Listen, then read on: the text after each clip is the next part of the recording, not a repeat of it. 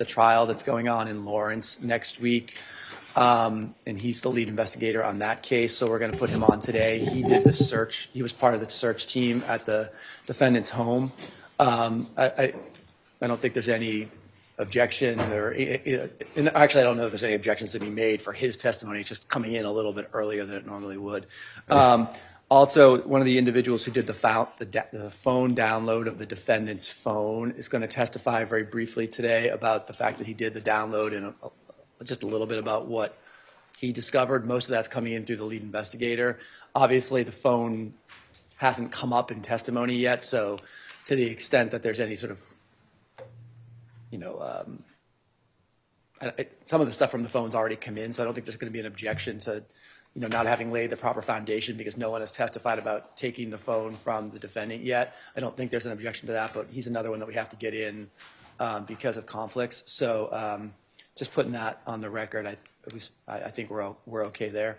Any issues from defense counsel's perspective with that? I don't have any issues, but if you have any, let me know.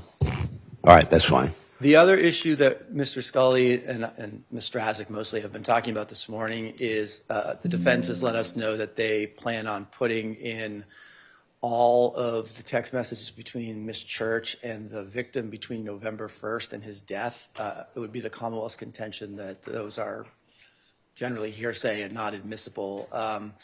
But there are a number. I mean, we're talking a sizable number of text messages there. I expect that those would have to come in through Trooper Williams, who's going to testify on Tuesday. So that'd be an issue that's got to be dealt with. I mean, it doesn't have to be, but I think it might save us a lot of time if we deal with it before then. Well, that's one of my issues. So I very much want to deal with that in advance. Is that correct, Mr. Scully? You believe that you would attempt to admit those texts through that particular trooper on Tuesday? Yes. And just for a little credit, we have been going back and forth with hundreds of emails and redacting old stuff and getting on the same page everywhere we can. This will be one of the differences, and I thought it might come up today depending on how deep Commonwealth was going to go with this witness who did the download. Was he also going to be deep into other text messages, images, and so forth? He's not going deep. He's just going to this one area, I think, of these videos that Judy Church had taken of Mr. Fowler that we heard about when he was at her house around the time of the 911 call.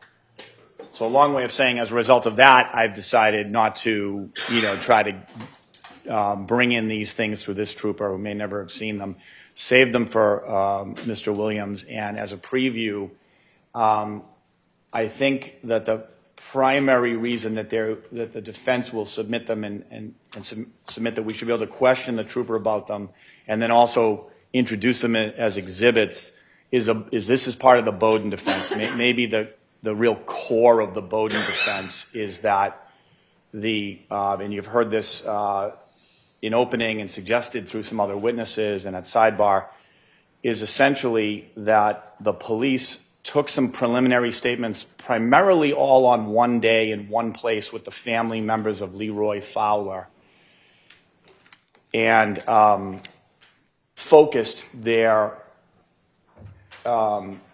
investigation exclusively on Judy in sort of warp time and seized her cell phone. She wasn't arrested when she seized her cell phone. She had come in and given a voluntary recorded statement. They took her phone on that day, so they had it to search.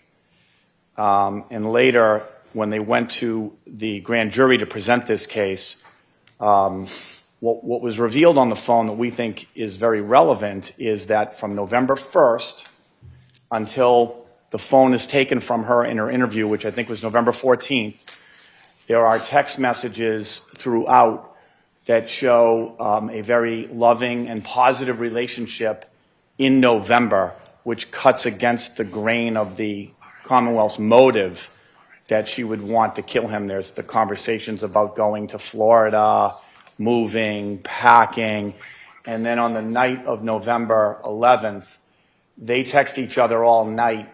The texts are very kind of sexually graphic, but the gist of it is Leroy's in the back room sending sexual messages to Judy, who is responding kind of all night long about how those are good messages and good ideas that he's having. Well, I think I've got the gist. I'll want copies of the text so I can review them over the weekend. I think that makes sense. I've got the gist of why you say they're admissible in pursuit of a Bowdoin defense. I'll hear from the Commonwealth, who's objecting to the admission of most or all of the texts. But I will have reviewed them and had a sense of them, so we can have an informed conversation outside the presence of the jury about these and take our time and I make my rulings, which is exactly how I want to deal with these things. So I appreciate that counsel have been exchanging these texts and exchanging their views, and we can, vet the issues outside the presence of the jury. And there's just one more thing that I think will help the court is that we also view this as kind of very much tied into the particular presentation at the grand jury in this case, which was just the one witness, Trooper Williams. He testified substantively for about 23 pages worth of a transcript, which is in the court file under the motion to dismiss. And we can provide another copy along with these text messages to help with the Bowdoin analysis. None of the phone information that we say now was exculpatory and contrary to the gist of the grand jury evidence presentation was submitted. However, they did present basically the evidence that they're presenting at trial. Sorry, I don't have a cold. I just have something in my throat. But they did present like the statements that they've attributed, via Tammy Carbone, via Leroy, the ones they're going to bring in via Michael Hawkins. The other evidence that they're bringing in was really summarized by Trooper Williams sort of succinctly throughout the grand jury. And in our opinion, what was left out was, all of this other evidence that they had. And they didn't submit in any form, including there were no exhibits presented at the grand jury. Well, we'll have that discussion. I will tell you, just so you know, my preliminary view on that is that we are not going to be litigating an Odell motion in front of this jury. And what you're talking about in terms of the grand jury presentation sounds exactly like an Odell motion. So normally, the fact of the indictment is neither here nor there. As I've told the jury over and over again, it's merely a formal accusation. It has no evidentiary weight. So I am skeptical about the propriety of introducing evidence regarding what was presented to the grand jury to secure the indictment. But we'll have that discussion. And it's not Odell, and we're not raising this in an Odell perspective or the legal framework or arguing it. It's the way we're presenting it or trying to present it now to this jury is evidence of bias, that the police were had a one-track mind at that point. Didn't have an open mind, may not have even done the work and looked at our text messages. I don't think that they had. The fact that the Commonwealth proceeded to a grand jury to secure an indictment against Ms. Church for first-degree murder shows that she was the person they'd focused on. Again, I'm skeptical that what they put in and didn't put in the grand jury is appropriate subject for evidence before this jury, but we'll have that discussion then. I at least understand it. I'll take a look at the text and then we'll have that conversation. Excellent. Thank you, Your Honor. Anything else, Mr. Strasnick, anything else from the defense perspective? Is that all you wanted to tell me, Mr. Scully?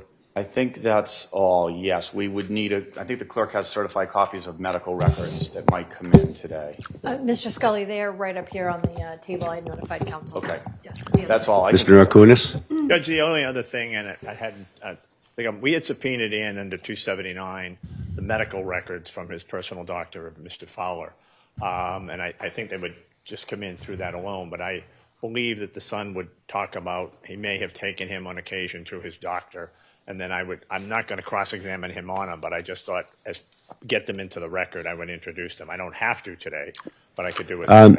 Normally, if the records have been certified and come in, they can be marked as an exhibit, again, subject to redaction, because I think there's always things in medical records that need to be taken out. You need to get that through him. Any issue with that, Mr. Camilio or Ms. Strasnick? I mean, that doesn't matter when they get marked. Yeah. Okay. Ms. Strasnick, you had something? Just a couple things.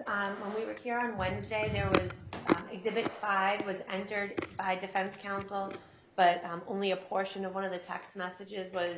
Two words on the text that followed what the Commonwealth's exhibit texts. What I did was I redacted that. I was able to make it on one text. I don't believe there's an objection to replacing this redaction. So single exhibit that now contains that response by Ms. Carbone to the last text that was in the Commonwealth's original exhibit. Correct. So we substitute this version for that one that was marked. That's acceptable to me. And that's by agreement. Thank you, Your Honor. Thank you. That was exhibit 5. Can you do one more exhibit? Can you do a sticker for 5, please? And then I don't know if this should be marked for ID. Why don't we do that? We can. And then I have 2 more little things. Okay. So the former number 5 will be marked as F for identification.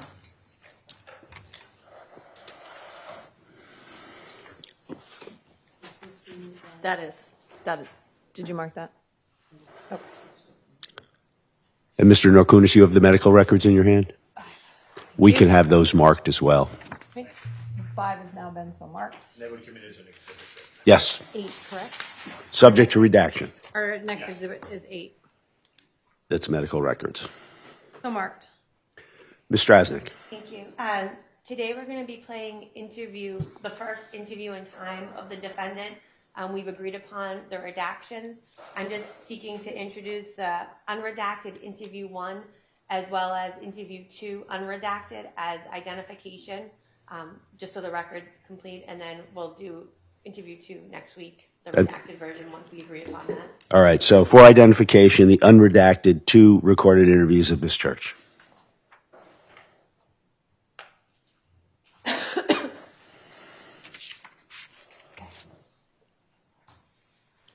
Oh, is that marked for This is ID? ID only. ID, okay, that's G. Cool. And then That's okay. my last thing at the moment is during the motion to eliminate regarding the text messages between Leroy and Tammy, Your Honor had gone through the 16 pages and indicated which ones would be, with Barb and Leroy, which ones would be admissible for his present condition and which ones you believe would be relative to the prostate cancer. I have taken the 16 pages and made them into, I believe, 4 with the redactions. I left the text message with Barb, but took out the content just so you could see that there was a conversation, but not the hearsay statements, and I don't believe that there's an objection.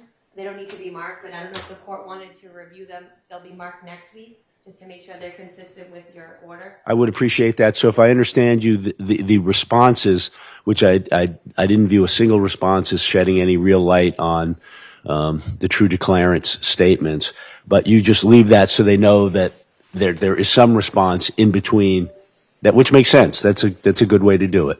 It just seemed a little weird to just have the responses, and then what I did was I put the 2 relative to the prostate cancer on separate ones, just because I know the court was still considering it. All right. But they've been provided to defense. Okay. So I will take a look at those. We'll finalize that, but I appreciate those efforts. Right. We appreciate those efforts as well, and they look to be accurate. I did have a chance to review them, and for the most part, we would just have already made our objections and note them for the record. I will, because, yes, I made some rulings, and you objected to some or would object to some, so that's fine. Your rights are preserved. Thank you, Your Honor. Yes, why don't we? Thank you. You're welcome. These will be marked as H for identification. If that concludes what council needed to discuss, I just want to see council at sidebar very briefly to discuss my matter, and then we'll proceed.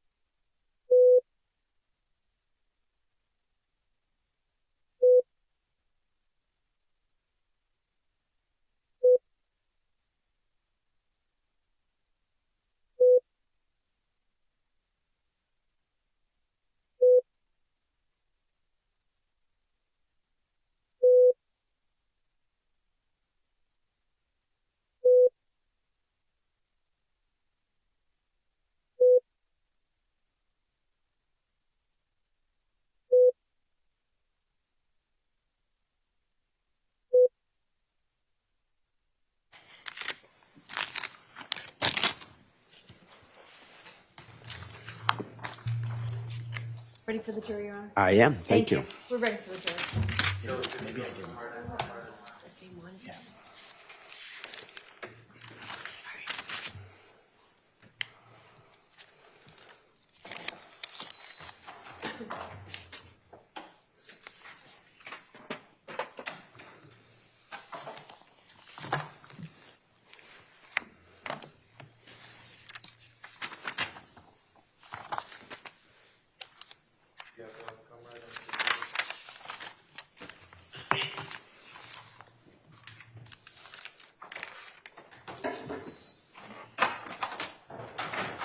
All right, for the jurors.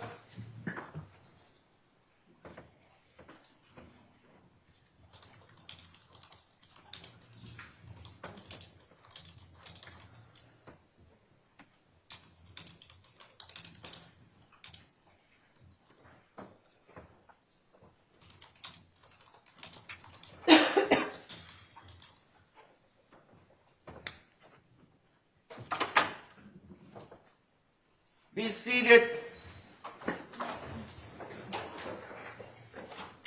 Good morning. Good morning, jurors. We're sorry to have kept you waiting. Counsel and I were dealing with some legal issues in an effort to try to streamline things a little bit and to avoid too many protracted sidebars during the course of the day. So sometimes it may be frustrating for you to be waiting for us to get going, but generally those delays mean that counsel and I are working hard to try to make things more efficient, and in the end, they generally are more efficient as a consequence of that. I'm going to pose to you those two questions I told you I would ask every morning when we first convened. Since we last saw each other, has any member of the jury discussed the substance of this case with anyone, including among yourselves? No. Since we last saw each other, has any member of the jury seen, read, heard, or overheard anything from any outside source about any aspect of this case? No. I should have mentioned this on Wednesday, but obviously we've had a camera in the courtroom filming these proceedings, and although I don't check myself, I understand that there is some ongoing daily press coverage of this particular trial. You must scrupulously avoid any exposure to any such information. So if, for example, you are a nightly news watcher, I suggest that you either desist watching the news during the local news, that is, during the duration of this case, or you make sure that if you hear anything starting to be a segue into any press coverage of this trial, you shut off the TV or go in another room.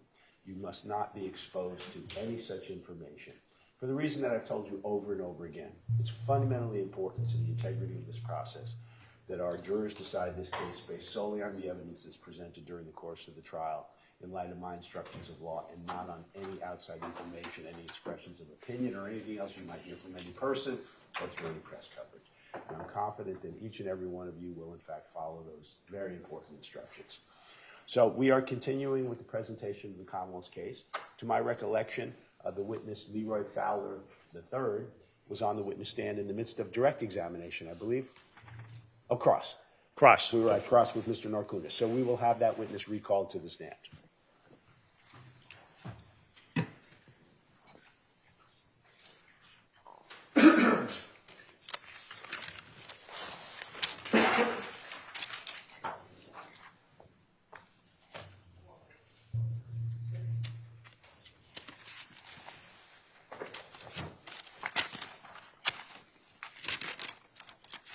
Can I ask you to take your seat again, Lisa?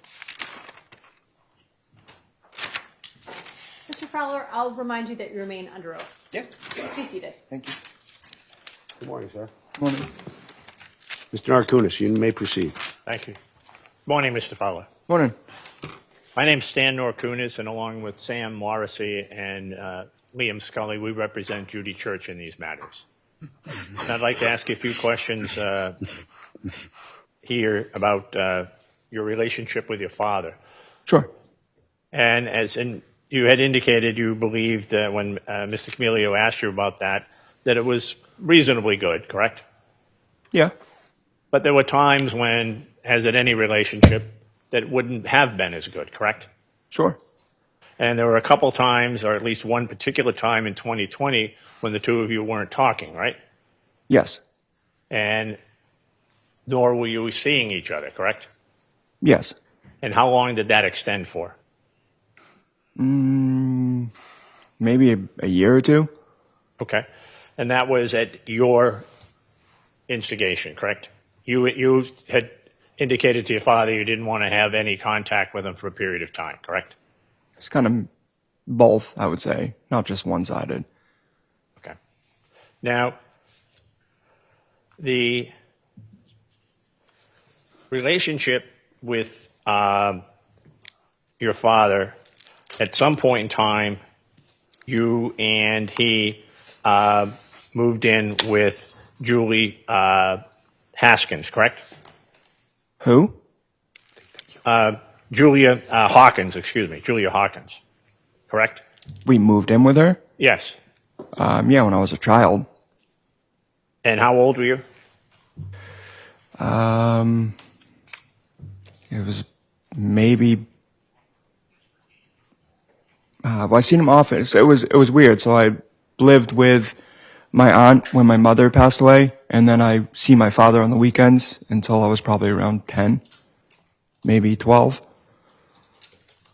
But you considered, I believe you said, as to Julia Hawkins, you considered her to be your stepmother, correct? Yes, sir. My mother died when I was a child. Okay. And therefore you had great affection for her, correct? Of course. And in the context of living there, your father lived there with you and her and Michael Hawkins for a period of time? It was mainly me and her and my father. Michael was an adult at the time. So, I mean, he periodically stayed. And at some point in time then, while you were still living there, your father then left that relationship to begin a relationship with Judy Church, correct? I wouldn't say he left. It was both, I would say. He was with both of them. So he was continuing to part-time with Ms. Hawkins and then also having a relationship, to your knowledge, with Judy Church at that time. Yeah, he was with Julie all the way till she passed away. Okay. Well, during that period of time, all the way till she passed away, he was also seeing Judy Church, to your knowledge, correct? At times, yeah. Okay. And where there would be times when he would be gone for 2 or 3 days, and you believed he was with Miss Church during that period of time? It was hard to say who I believed he was with. My father was with whoever he at the time. Okay. It's hard to say like what woman, as much as embarrassing it is, but Now, following the, when Ms. Hawkins passed away, you then and your father went to live with Ms. Church? At some point in time, you moved in with Ms. Church, correct? I lived above with my, at the time, my son's mother. Okay. But that was in a home that Ms. Church owned, right? When I say you lived with her. It was in an the same apartment. building? It wasn't in the same actual apartment at the time, no, but it was in the same, I guess, building. Well, you had told us that you did live for 1 year in the same unit? Yeah, that was later on when me and my son's mother split up. Okay. So when you moved over to with Miss Church, you were living in your separate apartment and you had a companion with you? Yeah. Okay. At any point in time, did you feel hostility towards Miss Church because of what your father had done with her while Miss Hawkins was ill? Nope. Now, and you think the relationship with your father in 2020 could have lasted for 2 years, that when you no longer were having contact? It's hard to say. It was before I got married, but yeah, I would say around 2. Well, did you actually take out any type of paperwork to tell him he couldn't come near you? Yes. Okay. Would that have been a restraining order? Yes. And that lasted for approximately some extended period of time, correct? Yeah. All right. Now, when you were there at that house, and your father was living with Miss Church at that point in time, during some period that you were there as well, correct? Yes. And I'm going to show you a couple of photographs and ask you if you can identify the people in those as being Yeah. the people that you were with. Give them to you one at a time. Sure. First photograph. Yep. Be able to identify who's depicted in that picture. Yep. Who would that be? Judy and my father. Okay. Would you be able to approximate a time that might be? If you can. He had his white goatee. I know it's a new report, so I would say maybe around 2022, 23. Okay. In 20, yeah, maybe 21, 22. Okay. If I could be marked, Judge. Any objection? No, Judge. It may be admitted. Judge, when they're all three are done, I'd like to be able to display them to the jury on the. Can I show you in a second? You may do so. You're going to identify the people that are depicted in that photograph. I can't see the guy in the back, but it's my father and Judy. Okay. Yeah, I just don't know who like those other people are. Approximately the same time frame, perhaps. No, this was before.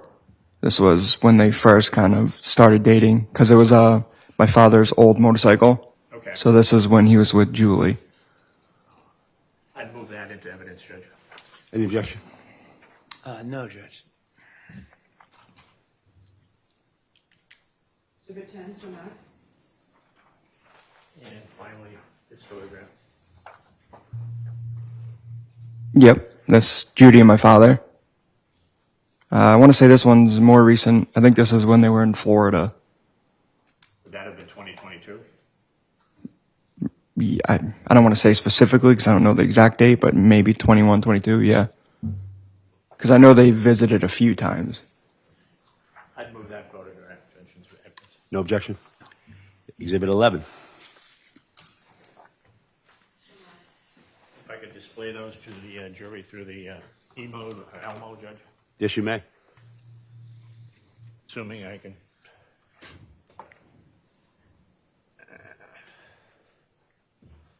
How do you get that to?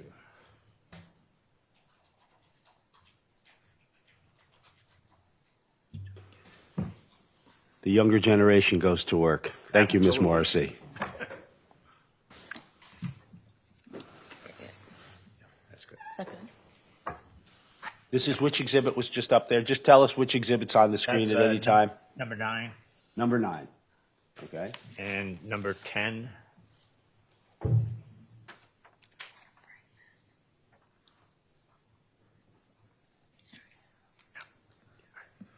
And finally, number 11, Judge.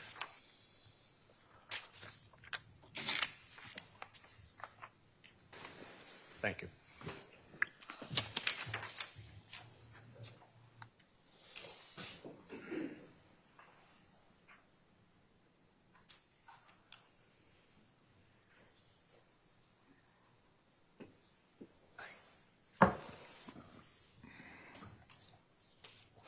Now, you had indicated that I think you're working construction, correct? Some sort of construction aspect?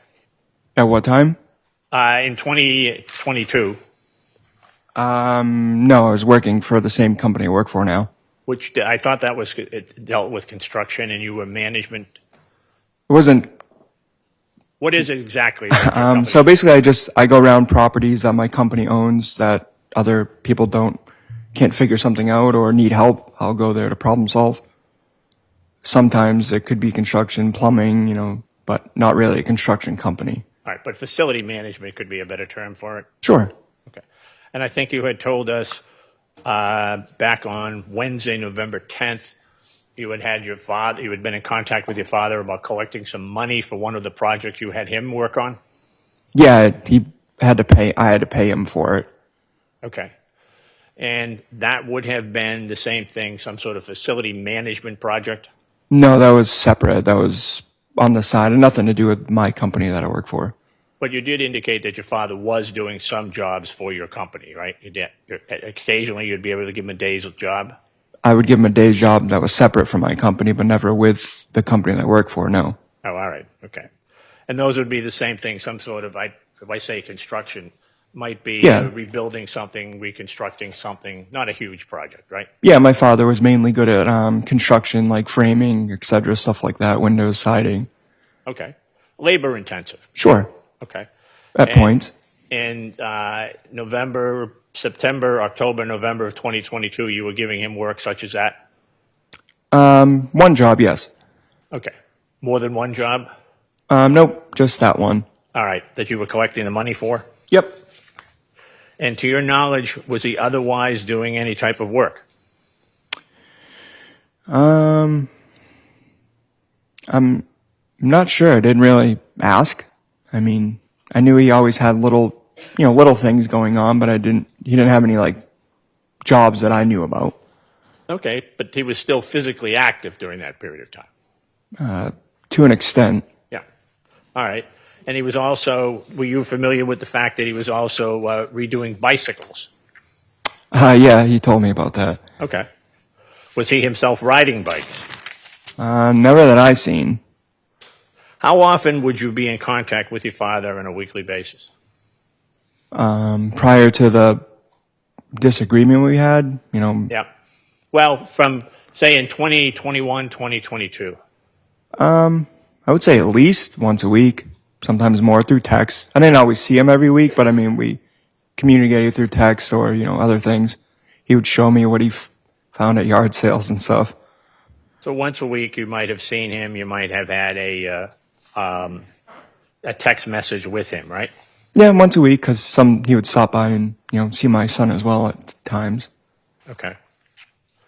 Now, and during this period of time, you also maintained a friendly relationship with Barbara Randall, correct? Sure, yeah. And that was the other lady that your father at that point in time was seeing along with Judy Church, right? One of them, yes. Yeah. Okay. When you say one of them? Well, yeah, one of Judy or Barbara. Okay. But you were having a relationship with both. Yeah. What's the period of time that you were actually living at 108 Central Street? Do you remember the years?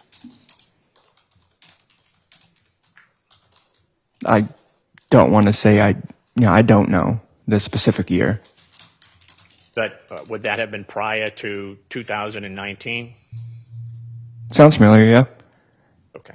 Would it have been back as early as 2017? It could have been, yeah. Okay. And you stayed there for, was it 1 year upstairs and 1 year downstairs? Yeah, upstairs, but then intermittently downstairs. I would go to friends' houses or etc. When you was downstairs? Yes. Okay.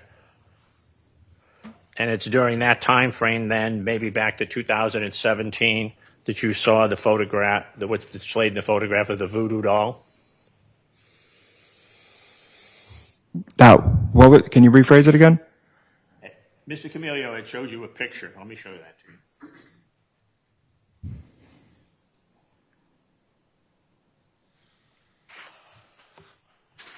It's been marked as exhibit number 7. Yep. Just ask you to look at that for a moment yourself. You had said you would indicate that you were able to identify that, and that was something that you saw in the home at 108 Central Street, right? Yeah, one of them. Okay. Back in, and that would have been in the 2017 time frame when you were there? I don't remember specifically, but there was. You weren't there in 2020, right? Well, as long as I wasn't there in 2020, but I still see my father on occasions after, yes. Well, but you had the restraining order in 2020, right? Yes. All right. So you wouldn't have been seeing your father at that location in 2020, right? I sometimes did, yeah. And then 2021, this restraining order was still in effect, right? Yep. So that's prior to 2020, you would have seen that item. Prior to 22. I mean, she had multiple. This wasn't the only one.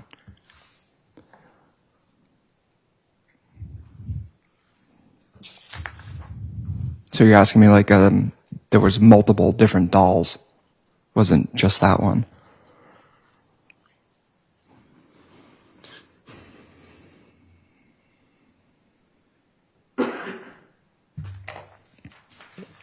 I want you to, did you ever take your father for any of his medical appointments? Sometimes I drove him, yeah. Okay. And would you go in and listen to what any of the conversations with the doctor? In the beginning I did when he first he had a bicuspid valve in the beginning. Well, he had a pacemaker, and right? Due to the bicuspid valve, yes. Yeah. Okay. Now,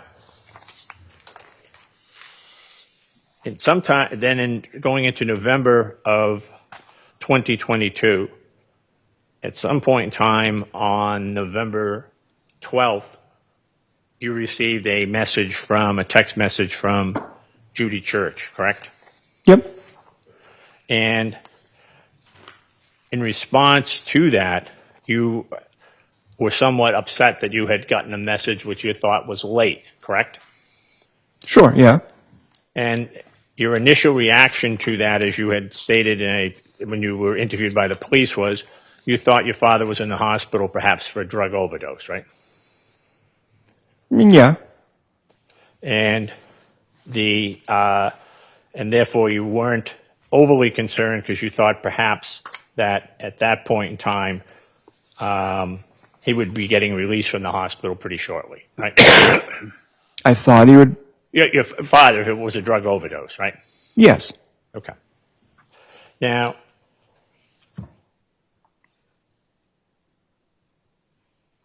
and in fact, one of the concerns you had was when your father became mad, you have seen him on occasion use excessive amounts of drugs, right? I would know he's not excessive, but I mean, yeah, he would do drugs. Well, at one point in time, you were interviewed by the police, and they recorded that interview, correct? Yeah. And did you have a chance to look at that before coming into court here today? What, the transcripts? Yes. I've seen them. Okay. And if I suggested to you that you had said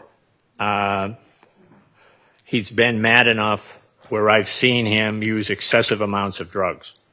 Yeah. So when you first heard about that he was in the hospital, that was your issue. You thought it was that type of consideration, right? Yeah, it would have made more sense. And then the aspect, your father unfortunately deteriorated, his health diminished, right? Yep.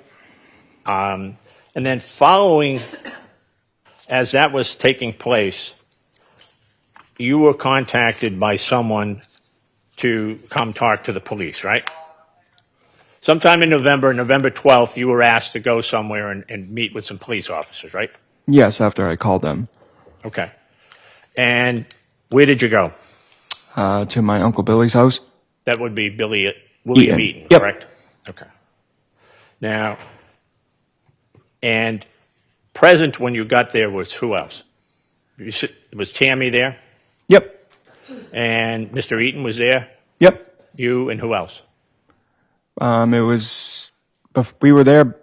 It was my Uncle Billy and his wife, Jessica. Okay. But in terms of who the police talked to, at the house, they talked to three of you, correct? Yes. And they told you they were going to record your statements, correct? Yep. And at that point in time, they told you we're going to answer questions and feel free to, whatever your answers we want or whatever else you want to talk to us about, go ahead and say it, right? Yeah. And you were with them for approximately 45 minutes, right? It sounds about right, yeah. And prior to coming in there, had there been a discussion through Tammy Carbone about Judy making statements relative to milkshakes? Not discussion. I mean, it was brought up, yeah. So you knew prior to coming in there that Tammy had said she had had conversations with Judy or swapped emails, and they talked about her making coffee milkshakes for your father, and the family joke was she was poisoning him by giving him protein, right? Poison him by giving him protein. Giving him a milkshake. It wasn't a family joke, but it was said. Well, that had been said for how many years? I don't know how many years, maybe by a year or two leading up to it. I wouldn't say years. Well, didn't your Like- father like his coffee milkshakes? My father liked anything that was sweet. Well, the specific question was he really liked his coffee milkshakes, right? Sure. And he told you that, right? Yeah. And the coffee milkshakes were something that Judy gave to him, correct?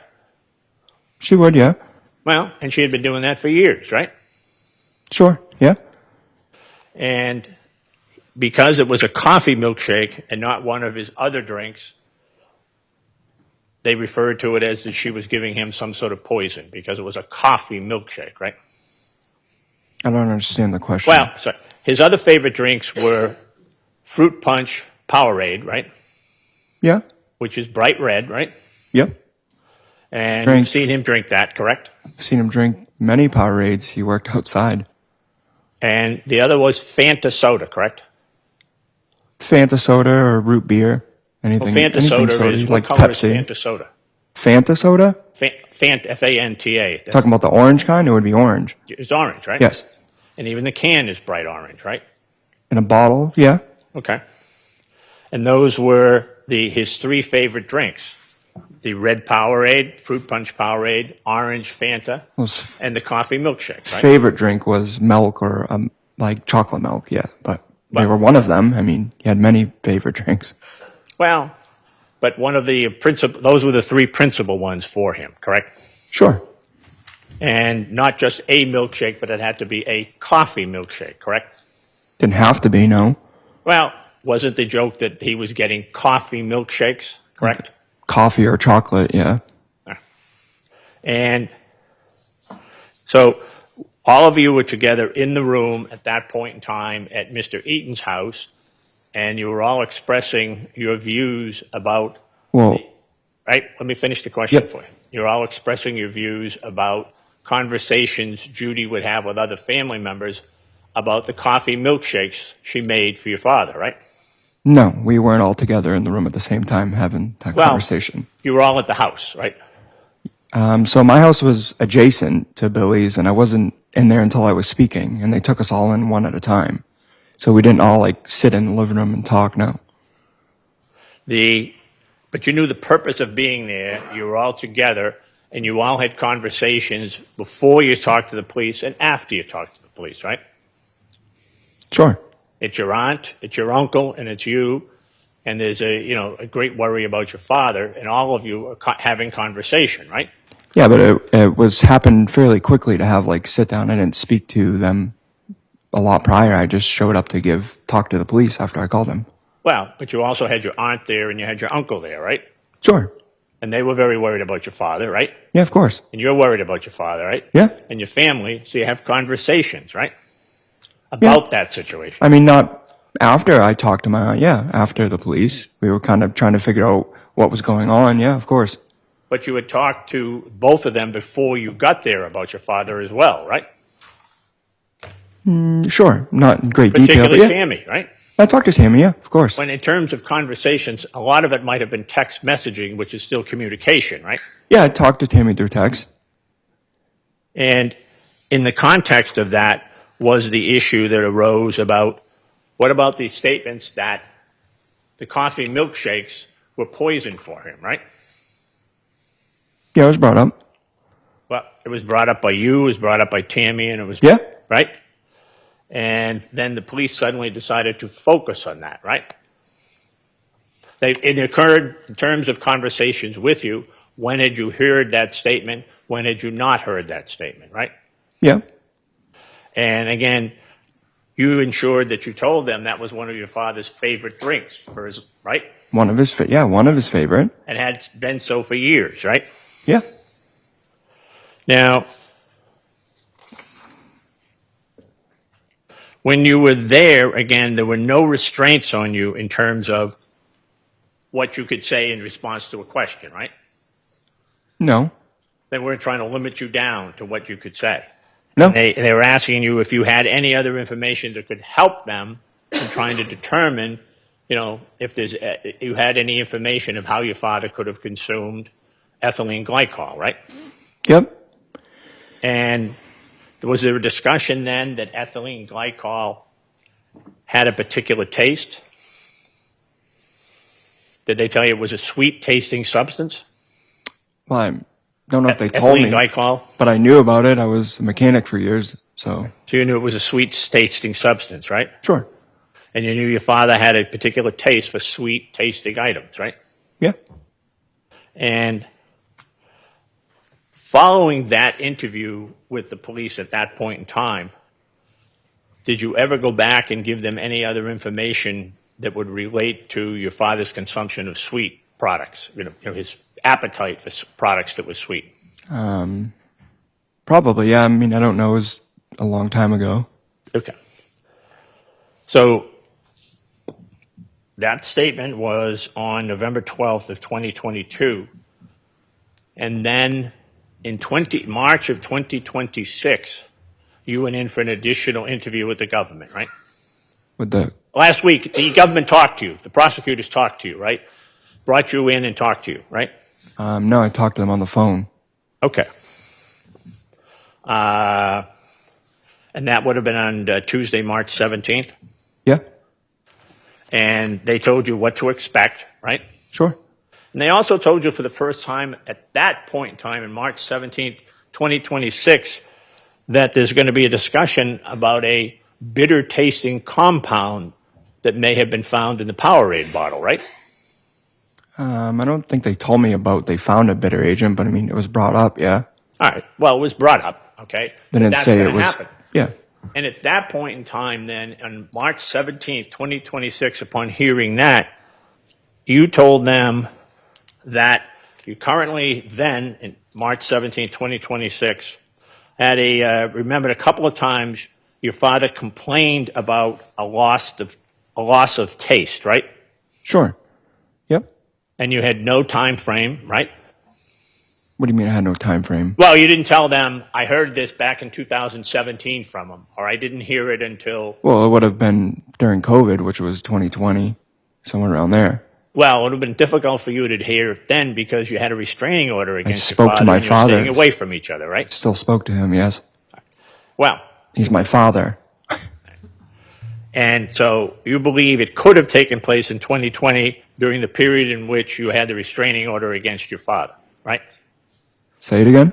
The only time you have a memory of when that would have taken place would have been sometime in 2020. And not the only memory. No, Well, I that's said, the I only time spoke- you've mentioned, right? spoke to my father countless times. Okay. And so what may have occurred in 2020, and your statement was, to the best of your memory, complained that he had a loss of taste. He was still drinking coffee milkshakes, right, in 2022, right? Still drinking Distinctive anything. Yeah, taste to a coffee milkshake, right? sure. And it had to be coffee milkshake for your father, right? Have to be coffee. No, Well, he was being given coffee milkshakes, right? sure. Fanta has a particular type of taste, right? You can. Yeah, And Powerade, fruit punch, has a distinct taste. That's why it's called fruit punch, right? sure. And those were drinks your father was consuming and enjoying the taste of them, right? I don't know if You he would was see him enjoying the consume taste. those, right? At times, yeah. I mean, he had to drink stuff. And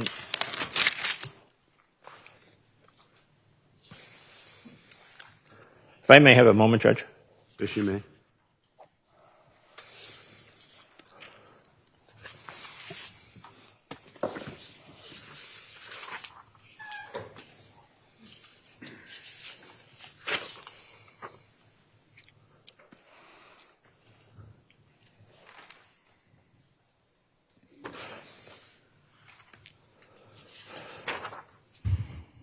And the reason that you get the restraining order was you were concerned about any type of physical assault of you by your father, right?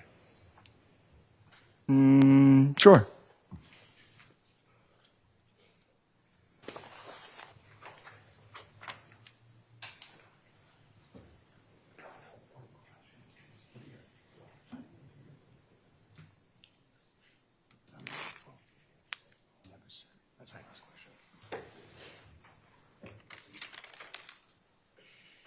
And again, back on February 12, 2022, when you were seated with the police at Mr. Eaton's house, and you were free to communicate to the police, and they were telling you what their concerns were about how he could have had ethylene glycol, you never mentioned to them anything about your father ever having said he had a loss of taste. I've brought it up. In 2020, do you want me to show you the transcript and you can show me where that is? Know exactly when I brought it up, but yeah, I've said it. And if I told you it's not in your transcript, you can point it out to me where it is in your If transcript. it's not in there, it's not in there. It's not in there, correct. Okay. And that was a recording of the statements you made to the police, correct? Sure. Okay. And that statement is not in there, correct? Sure. Thank you. I have nothing further, Judge. Mr. Camellia. Just a couple of things, sir. Yeah. You said that you didn't have any ill will towards Judy before this incident. Is that accurate? Yeah. Okay. And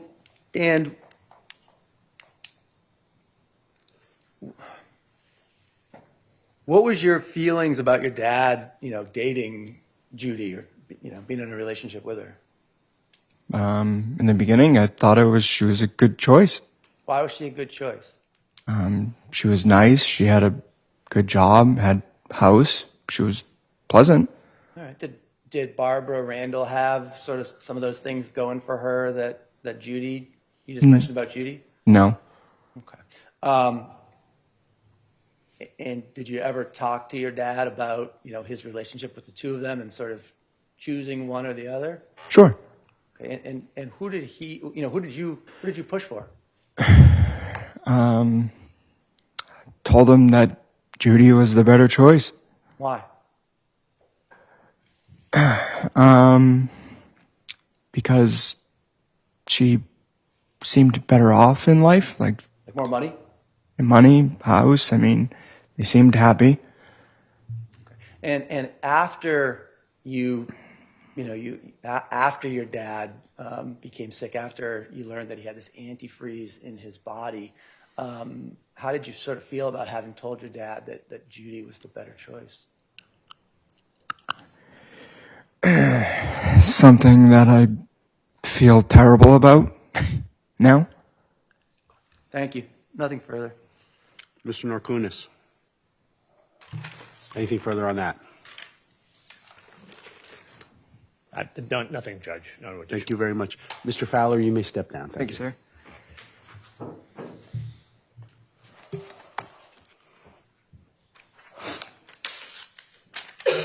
Mr. Camellia? Thomas Sullivan.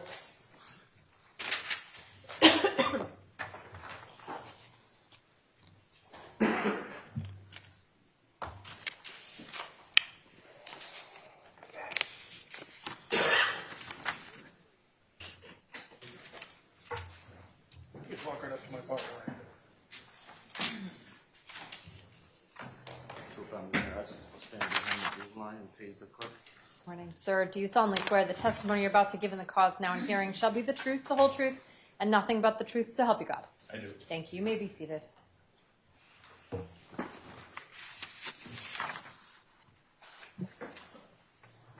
Good morning. Good morning, sir. In a nice loud voice, can you introduce yourself to the jurors and spell your last name? Thomas Sullivan, Sullivan. And sir, where do you work? I'm a sergeant with the state police. And what is your current assignment, sir? I'm assigned to the Essex County State Police Detective Unit. Okay. And as a member of the Essex County State Police Detective Unit, what are your duties and responsibilities, sir? The office's primary responsibility is to investigate unattended deaths in Essex County. So deaths outside of the care of a doctor, suicides, overdoses, homicides. We also assist the local police as requested with any investigations. Okay. And sir, you said you were a sergeant? Yes. How long have you been a sergeant in this particular position? Over 3 years. And prior to becoming a sergeant, when you were a trooper, sir, what was your assignment at that point? I was a trooper in the detective unit for, minus 3 years, 6 or 7 years. Okay, so been a member of that unit for about 10 years? Yes. Okay. In addition to investigating deaths, unattended deaths in Essex County. Do you have any particularized training with regards to cellular phones? Yes, I do. And what kind of training do you have with regard to cellular phones, sir? For specific phones, the device itself, in 2018, I completed a 40-hour course and a certification through a company called Cellbrite. Their software is used to forensically download phones and analyze the data that's taken from those phones. Every 2 years, we're required recertification, and I've completed that every 2 years since then. Is there another company that also provides software to do forensic downloads of cell phones? Within our office, we also have a software called Graykey. That software specializes more in iPhones, and at the time, previously was more geared towards locked iPhones. Okay. But both of those, Cellbrite and Graykey, both do essentially the same thing. They go, you plug the phone into a computer, essentially, that is running those programs, and they download either part or all of the phone, depending on what you're looking for and what you're doing. Correct. Each company, the software will go in, download anything it can get off the phone, depending on whether it's locked, the model, the software version, and the updates on the software. Okay. And you have continued to perform those types of forensic downloads on cell phones in connection with various investigations in Essex County since you became certified to do so? Yes, I have. Okay. Now, I want to draw your particular attention to an investigation that began on or about November 12th, 2022 in Salisbury regarding the death of an individual named Leroy Fowler. Were you aware of that investigation, sir? Yes, I was. Okay. Did you have any part in that particular investigation? In the initial investigation, I didn't respond to the scene. I was just asked to download, I believe, 3 phones involved in the case. All right. Now, one of those phones belonged to the defendant, Judy Church, correct? Yes. Okay, and another belonged to Mr. Fowler, the decedent, correct? Correct. Okay. And did you, let's start with Miss Church's phone. You were given that phone by then Trooper Williams, who was the lead investigator on the case, is that correct? Yes, I was. All right, and he asked you to perform those forensic downloads of the phone? Yes. At the time that you were performing the forensic download, did you know the password to Miss Church's phone? Yes, the passcode was provided by Trooper Williams. All right, and does that make it easier to do a forensic download than if you don't have to figure out what the passcode is sort of with the software? Yes, if the phone's unlocked, you're more likely to get more data off the phone. Okay. So with regard to Miss Church's phone, you did these two forensic downloads, one with Cellbrite, one with Graykey, and then what did you do with the downloads themselves once they were completed? So with the software, it requires a license, but inside the Cellbrite software, you can create a reader report, which allows anyone to view the data that's saved on or obtained from the phone. So I created the reader report. I gave that to Trooper Williams on a USB, and I gave him the phone back into his custody. Okay. We'll get back to Ms. Church's phone in a second. But with regard to Mr. Fowler's phone, did you try to do a forensic download of Mr. Fowler's phone as well? Yes, the phone was locked with an unknown passcode. So it was connected to the Graykey software, and basically it wasn't supported to obtain the passcode off of the phone, which Graykey can try to do. But we were able to get a partial download. It basically gets anything it can get. All right, and that partial download didn't get any calls, any messages, any emails. It really just got some of the basic information about the phone number and the subscriber. I believe so, yes. Okay. So then going back to Ms. Church's phone, you said that you provided the forensic download on a thumb drive, USB drive, to Trooper Williams, as well as you gave him the physical phone back to, so those would be back in his custody, correct? Correct. Now, at some point, did Trooper Williams bring your attention to some videos that he had located on the phone while doing a review of the download and looking at the phone? Yes, he did. Okay. And he asked you to sort of look at some of the metadata associated with those videos. Is that right? Yes. What's metadata, sir? So within the download, it can provide a date and time that it was stored on the device or saved on the device.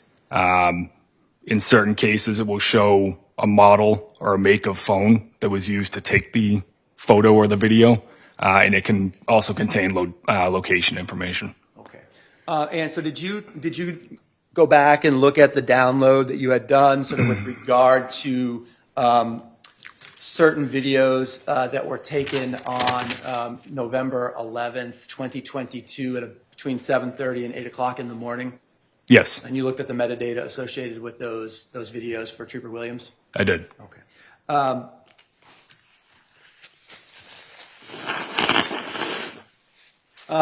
In preparation for this trial, you, along with some of the others in the office, caused those videos to be put on a particular thumb drive. Is that right? Yes. Okay. And you had a chance to review those and know that they're on the thumb drive? Yes, I did. Your Honor, we'd offer those as the next exhibit. Any objection? No objection, Judge. Next exhibit.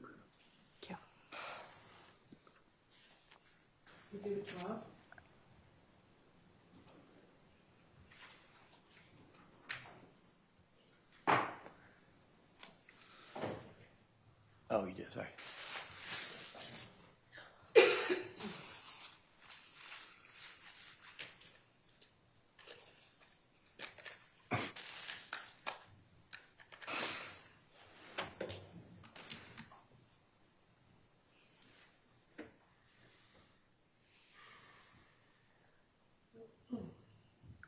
What's that?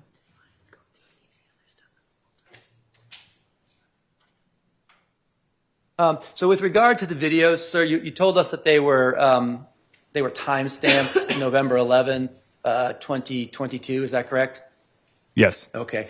And was there a location data associated with those videos? Yes, there was.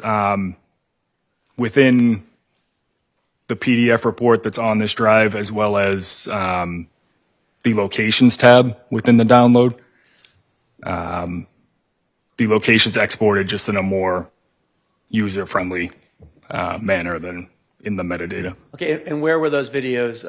Where were those videos taken? If you took it provides a latitude, longitude. If you took that and just put it into any mapping, so Google Maps, it's 108 Central Ave in Salisbury. All right. And could you tell, based on the metadata associated with the phone, were those videos taken on Ms. Church's iPhone itself? The metadata shows an iPhone 11 Pro Max, so it provides the model of the phone that recorded the video. And was that the same model of phone that you performed the download on? Yes, it was. All right. At this time, Judge, we're gonna turn it up.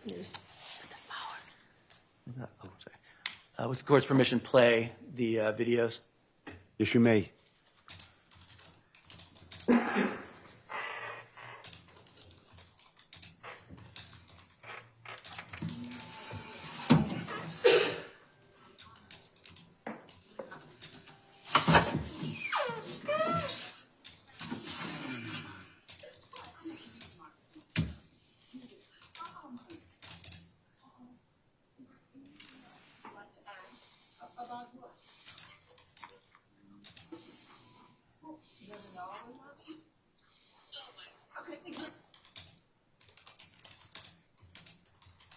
And just so these videos were actually split up into segments. Is that correct, sir? Yes, there were 13 videos in total. Okay. And each one of them has a sort of a time associated with them. Is that correct? Yes, the November 11, 2022, and the time is associated with the created, the data where it says it was created, which means it was stored to the phone at that time. Okay. So the first one that we just watched would have been stored to the phone at 7:29 a.m. Correct. Okay. All right.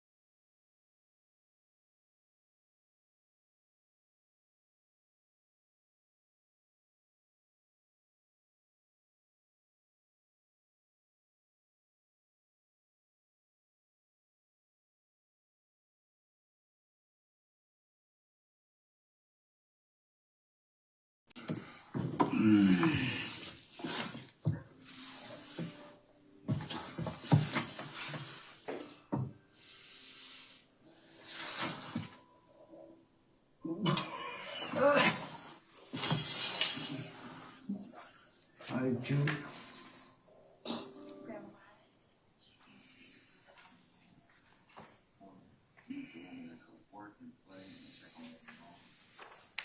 Maybe you should puke and get whatever you took out of your system.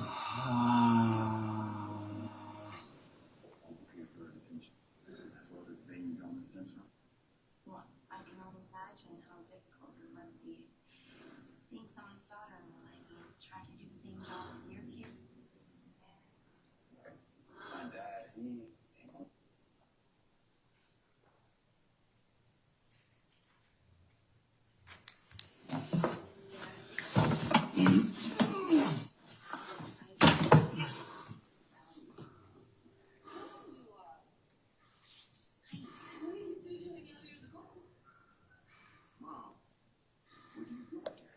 You having fun?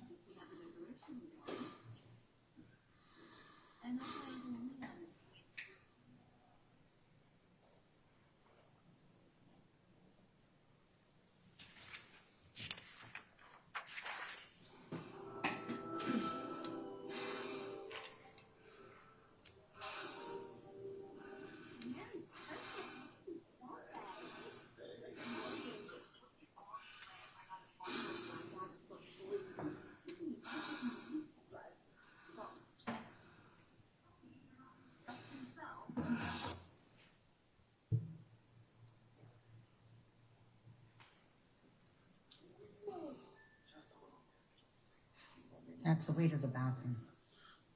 He hasn't gotten far. Maybe 6 feet. I tried to help him and he pushed me right into the door jamb, so he's not taking me out with him. Oh my gosh, I'm so sorry. I just had to take like 100 calls, and I really didn't.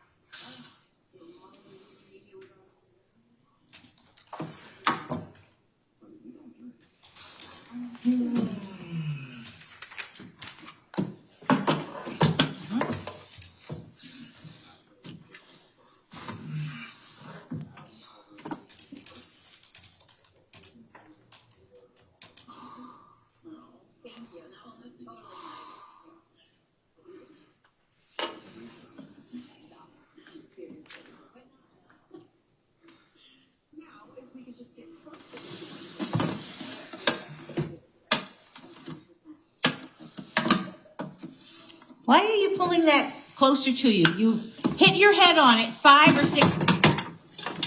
Nice. Nice. Is that helpful?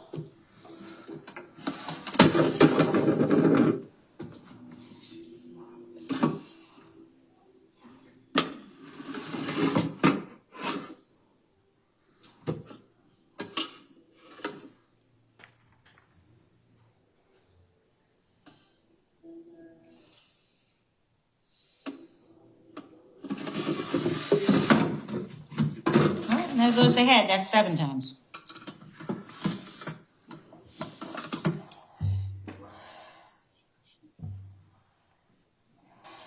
Boy, I'm hoping you're really enjoying those pills, honey.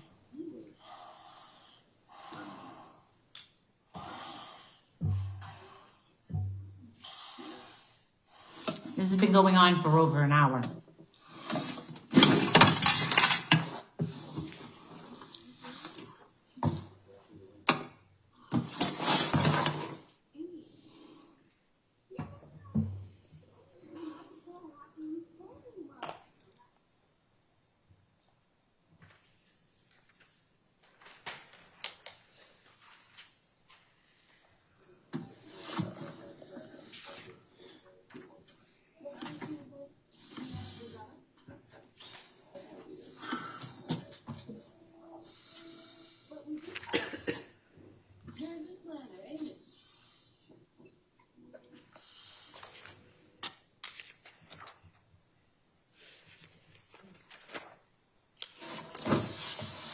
Those shoe baskets aren't going to help you get up.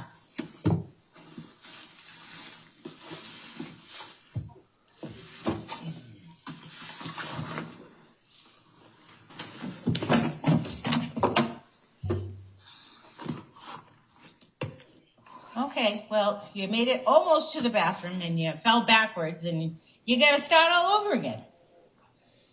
This is fun.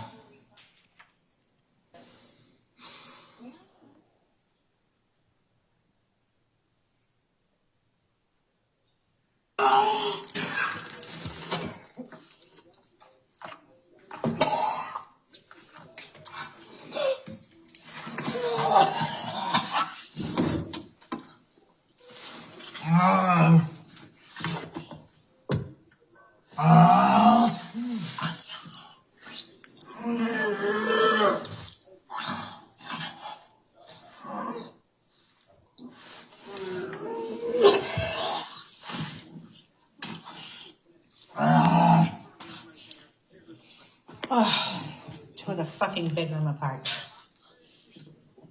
Oh yeah. Happy birthday, Leroy.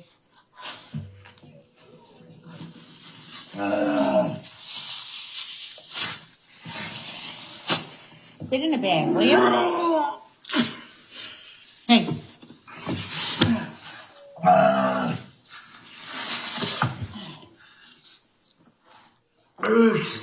What? What? What? Tell me what? I gotta call an ambulance. Yeah? Okay, what did you take? They're going to ask me. They're going to ask me, what did you take? Uh, Do you understand? If I call the ambulance, they're going to ask what you took.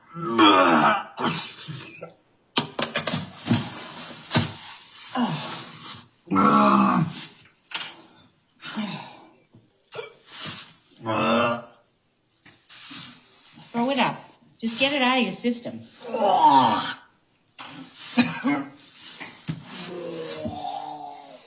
Can you breathe? Are you breathing?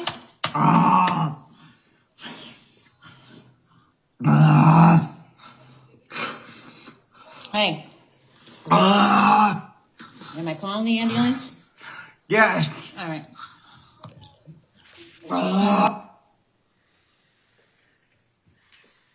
So those videos were taken, you said there were 13 separate videos? Yes. Okay, and Let me just stop you for a moment, Mr. Camellia. The record will reflect that all 13 videos were played in sequence without any questions being put to the witness while they were played. Go ahead, Mr. Camellia. Thank you. Well, Judge, just so the record is clear, I played the first one. I did ask a That's couple right. of questions and then played. That's right. After the 2 through 13 were played without interruption. Thank you. Go ahead. So these videos, 1 through 13, sir, were taken between 7:29 a.m. and 7:59. I said a.m. 7:29 a.m. and 7:59 a.m. on November 11th, 2022. Those are the created times within the data. That's when they were saved to the iPhone. Yes. And with an iPhone, are videos like that generally saved upon pressing the stop button? Upon the completion of the video? I would believe so. Yes. Nothing further with this witness, Your Honor. Thank you. That's me, Judge. Mr. Scully. Thank you very much, Your Honor.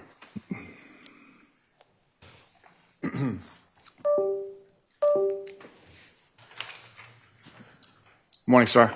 Good morning. I just have a few follow-up questions, if I may. Of course. And just regarding the videos that we all just watched. Yes. So they obviously depicted an individual. Do you know that person to be Leroy Fowler? I've been told. I didn't Okay. interact with anyone involved. But you know the name? Yes. Through Yes. your interactions in this case? Yes. Okay. And have you, in your experience as a police officer, ever responded to any drug overdose type of situations? Yes. How many times have you approximately done that? I mean, I've been doing this for almost 10 years, so Many. many, yes. Is it fair to say that in those drug overdose situations, there's basically a vast spectrum of how the people that you are responding to might be acting? Yes, I mean, typically in my role, we arrive after any type of medical aid has been rendered or anything like that. Okay. Have you had experiences arriving while people are still under the influence and maybe not given yet or not benefited yet from their medical care?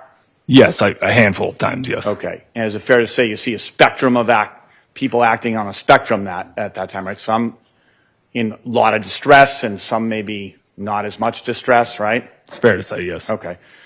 Mr. Fowler on these videos appears to be in a quite serious amount of distress. Is that fair to say? Yes. He's rolling around on the floor in the beginning, right? Yes. And he's not using his words, right? Correct. He's groaning and grunting a bit. Yes. One thing we don't know is these videos start and then they stop and there's a gap of some time and then there's the next video that would start, right? Yes. So obviously we don't know what happens in that gap, what words were said or what actions were taken, right? Correct. Okay, but there are words spoken as the videos proceed, particularly towards the end few videos, right? Yes. And are you aware through your work in this case that Judy Church is the person holding that phone? Or do you just know it's her phone? I'm aware that the phone was given to me. It's Yeah, the information attached to the phone says Judy Church's phone. right. And you can hear her voice. I've never heard her speak, but Okay. So that's Judy Church's voice speaking as she's holding the phone recording Leroy Fowler.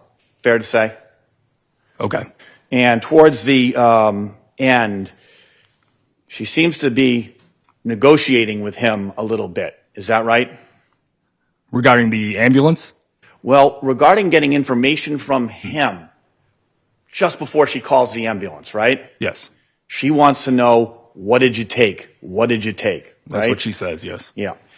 And she, in particular, that exchange goes back and forth, but mostly her, where she says, tell me what? And he says, you better call an ambulance. Do you remember that? Yes. And she says, okay, what did you take? Do you recall that? Yes. And he kind of groans in response. He doesn't give her an answer, right? Correct. She had mentioned something about pills before. Is that correct? In a previous video, yes. In one of the previous Yeah. videos, non-specific pills, right? Yes. And then she again says, they're gonna ask me. They're gonna ask me, what did you take, right? Yes. So he has acknowledged he would like the ambulance at this point, at the end of these videos, but she's still trying to find out what he took and not yet calling the ambulance, right? Yes. Okay. And he's groaning again in response, doesn't tell her what he took, right? Right. And she says, well, do you understand? If I call the ambulance, they're going to ask me what you took, right? Yes. And then he continues. He doesn't answer that question. He doesn't take that moment to express with words, if he's even able to, what he took or what happened, right? He just kind of groans again, Right. right? And she encourages him to throw up, just get it out of your system, right? At some point, yes. This is right towards the end in the last video, right? Okay. And then it takes a little bit of a turn, and she, Judy Church, asks a different question. Can you breathe? Are you breathing? Right? Yes. And then she says, am I calling the ambulance? Right? Yes. And the male says yes. Leroy Fowler says yes, right? Yes. And then Judy Church says, all right. Right? Yes. And then to your knowledge in the case, are you aware that she made the 911 call that brought first responders to 108 Central Ave to now engage and provide care and services to Leroy Fowler? I did learn that at some point, yes. Okay. No further questions. Mr. Camellia? Nothing else, Judge. Thank you very much, Trooper. You may step down. Thank you, Your Honor. Or Sergeant, I should say.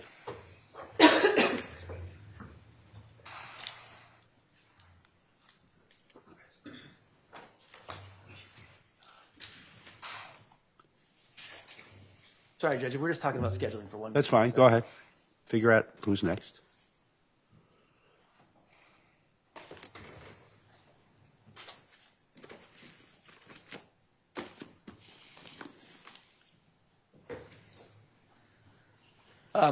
Brian Verney. Ryan Verney. Thank you.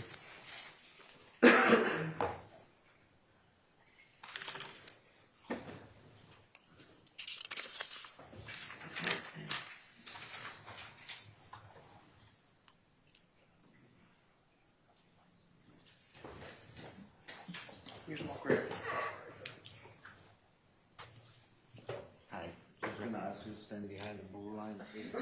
Sir, if you'd raise your right hand for me, please. Do you solemnly swear the testimony you're about to give in the cause now in hearing shall be the truth, the whole truth, and nothing but the truth, so help you God? Yes, I do. Thank you. You may be seated.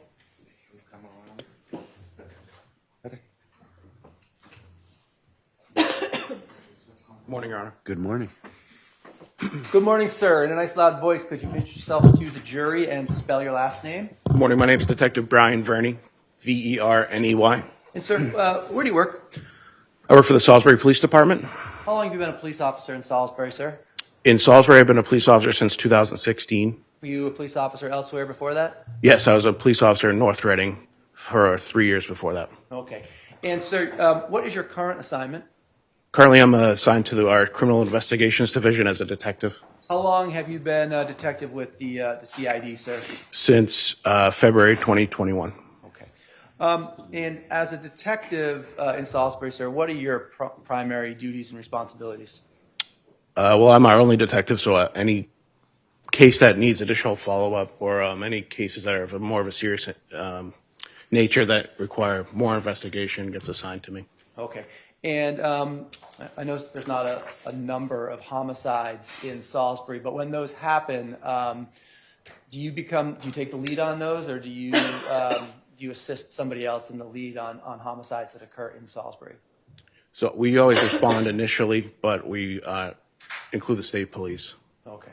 And the state police, once they get involved, would take over the lead in the investigation. Is that fair to say? That's correct. Okay.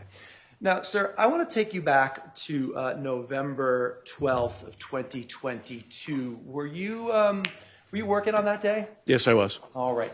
And at some point, sir, did you get did you get some information that family members of an individual named Leroy Fowler had contacted the police department? Yes. Okay.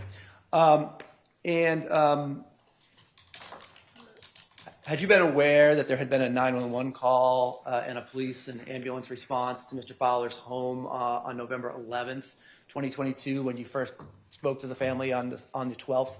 I had read it in our police log in the morning. So aware of it, but not involved? Correct. All right. After speaking to the family members, what did you do on the 12th, sir? I contacted the state. Actually, at first I contacted my lieutenant and filled him in on the what was told to me, and then he contacted the state police. Okay. And did some state troopers come up to the Salisbury PD to Salisbury to meet with you? Yes, I did. Okay. And where was the first? So was that at the time then Trooper Williams, now Sergeant Williams? Yes. Okay. There was a second trooper who was also around, a Trooper Lannon. Is that correct? Yes, sir. All right. Now, did you and Trooper Williams go someplace when Trooper Williams came up to Salisbury and made contact with you on the 12th? Yes. All right. Where'd you go? We went to 108 Central Ave. Okay.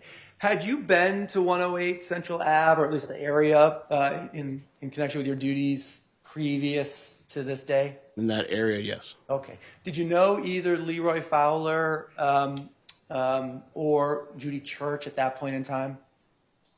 There had been some past involvement. Well, you personally, did you Personally, know no. No. Okay.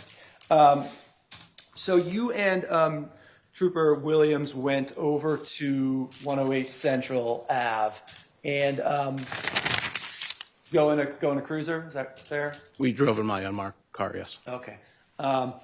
And you're generally a plainclothes officer. Is that fair? Generally, but on this day, I was assigned to patrol to cover the road from 7 a.m. to 3 p.m. So you were wearing your uniform on that day? Yes, sir. Okay. And in Salisbury, do police uniforms for patrol officers include body cams? Yes, I do. Okay. And were you wearing your body cam on that day? Yes, I was. Now, about what time was it that you and Trooper Williams went to 108 Central? I believe it was a little after 3 o'clock. Okay. And what did you do when you went there? We knocked on the door, tried get to it? contact somebody who lived there. All right. Did you get an answer? No. Okay. Did you decide to wait around for a few minutes, just I don't know, talking, or see what sort of happened? Yes. Okay. So where were you and Trooper Williams after you knocked on the door and didn't get an answer? We were on the sidewalk in front of the house. Okay. After a few minutes, did something happen? Yes. What was that? Judy showed up. Okay. And how did she arrive? She drove there in her car. Okay.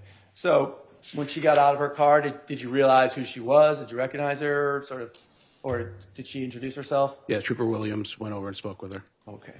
And did you and Trooper Williams have a conversation with Miss Church out in the driveway sidewalk area? Yes, we did. When you first contacted Miss Church, so you walk up to her? Is that fair to say? And how close were you when you were talking to her? Within a few feet. Okay. Yeah. And did she appear to be under the influence of any drugs or alcohol? No. Did she have any difficulty did she appear to have any difficulty to understand what you were saying to her? No. Did you have any difficulty understanding her responses to your questions or Trooper Williams' questions? No.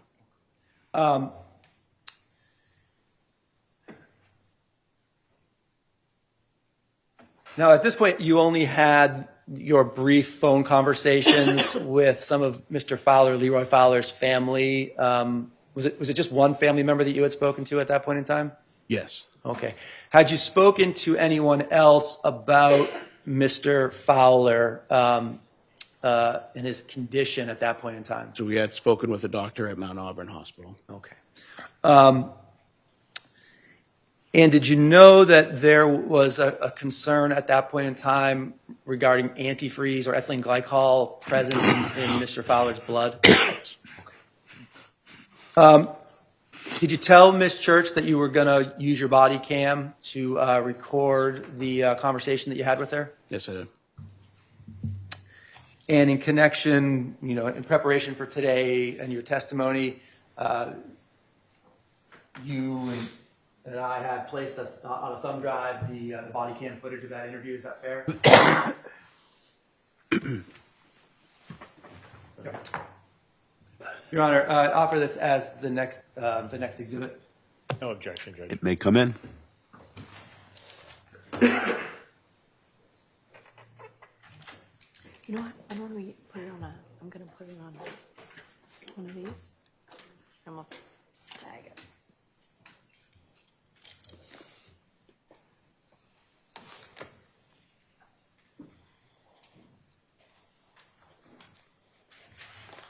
What number is this? Okay. Exhibit 13, thank you. 13, so marked.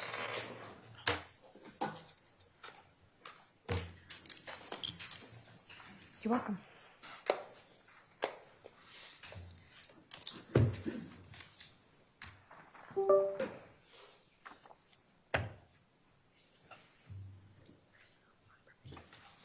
Judge, with the court's permission, we're going to start the video. You may.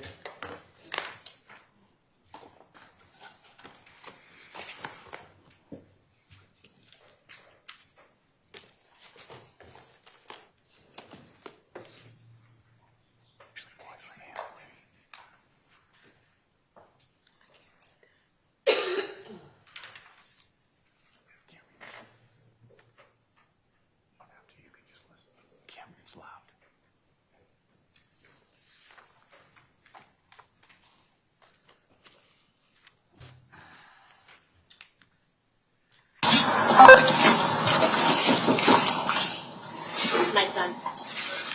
Aye.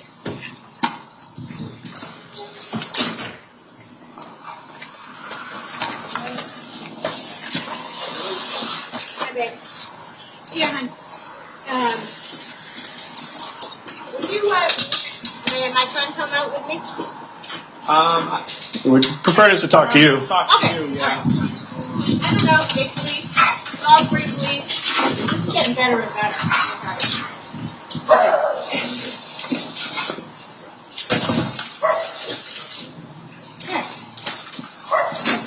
So, just so you know, we have body cams. I don't know if you knew Body that. cam, yeah. So, just it's on. It's recording. Oh, yep. Is this comfortable for you to talk about it? Okay. I'll let you go. Just because Leroy's in critical condition, we want to just follow up and just kind of find out what happened. I'm just going to stop it there for 1 sec. Just to have the individual that was just speaking, that is you, correct? The voice you're hearing is me. Yes. Okay. Then the individual wearing the white shirt and the tie on the left side is Trooper Williams? That's correct. And then Miss Church on the right? Yes, sir. Okay. The state police is here. Yeah, so I'm assigned to the Essex County District Attorney's Office. So in this case, we investigate all deaths. There has obviously not been a death.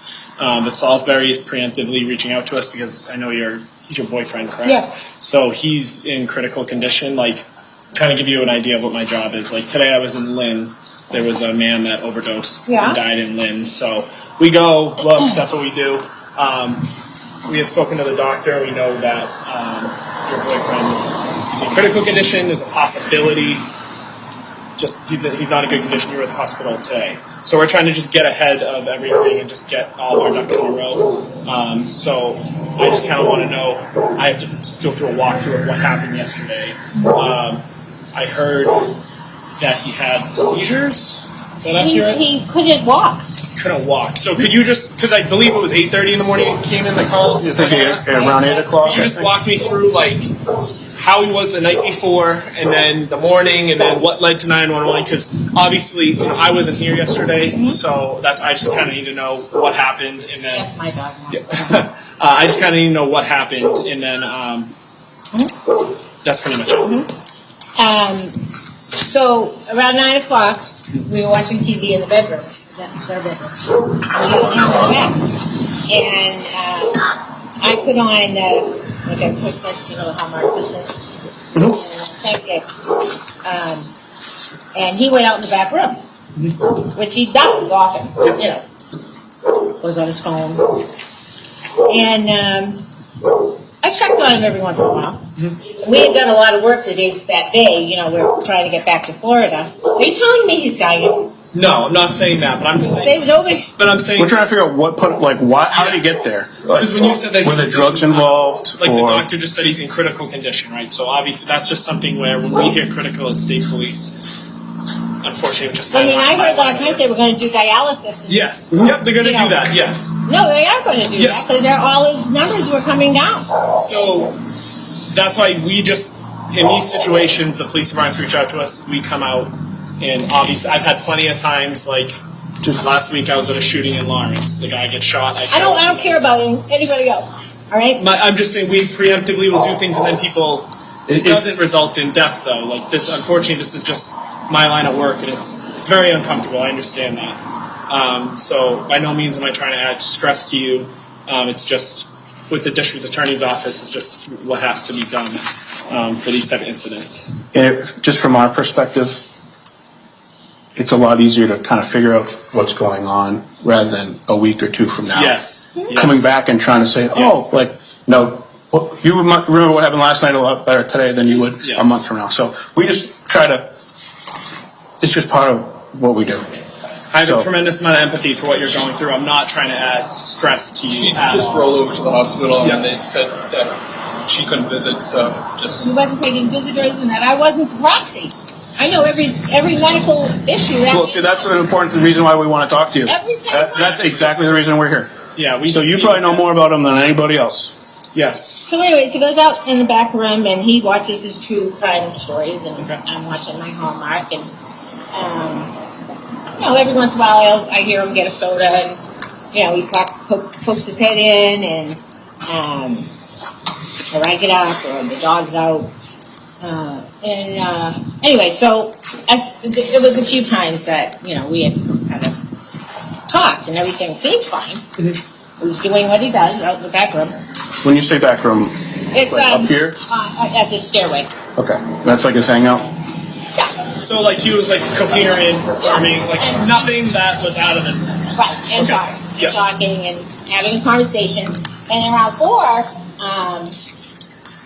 because I looked at, we were expecting a friend of his to pick up metal that we had put in Saab's driveway, and they around 4. I looked at the clock; it was like 4:20, and I knew his friend wasn't coming till 11 in the afternoon. And who was his friend? Jenny. Okay, so he was just coming to like hang out. Or... No, he picked up the metal. Oh, the guy picked up the metal coming at 11. Okay, he wasn't coming till 11 next day. Yeah. And that's what he told me, and that was at 4 something in the morning. Mm-hmm. So from 9 to 4. Yeah. He's in the back room. Right, but so at 4 a.m. he told you someone's coming at 11. Yeah. Okay. No, I'm sorry. I asked him. I said, "Is that Kenny out there?" And it's not his truck, and I don't know, who that is, but they're taking all the metal. Yep. And he went, "Oh, okay," and around 6:30, he comes into the bedroom. He falls asleep out in the back room, and I comes in,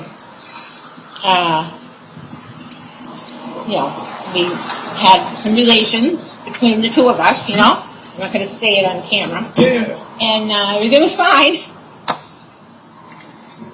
That was But about he- 6 a.m. Yeah. Yeah. And then, but he told me, he says, I fell like 3 times. I can't walk. And he says, he had to go to the bathroom. And I said, let me help you. Well, he was legless. And was that also around 6 a.m.? No, it's now 7. Now 7. I don't know. 7. Yeah, like this. All right. And anyways, I was trying to get him back into the bed. He did. He got back into the bed. He's like really bad. And he's he's not. He didn't hurt me or anything, but he's combative. He had something in his head and he had to do it. Yeah. And I'm like, okay, let me help you. Boom. He falls. Our bed's like this high off the ground. Boom. Fell right out. Took all the covers with him. I get up. And I'm hoping he's just going to stay down for the count. I put a pillow under his head. I put a blanket over him. Nope. He's going to stay down. Is he like altered mental state probably at this time? He's not acting like himself? Oh, absolutely not. Yeah, okay. No. No. Talking. So when you say like combative, then it's almost like he didn't know what was going on. Yeah, disoriented. Okay, all right. So okay, got it. And wouldn't just do as I asked. And Yes. Every okay. time I got him close to even getting a hand up on the bed, he'd turn, and and it'd be like, oh, here we go. And so he bounced around the room, and I was like, do I need to call the ambulance? And that was maybe 7:30. I don't remember the time frame. Yep. But I tried to get him to say my name, talk to me. Can you hear what I'm saying? And he really had no words, but he did say call the ambulance. Yeah, he didn't feel. Yeah. And then were you the one that called? Yeah. Okay. So you're the son, right? Yeah. Son. So, but just you live upstairs. There's nobody else that lives upstairs on the second Leroy floor. and I. Just you two live upstairs on the second floor. Okay. So then you called the ambulance. I'm assuming they came, right? And then they took him. And then when he woke up from 4 a.m. to then, I don't know anything about him. Does he abuse alcohol? Does he use narcotics? Nope. Does he, I guess, any like unhealthy activities? To be vague, like he doesn't drink, he doesn't use drugs. I have known him to do some recreational drugs. Okay, and that's what type? Part of what we're trying to figure out. Perks, Yeah, figure out kind of what happened. coke. Okay. Did he do nothing. cocaine or Percocet that morning? I have no idea. Okay, because when he was up at 4, but then you were kind of up around 4. But you didn't see him, at least to your knowledge. You didn't see him do cocaine or take Percocets. No. And when he, I'm assuming when he would take cocaine, he would snort it. But is that accurate? The cocaine.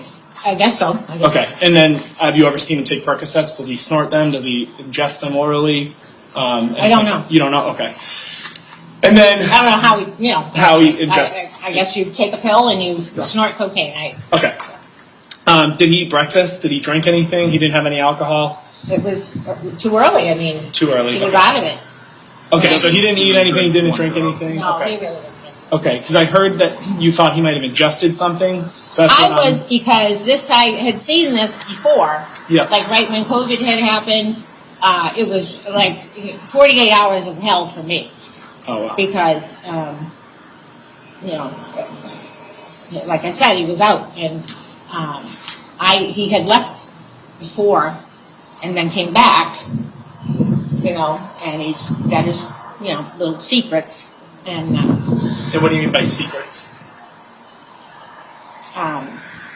We're not here to make any judgments. I know. I'm sorry, I'm not. I know, I'm not trying to interject. It's just part of my job. We need to I'm know probably joking everything. about it. I'm not trying to interject into like your personal life. And I know your son's here. you can buy anything on the street, anything. People sell it all, and he knows them. So Got it. that's all I'm going to say. Okay, I know what you mean.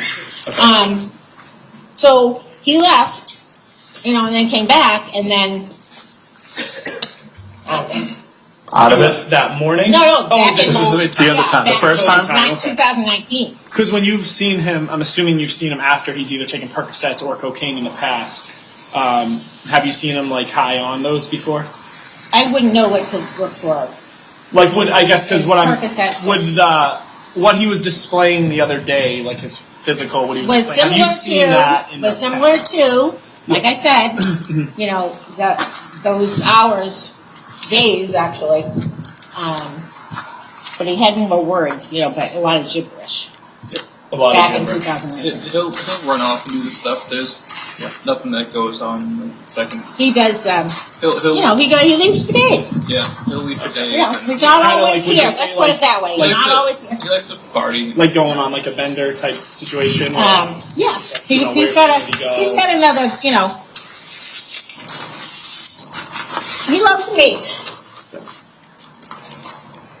I have people in my life like that. I know what you mean, with people that you care about who go off on benders, and it's almost like two different personalities. It depends. You don't know who you're going to get some days.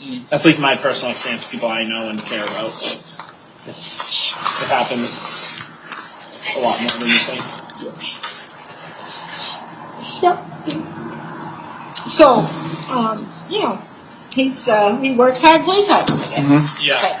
But, Speaking of, what does he do for work? although he's disabled, Oh, he okay. does, he'll do his thing, He's like handy. Yeah. Just an animal. Okay. All right. So then, basically, just make sure I have it right. He was good the night before. Woke up at 4. His friend. And they had a conversation. We had a conversation at 4:30. I can attest to that too, because I spoke to him when I get home like 7ish Yeah. from work. Yeah. that night. And he was telling me, hey, I just banged around a bunch of stuff in the back, and I cleaned up the back room. You can go check it out. Just put everything to the side, blah blah blah. And I was like, cool, yeah. He's like, this weekend, I'll help you put new fenders on your truck and blah blah blah. And I was like, cool, I'm down. But yeah, after that, Then you didn't see him till after he went to bed. no, the next day. After that, no. Okay, and then he woke up, didn't eat breakfast or have Too early. Coffee or whatever, Too anything early. like that. Too early, and then We heard banging around He doesn't drink upstairs. coffee. it sounds like there was a period of how long was that period where he started displaying the symptoms, and then he was like, call the ambulance. Like, was that like an hour? Was that like 2 hours? Like an hour. Like an hour. So it was about an hour of like trying to. Yeah. You don't feel good. You're trying to work Right. through it, and then Because eventually. because I had seen all of this before. Yeah.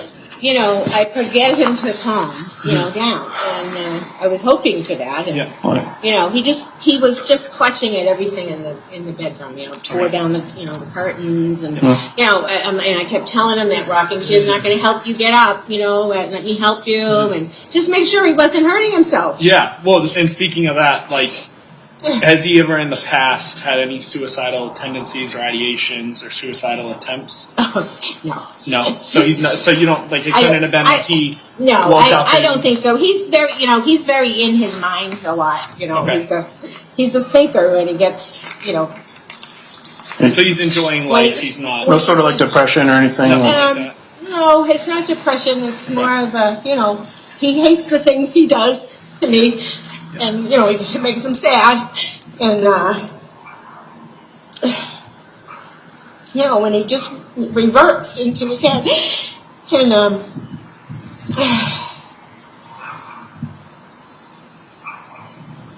I don't call that depression. I call that reflection, really. And, Yeah. That's a good point.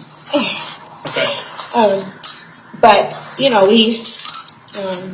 he's his own man. Really. No, but never has said something like, "You'll be better off without me," or Nothing like that. no sort of like. He's really kind of fond of himself. Okay. Okay. And I had one other question.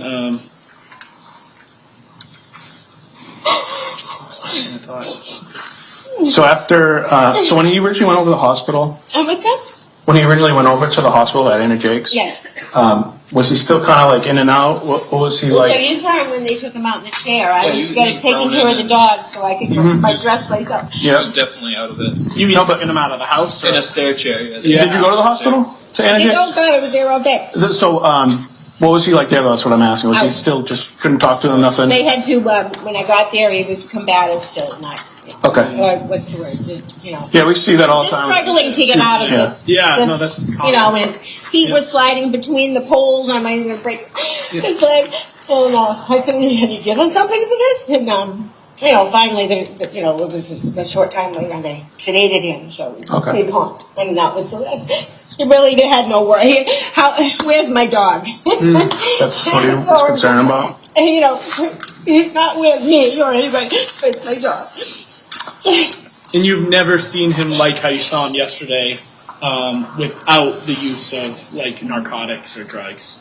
He's never had like a medical episode like this. No. You mentioned during COVID 2 years ago, he was similar to this. Right. So and that was with narcotics. There's never been a time that this has happened. Yeah. So what do you think probably happened then? If or do you not have any idea? I was assuming, since it was like, you know, very similar, that in 2019 when he left for a little while, Yeah. I'll be right back to.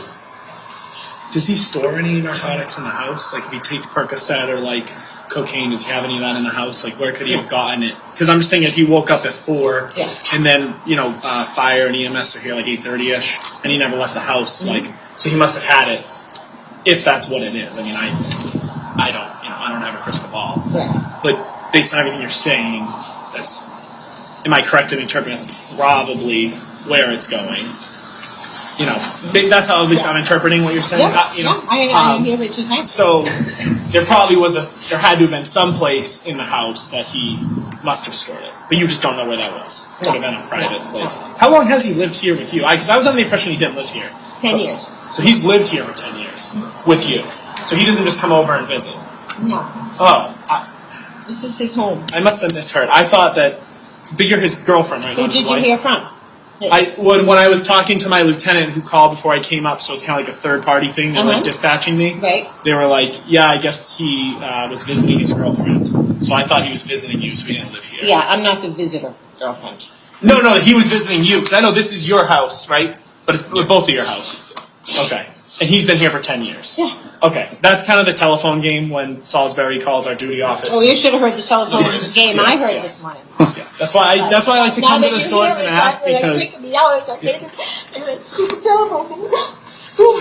No, and I have a tremendous amount of empathy for everything that's going on with you guys right now, and I know it's uncomfortable. It's just I'm the guy on call today, so I get the phone call. Hey, this is what's going on. Go up there, talk to them, because the example I just gave you. I take what someone tells me. I write my report. I would have been. He doesn't live here. He visits from time to time to see his girlfriends. That's what I thought. But now, I didn't know about the Percocets, things like that. So that's why I just come, talk, and then leave. Mm-hmm. But I don't want to cause any more stress on you at all. Obviously, we're going to keep monitoring him and his status in the hospital. I mean, they have great doctors in Boston. So today they said I wasn't his proxy. I know everything about that man's. I got it all. I got the stack of it. Is there anything in there that you think would be helpful for us or the doctor? Or? Yeah. I am. Oh, you are? I am. But they said at the hospital today, well, how is he doing? Is he awake? Is he this? And she said he's okay. They think that his sister is a proxy. And I said, no, she's the next of kin. Stuff like that, I think you have to fill out official paperwork. I did. Yeah. Cause I know I'm the proxy for my father. He gave it to me. It's at my house in a folder, and I have it. Yep. So, I can request his medical. Do you have that paperwork then to give to the hospital? That obviously gives you authority as his husband. My house is just a massive paperwork. Okay. Where are you moving to Florida? We bought a house in Hernando. What part of Florida is that? Crystal River. Okay. So you guys were both going to move down. Is your son going to stay here? Yeah. You're going to stay, but you guys are going to move to Florida? When are you going to do that? Well, planning before 5 months ago. And you definitely don't think he was drinking? No. Definitely not. No. You said he doesn't even drink? He doesn't drink. I've never seen him act that way here. Never seen him drunk. Okay. Always normal, straight. And definitely no, I want to. I've never known him. I don't want to live anymore. I'm here. done. I'm sick of it. Suicidal ideation. site plan. He's happy. He's a good guy. He's just Just he's likes a to- hard always. So maybe like an yeah. accident, or he ingested something and I thought it was CO wasn't what he poison. thought it was. You thought it was what? I thought it was CO poison. I thought he was downstairs working Oh, all carbon day. monoxide, Yeah. yeah. Oh, we CO. were in In the basement. Okay. Gas down there. Well, when did he do that? That All day. He was that's That morning? all the Yeah. shits from here. Yeah, we cleaning out the, Oh, that would be good to know. All right, so from 4 in the, when did he go down? In the basement or is there a garage? It's There's like a a little- little back. Is it like a crawl space or is it's it? like it's, Can we see that? Yeah, can we see that? Yeah. Do you think it was, he was Yeah. around? It might be CO2? appropriate, yeah, if we can. Yeah. Well, like I said, the reason we're here is She to. didn't have the FD checked Now. out. I mean, that's what we thought. yeah. So she was. Do you have like a smoke detector or a CO detector Yes, down there? I would tell you. There was something down there, and as we were cleaning it out. I think I brought it upstairs, actually. But I was telling Douglas yesterday, Open the door. I want to get everybody, new Yeah. monitors. So Yeah. And have, So he's in there all day long? Not just put him in myself, but him in the fire department. And that was the day of. So Day of. when he Yeah. woke up, he went down in the basement. He said he's kind of like Like a I busy said, body. he said I cleaned the back room out. Yeah. It looks nice down there. You put stuff He back was there. Oh, the dizzy. back room The back, was, that's what we call the back room. It's connected to my unit down and here. it's kind of like a garage. Kind of like a. And crawl where would the space. CO2 be coming? Is there a car in there or something? No, just like Oh, okay. just Like Well, there was the a- boiler stuff and. boilers. Yeah. Oh. Can we just go see what's down there just to give us a frame of mind? Yeah, just so I have an idea. Of Was the generator running? Yeah. No. Was it running? No. Yeah. Okay. But he works hard. He's a bull. And he was dizzy a lot. He kept. But just in general or yesterday? When he was work while we were here. Well, he's been dizzy. No, but I mean, like a week ago, would he be dizzy or was Yeah. it just this Yeah. recent? He gets dizzy easily. But more so when he's working. That works. I guess you didn't. Yeah, I know. And he had some heart stuff too going on, right? And he's got a You pacemaker. said COPD earlier, And so he was just in COPD, I definitely. so that'll probably make you dizzy, right? If breathing. Yeah. But just breathing in this like dark air. But it's, yeah, it's just shitty air down there. Did he say there was like he had headaches or anything? Yep. When did he say he He's had? had this all along, and he's already been to his doctor, and he's, he goes through the same thing, and he says nobody does anything for him. So that was my take on it. Is that door This goes. to you? Yeah. That's to your. No. Okay. Can I see? Yeah, that's right. Sorry. So Yeah, I'll come out so you can come in. And so there's like the furnace and. yeah, there's all that stuff in there. And how long? But so everything that was in the back of his truck was down here. So this was all full. Yeah, pretty much. It's full of before. Other than what the metal man did. Yeah. That's the only one. That's the other entry. Yeah. He would have came. Yeah, exactly. We locked that door. We were just clearing out stuff. What about this hose over this side? A hose? This like is that like a dryer vent? Yeah. That's your dryer. Your dryer's right here. Yeah, Yeah. that's their bathroom. All right. Okay, thanks. Oh, I don't want it in my head. He's kind of in and out of there. Yeah. Well, he's in there a lot, but but then he'd just stop and he puts his head, he's like, oh, and I'm like, do you just see? I said, sit down and rest. Would he do he that works here? too hard. Would you do that right here? He'd be like, you'd see him. Oh, he did it like 5 times yesterday. That was standing here. well, wherever he was. Oh, where he was, just standing- kind of like not. Yeah. Oh, jeez. Okay. All But I right. mean, that's an ongoing issue. Well, that is what happened. Like that needs to be rectified because nobody could be in there, especially with you. On the other side. I mean, not just dizzy from here. I mean, doing any kind of work, Oh, he'll that's stop, exactly. and it's Yeah. like. Okay. And he definitely didn't leave during the night. You would have heard him. Like say you went out to meet. Say you went out to meet somebody. Not necessarily. He's a sneaky guy. Does that motion thing? Would that have picked It's him not. up? Oh. It's not set up. Oh. Unfortunately, that's the story of my life. I know. I have like a B&E or something, and everyone's like, "Oh, I got great cameras, but they're not working." Thanks. I had my ring camera. I didn't see anyone. It would have done like a motion. It pings. It gets all the way to the truck. Oh, okay, that's good. So you can see like who's coming up and down the walkway. Good. All right. Then I don't have any more questions. And sorry for just. You don't have any answers either. No. Not yet. But That's what we're trying. That's what we're trying to get the answers. And like I said, we just try to get ahead of some things, just because it's a lot easier than trying to remember what happened a couple weeks ago, or a month ago, or even 6 months ago. If something else comes up. What's the best phone number to reach you at, Judy? 978-360-1076. Is that your cell phone? I'm leaving here. Okay.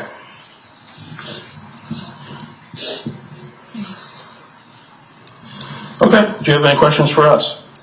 Probably. I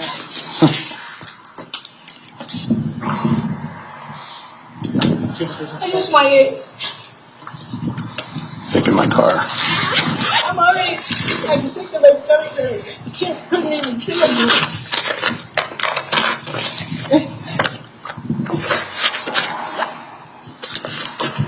So, I'm our only detective, so if you need me, just call the station and ask. My name's Detective Verney, but if you just say I need to speak to Bernie. Verney, yep, Verney. So, if you just say, I need to talk to the detective, he'll get you to him. Do you have cards? I have one in my car. One of my cruiser, actually. Last one of the last calls. Everybody. No, I do have it in my car. No, I swear to life, it's in my cruiser. That's like, I literally gave my last one. how many? To my folder. I gave my last one out too, but I also keep forgetting to restock it. So.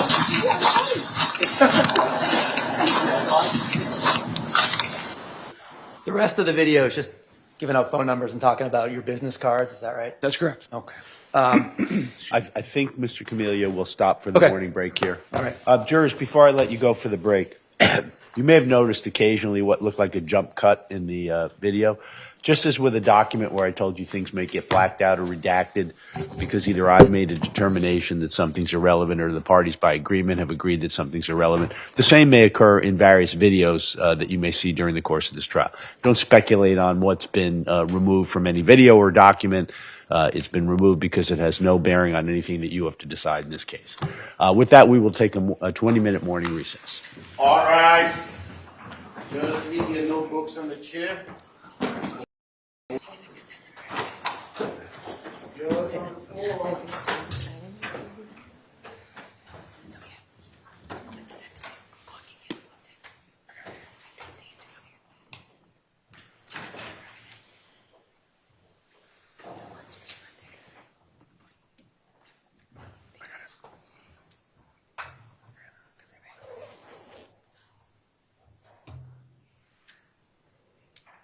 Detective Verney, you may step down. Let me just see counsel at sidebar for just a moment before we recess. Court is back in session. May be seated.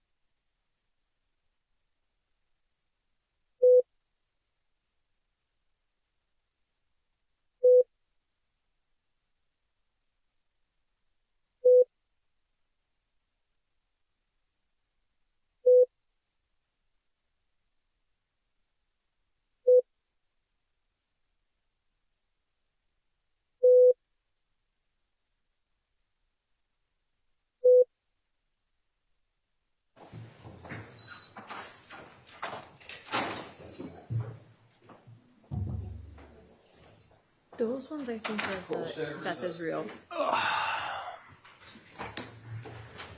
6 is the antigens, I think, right? Yeah, I was going to ask Brian a whole bunch of other questions. Yeah, they go to the big meeting. Who are you calling? But he just said Just come right in and out of he's the going to courtroom, reject. okay? Because that's going to stay You on. can't do anything in the transcript. Can't do the video. Right, but we can ask him because this I was is only getting a cold privilege in of here, understanding. Right? Why not? Whatever he didn't get out of the other guy. I wouldn't touch it. I I'm just don't gonna even- borrow this so I can show the witness. Yeah. I really would. The jury doesn't know anything about it. We haven't had these witnesses. I think it's almost no cross. Video in the computer? Or you have it? Okay. I We have it. don't think we can do anything with it by Yeah, rule. I'll leave it in for now and then we can have it.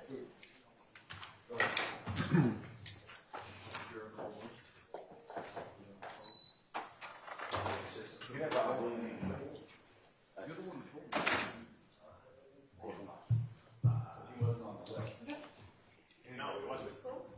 You're calling Eaton today? That's what he asked me.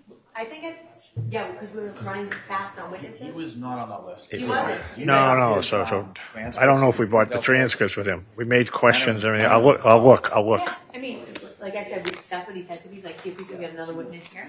You want my? Yeah, but he said he didn't care either.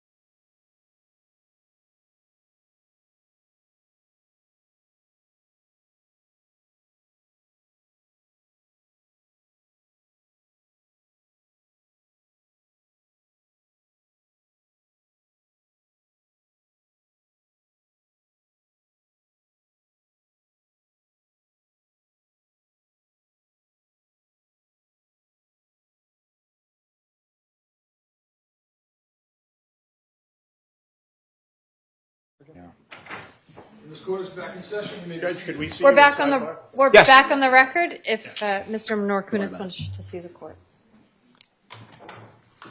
Mr.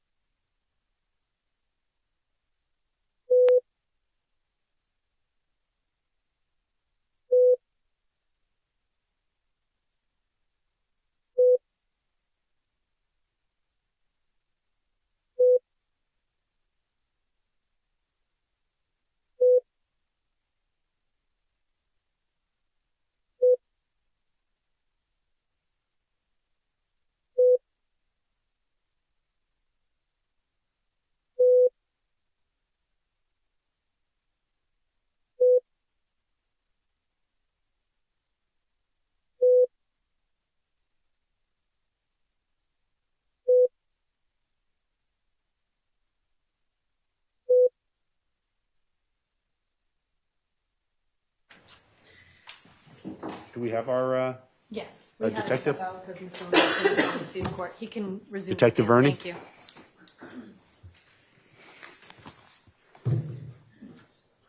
Matt, the jurors can be lined up and come right in. Thank you. I'm not done. I'm not done. You can resume the stand, Detective. What? With, Yeah. yes, okay.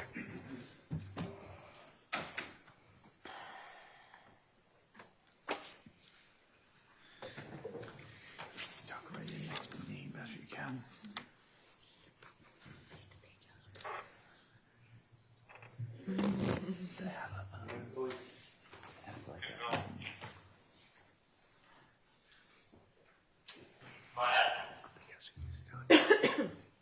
How many do you have?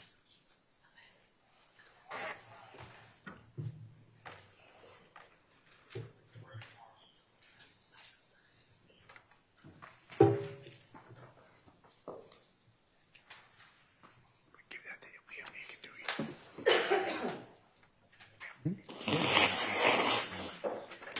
And my notes for that, but I got one for now.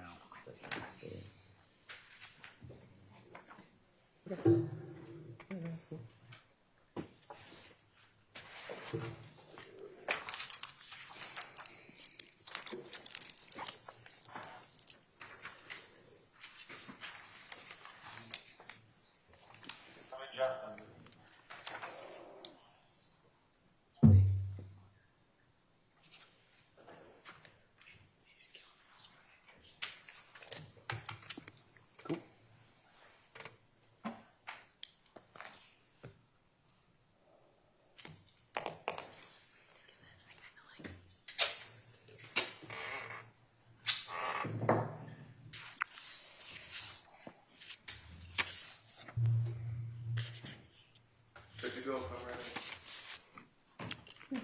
But she didn't get involved until 11, right? Okay. Okay. She's PA right now. Yes.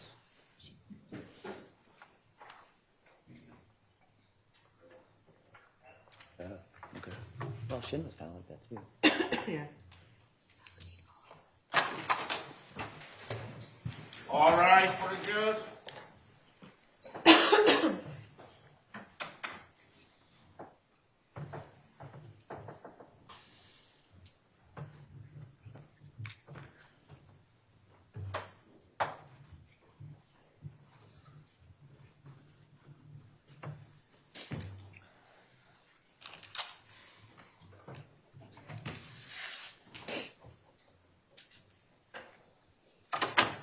Be seated.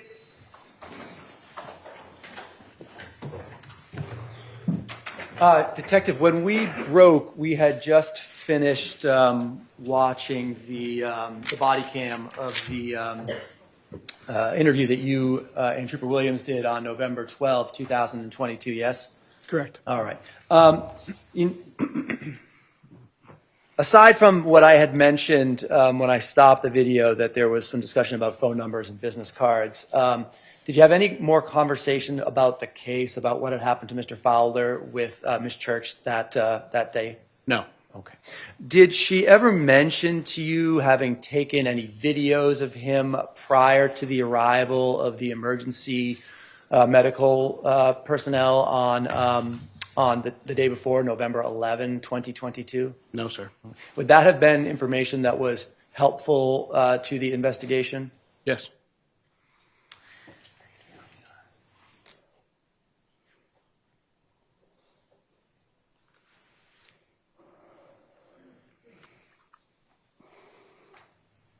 And you were present for a second interview of Ms. Church that happened on the 14th of November, correct? Yes, sir. And you understand from speaking to me that we're going to put that evidence in through Trooper Williams later on in the trial? Yes, sir. Okay. All right. Thank you. Thank you. That's it. Thank you. Mr. Nokunis. Thank you, Judge.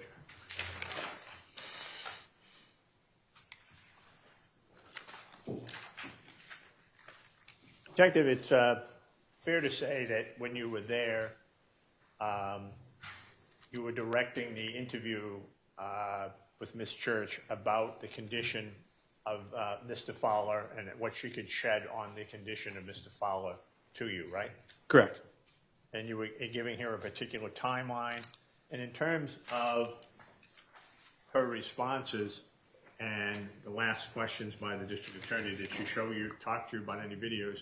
She appeared to be very emotional when you were talking to her that day, right? Yeah, she had a lot of ups and downs. Right. Several times she appeared as if she was going to cry. And Yes. therefore, in terms of you were redirecting her at different times, bringing her back to the subject matter that you wanted, right? She was talking about, her relationship with Mr. Fowler, and she was expanding upon that relationship, and you were trying to focus on November 11th, 2022, right?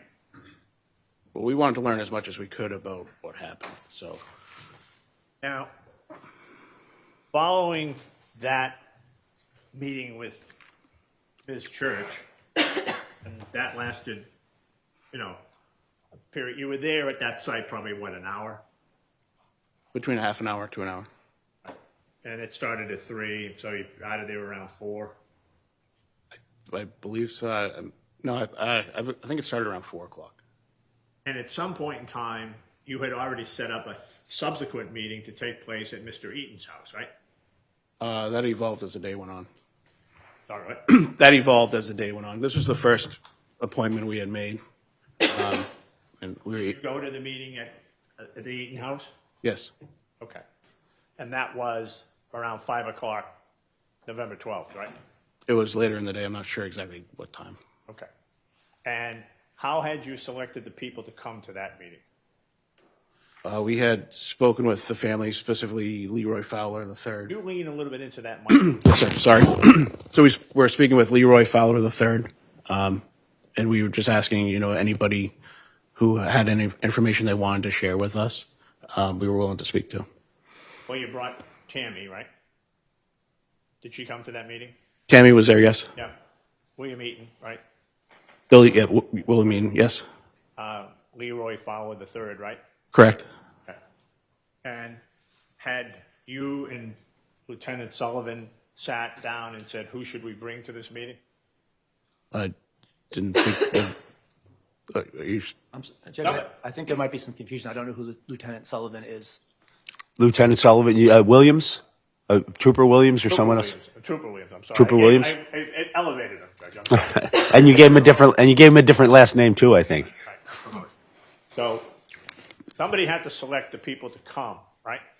You just they didn't randomly come there. Somebody had to call them, said, come to this location at this time, right? Well, the whole family was pretty much together. When we had spoken with Leroy, the family was all in communication with each other, and obviously they were concerned about Leroy and his health. This is a serious matter for the family. No reason is concerned, but to get them at one location at one time, that just didn't randomly happen. Somebody had to call them and say, hey, come to this location for this time. I want to talk to you about this, right? Yeah, we coordinated through the family. I'm not sorry, sure could you exactly. lean into that? I'm not exactly sure what you're asking. So between us and the family, we all decided that was the best location. Okay. So, and then how did you know to go to William Eaton's house? We were invited there. You were invited to come. So the family set up the meeting. They wanted to talk to you? So ideally, any interview we would like to happen at the police station. So in coordinating it with I believe we did 4 interviews that night. It made the most sense to meet them there. It was the easiest. And to your knowledge, did the folks you were going to meet with and talk to know what the substance of what the issue was that you were going to talk to them about? Did you prep them in any way to say, here's what we're going to ask you? So the family reached out to us in the morning. Leroy Fowler III reached out to us in the morning, concerned about the condition of his father, and they all wished to speak with us. We wanted to learn as much information as we could about Leroy himself, about what might have happened. We were just as curious and confused as anybody else. I don't have any further questions, Judge. Thank you. Any follow-up on that, Mr. Camilio?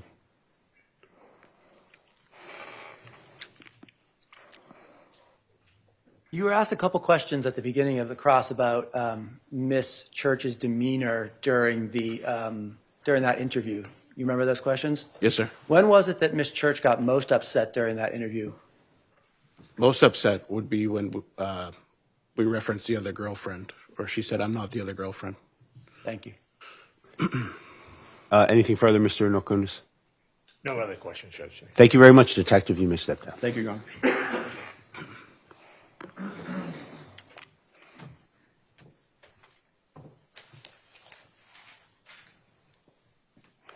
Your Honor, the Commonwealth would call Angela Scheidiger, please.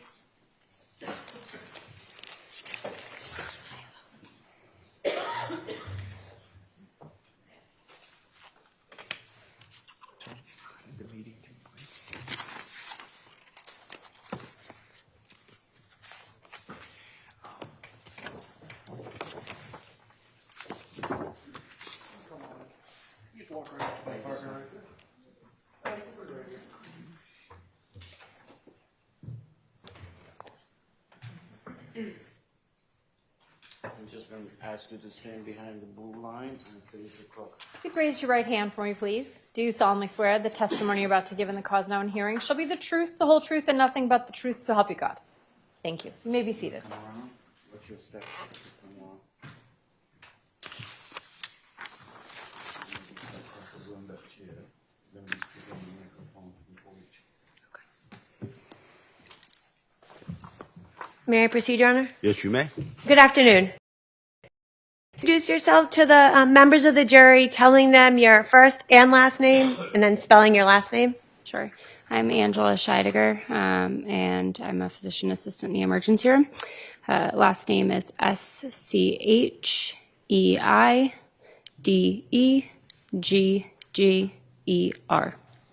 What hospital do you work in? What emergency room? I work primarily not at Melrose Wakefield, but also at Anna Jake's Hospital. How long have you worked at Anna Jake's? About 5 years as a PA. And what is a PA? A physician assistant, so I'm one of the providers in the emergency room. And as a provider in the emergency room, can you describe very briefly to the jury what your duties and responsibilities are as a provider in the emergency room? So we independently see patients that come into the emergency room, and then we discuss with our attendings, like, depending on the case, but we order tests, we perform certain procedures, we interpret images along with radiology and talk to specialists and whatnot. When you say the attending, who is that?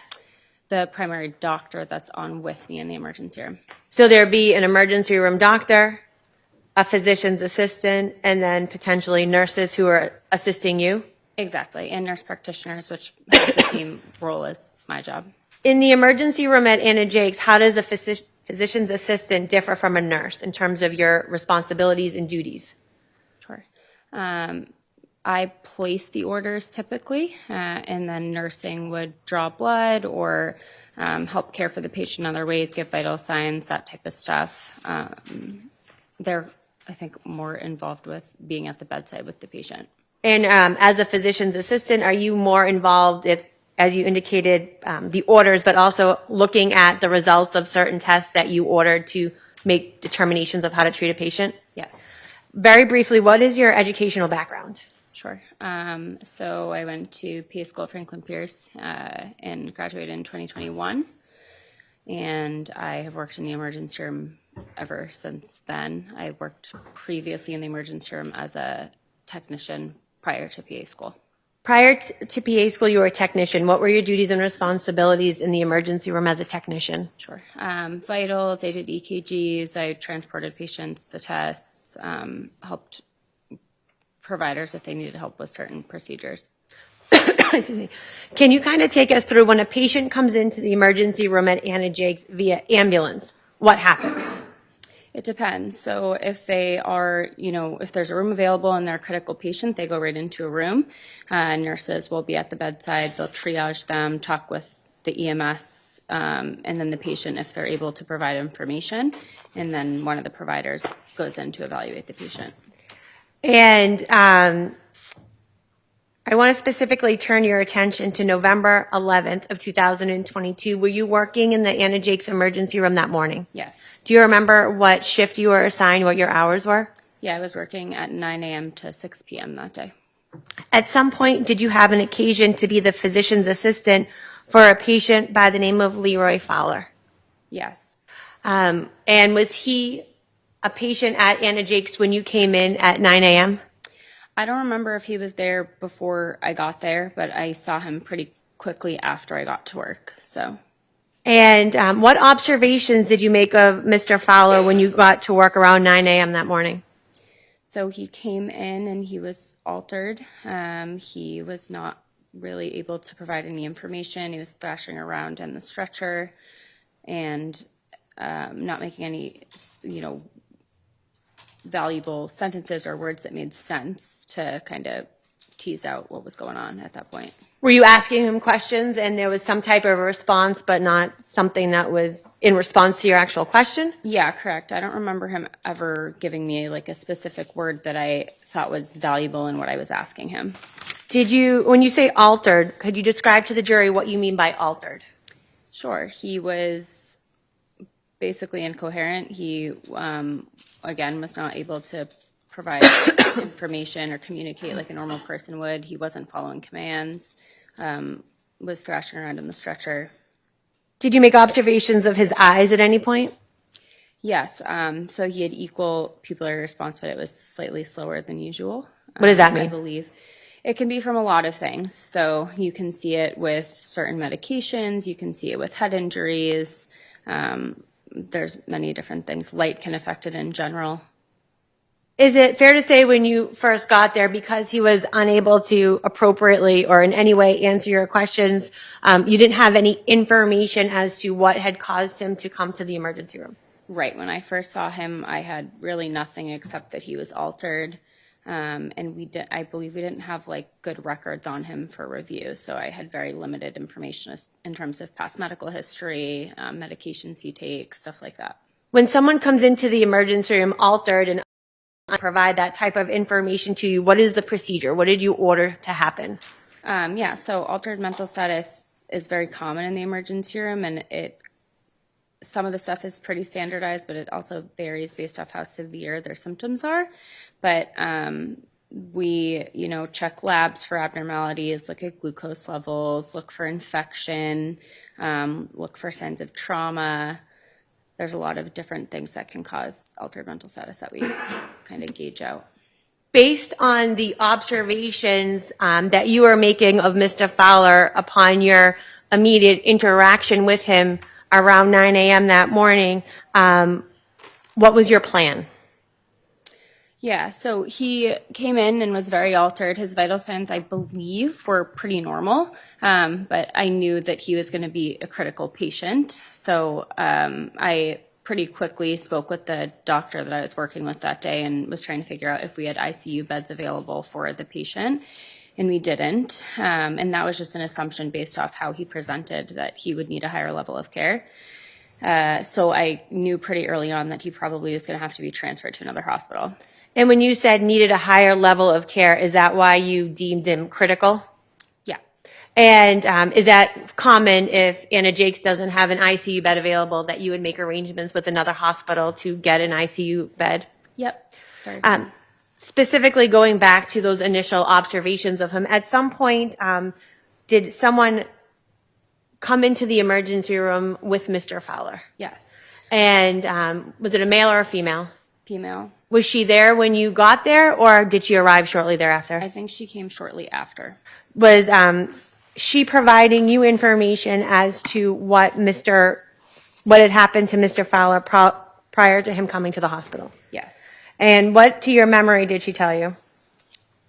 So she identified herself as his girlfriend, and she said that the day prior he was acting normal, and that they were doing yard work, I believe, and then overnight it sounds like she, I think, got woken up in the middle of the night by him, and she said that he had fallen multiple times, and then around 6:30 in the morning, I believe, she had noticed that he was much more altered. What was her demeanor as you were speaking to her? she was pretty calm, and right by the bedside next to the patient, she was trying to be very helpful, I felt like, and answered the questions that I asked her.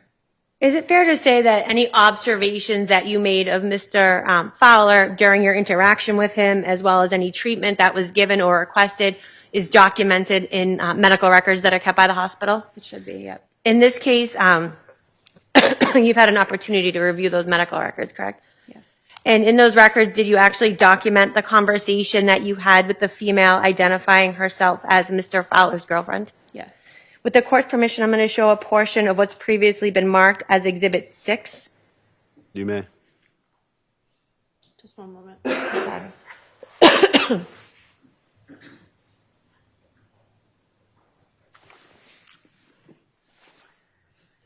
Oh, this is not going to be helpful.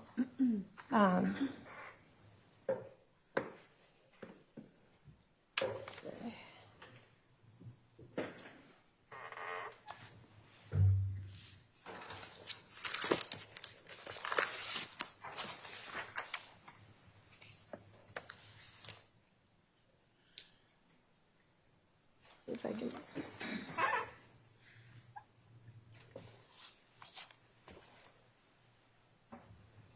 Can you see that on the screen, or is it really blurry?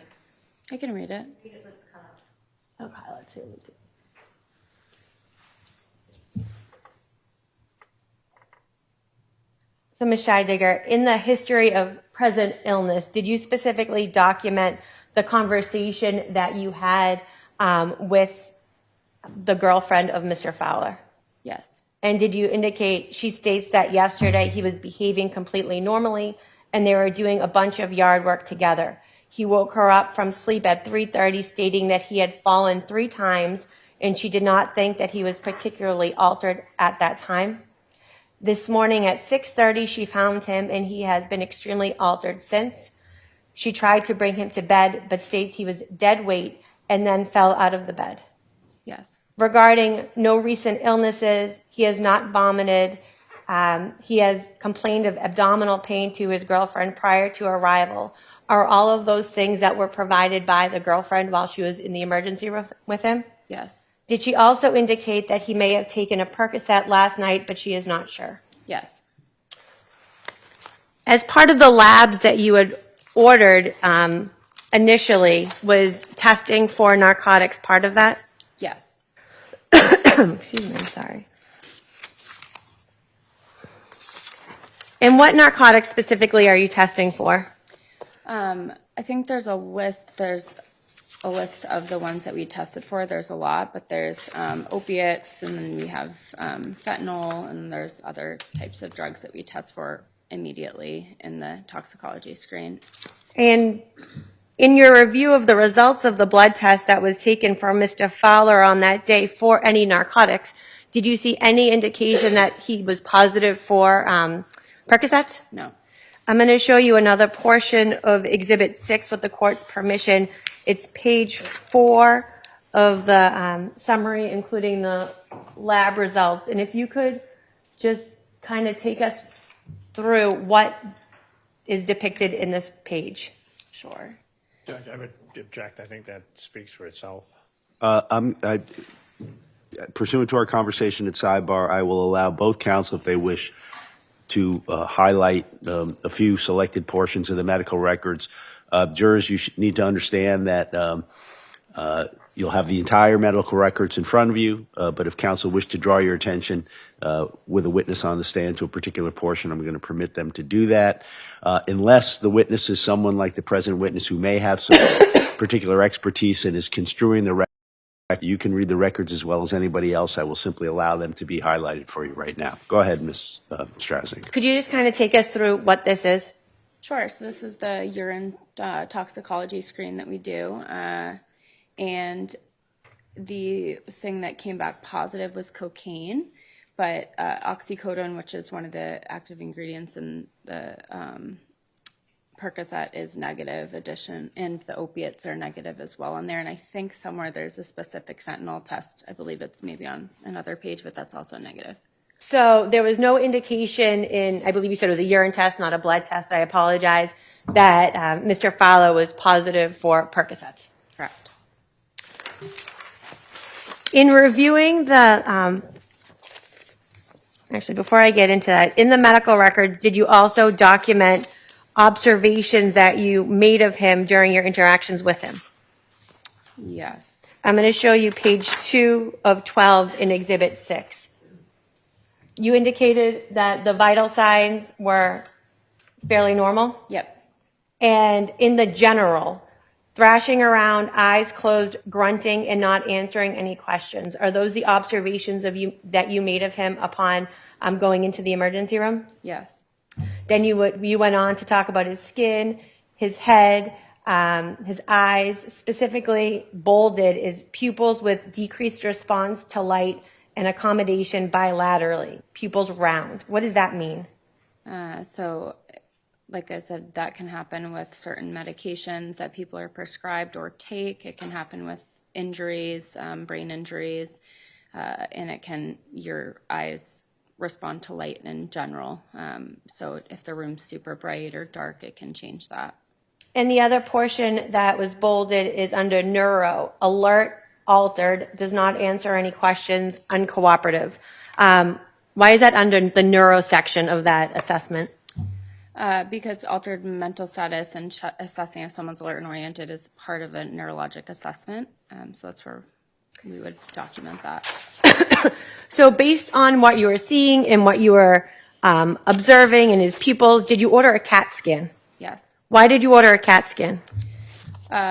For, I guess, multiple reasons, but the girlfriend had said that he had fallen, and those seemed like they were unwitnessed falls, and he was altered. So to look for a head bleed, to make sure the vessels in the brain were patent, other things would be like a mass or something that's causing altered mental status. And at some point, did you receive the results of the CAT scan that you ordered? Yeah. And what were the results of the CAT scan? it was negative. There was no acute findings.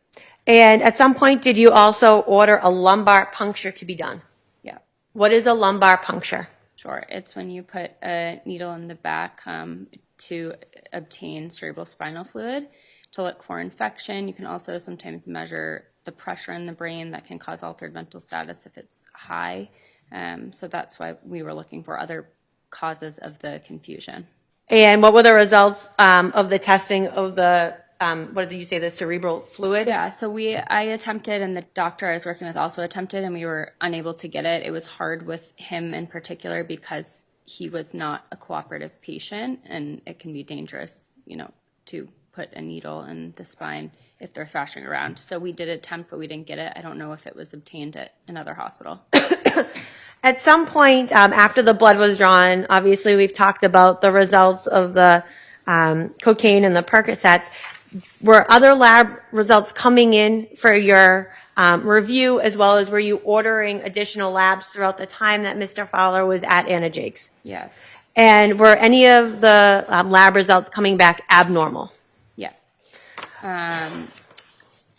I don't remember if his potassium was initially abnormal, but some of his electrolytes are abnormal, including the potassium, I believe the calcium as well. And then he had other signs that was pointing towards a metabolic issue. So we added a venous blood gas to look for at other causes. What does all of that mean? So all of those things are abnormal. What was abnormal about the potassium? So his potassium was high, which we can see pretty frequently. It doesn't necessarily point towards one thing, but when his bicarbonate and he had an anion gap on his CMP, his comprehensive metabolic panel, which prompted us to look at his pH, and we determined that he was in a metabolic acidosis. What is metabolic acidosis? It's when you have your acid levels are high in the blood, and it can be caused by a lot of things. It happens when there's an imbalance in the blood. And what kind of things cause an imbalance in the blood? Sure. You can get it from infection, you can get it from dehydration, you can get it from certain medications. Severe diabetes can cause it if you're having very high glucose levels. kidney disease. There's a lot of different causes for it. I think you also mentioned Annie and Gap. What is that? So that's part of your blood. You have certain electrolytes, specifically what they look at, what that is, sodium chloride and bicarbonate, I believe, and it's just a measured portion, but difference between them, and it can help to identify different causes of a metabolic acidosis. And I'm going to show you a portion again of Exhibit 6, this time what's page 6 of 12. And it talks about the Annie and Gap being 27. Is that correct? You can see that? Yep. And then the calcium is highlighted, or bolded, I guess. What did you observe about the calcium? So the calcium was abnormal as well. I didn't look too much towards that in regards to his symptoms. But with the Annie and Gap, and then when you look further down at the VBG with the pH, and those are the things that we were kind of looking at. So VPG with the pH, what is that? That's the part of the component of a metabolic acidosis where the acid level is low in the blood. And is it fair to say that while you're waiting to see if you can get Mr. Fowler to another hospital, to an ICU, you're doing all these tests to try to figure out what's going on? Yeah. And are you able at any point while Mr. Fowler was at Anna Jakes to get a definitive diagnosis as to what was causing all of these symptoms that you testified to observing and the various blood work that was coming back? No, we couldn't come up with a definitive diagnosis before he was transferred. Does your hospital, or I guess did your hospital in November of 2022 test Mr. Fowler to see if ethylene glycol was present in any of the blood that was drawn during his stay there? So I don't believe I don't think that was tested when he was there that day because he was transferred, but it was something that they tested from the blood at the hospital, I believe. I don't know if it was ordered when I saw him. Would the ethylene glycol have been able to be tested in the lab at Anna Jakes, or would it have been sent out? Oh, yeah, it would have been sent out. It's not a test that we would have got back that day, probably not for several days. So is it fair to say that there's some testing that the lab at Anna Jakes can't do there? It needs to be sent out to external labs for a specific type of testing? Yep. And is ethylene glycol one of those things? Yes. At some point did you have to give Mr. to calm him down? Yes. What did you give him? I believe, I would have you pull up the chart, but I think we might have given him Ativan. We gave him common medications that we give to sedate patients. And any medication that you gave to him at Anna Jakes would be contained within the medical records, is that correct? Additionally, at some point was a decision made that Mr. Fowler had to be intubated? Yes. And why did you make that decision? With the doctor I was working with, yes. And why was it your belief that Mr. Fowler had to be intubated? So because we were having trouble transferring him, he was in the emergency room for a while at our facility. And with the progression of this metabolic acidosis, so we repeated labs and his pH had dropped more and he continued to be altered. And because of that, we did it to protect him and prevent anything from worsening. As your pH is dropping, what is happening to your body during that time? Sure. So your body is trying to compensate in multiple ways. One of the ways you can see this is with breathing. So he had kind of this irregular increased work of breathing that we can sometimes see when people have a very low pH. And it's the body's way to try and fix the acidity of the blood. But that indicates that it's more severe, which is why he was intubated. And I guess I should ask you this. I'm sure we all have a common understanding, but what does it mean to be intubated? Sure. It's when you are helping the patient breathe, so you put a tube down to protect their airway and to allow them to breathe properly. At some point, was Mr. Fowler transferred from Anna Jakes to another hospital? Yes. Are you aware of which hospital he was transferred to? Yep, he went to Mount Auburn. Did you stay as the PA for Mr. Fowler during that entire time that you were in the emergency room as he was before being transferred to Mount Auburn? Yes. At any point, did the girlfriend that was with him ever show you any videos depicting to you what had happened to Mr. Fowler prior to him being taken to the emergency room? No. Did she indicate to you that she had videos if you wanted to see what was happening prior to his arrival there? No. Would that have been documented? Yes. If I may have one moment, Your Honor. Yes, you may.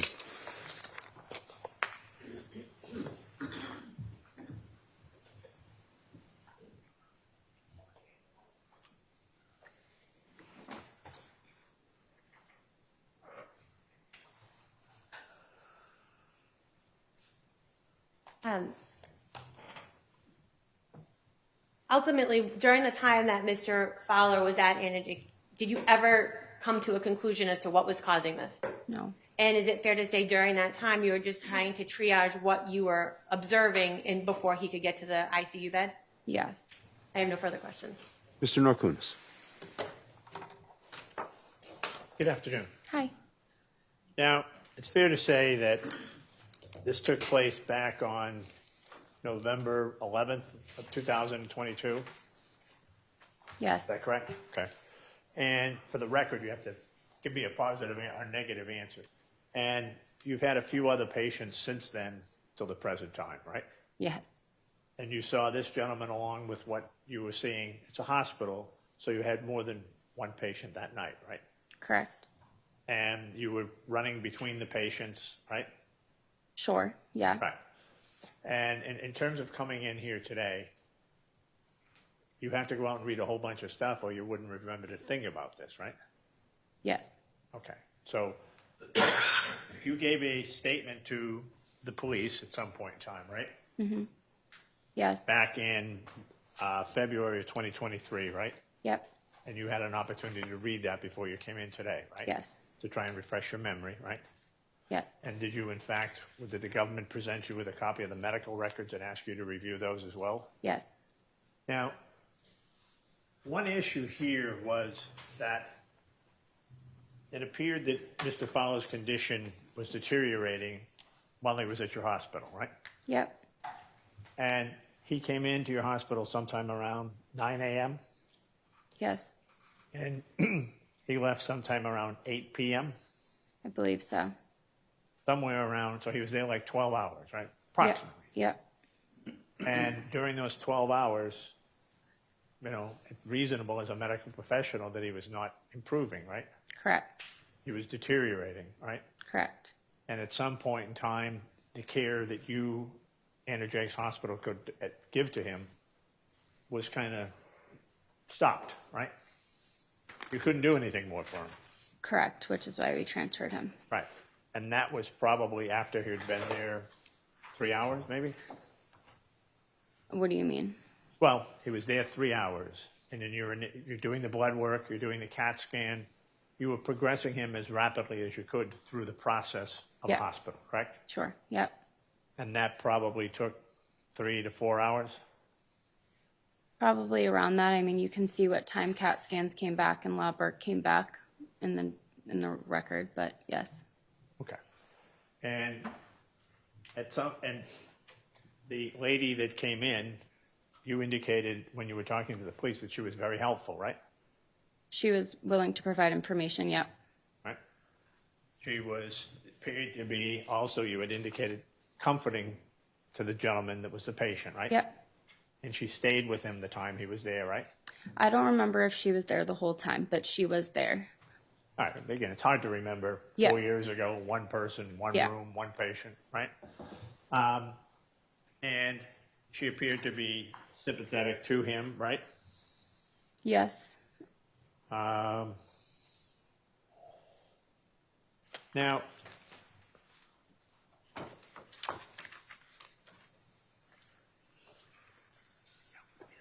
you were asked, were you shown any videos of Mr. Fowler, correct, just a few minutes ago? Yep. And if you saw the videos and the person was standing, falling, or crawling, and you saw no blood and you saw no marks, what type of medical significance could that possibly have to you? People can have internal bleeding that can cause them to be altered without seeing blood, but I didn't see a video. Right. You can't, unless there's an exterior mark, unless there's bleeding, unless there's something that takes place, it's irrelevant, right? I mean, I don't know that it's irrelevant. I think it could have been helpful to see how he was progressing, but I didn't see that, so I can't comment on it. Now, and you get a medical history from the lady that came in, right? Yep. Were you able to get his full medical history from his local doctor or that was online? No. And when they did the toxology tests, they showed cocaine was present, right? Correct. And it doesn't give you a duration or an amount, right? In other Correct. words. And did you, and in terms of either opiates or any of the other narcotics, that was the only one that was present, right? Cocaine. For the urine toxicology screen that we got, the only thing that was positive was cocaine, yes. Okay. Alcohol was negative also, but that was a blood test. Right. Now, did you think that the ingestion of cocaine was causing any of his problems? No. Why? His heart rate was normal. Typically, you don't get that level of altered mental status with a cocaine overdose, but seeing it, you can always think, you know, if I see anything positive on a toxicology test, it raises concern and makes us think about it. He had a pacemaker, right? Correct. And what does cocaine do? It increases your heart rate, right? And at that point in time, was that adverse? Well, his initial EKG, which I document in the chart, I don't think he was in a pace rhythm when he first came in, which sometimes people can have pacemakers that only go on with certain triggers. So all I can say is his heart rate was normal when he got there. Now,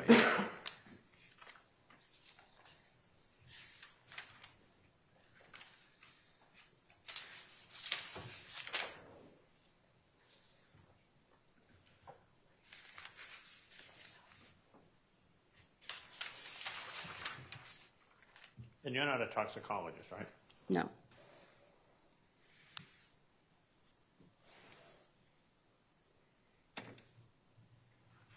Now, you said when you first observed this gentleman, you at that point in time don't know how long he had been there, correct? In the emergency room? Right. Correct. I mean, in the chart it says I think that he got there just before 8 or just before 9. So, and I got to work right at 9. So I don't think he had been there that long. Well, had there been a nurse attending to him prior to your arrival? Yep. Okay. And do you know that she'd been with him like half an hour or something prior to your arrival? I don't know. You would have to look in the chart Okay. for timing. But that, did you, and that was Megan Berry? Correct. So she would have made the initial observations of him when he came into the hospital. Yes. And if there was any conversation with him, it would have taken place with her, potentially. Potentially, yeah. It depends on who triage is and who else is in the room. Sometimes there's more people.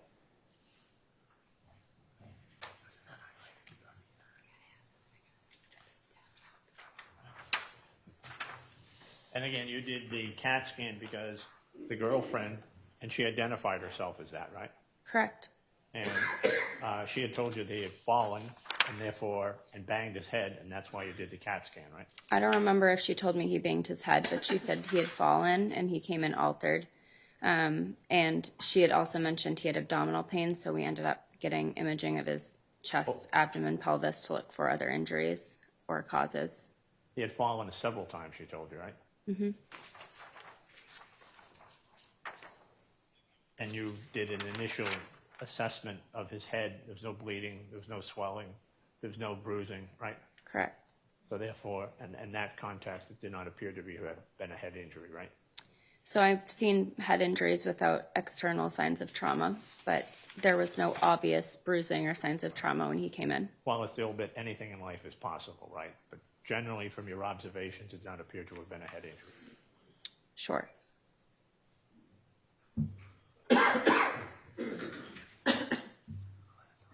And you never had a definitive diagnosis. I think the term was you did not have a specific diagnosis by the time he left 12 hours later. Correct. May I have a moment, Judge? Yes, you may.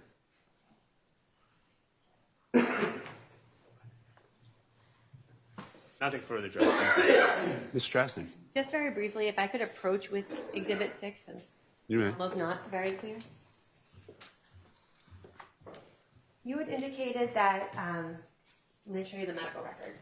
You had indicated that in the records there is a list of the times in which Mr. Fowler was interacted with throughout the course of his stay there. Is that fair to say? Yes. And is that essentially called the event history? Yes. Does it indicate what time he was received from the hospital, by the hospital, or came in, I guess? Yes. And what time was that? 8:54 a.m. Does it document what time he was put into a room within the emergency room once he was received? Yes. And what time was that? 8:56. And at some point thereafter, was he registered? Yes. What does that mean? The people in registration get his information. In his case, I'm assuming they got his driver's license because he wasn't answering questions, but to get them registered in the computer. And what time was that? 8:59. So from the time he was received, he was registered within 5 minutes. Is that fair to say? Yes. And then what happened next? He was triaged, which is Perfect. Yep, you read my mind. Go ahead. typically by one of the nurses in the emergency room, and that's to get information, do the initial vitals, the initial assessment of the patient. And what time was that initial triage? 9:01. And is that when blood would have been initially drawn as well by the triaging Typically, nurse? yes, but not always. And then it says, the next says seen by provider at 9. Correct. And would that have been you? Yes. So he is received by the hospital at 8:54. All of those things we just discussed happen. And by 9:11, you're seeing him and making the observations that we just discussed. Yes. I have no further questions, Your Honor. Mr. Narkunis, anything further? I don't have any further questions, Judge. Ms. Schreiber, thank you very much. You may step down. Thank you.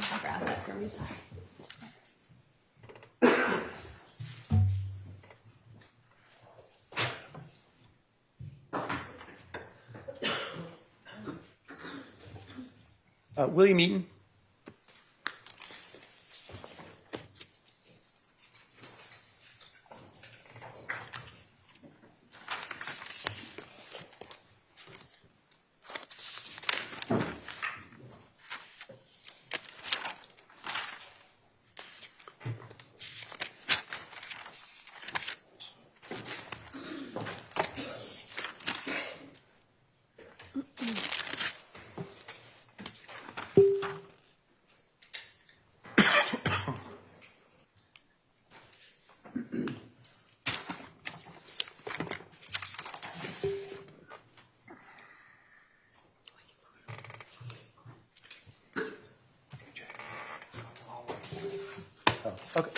Okay. All right. Apparently he stepped out for a second. So Trooper Dave Strong, or excuse me, Sergeant Dave Strong.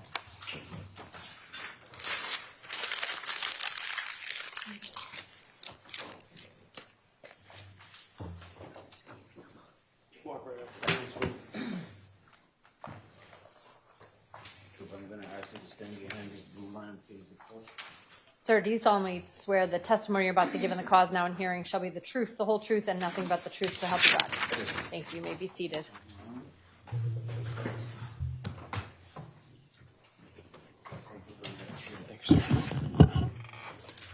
Good afternoon, sir. In a nice loud voice, could you introduce yourself to the jury and spell your last name for the record, please? Yes, good afternoon. My name is David Strong, S-T-R-O-N-G. I'm a sergeant with the Mass State Police. And how long have you been employed by the Massachusetts State Police, sir? 14 years. All right. And what is your current assignment? I'm currently assigned to the State Police Detective Unit. And in Essex County? Yes. Okay.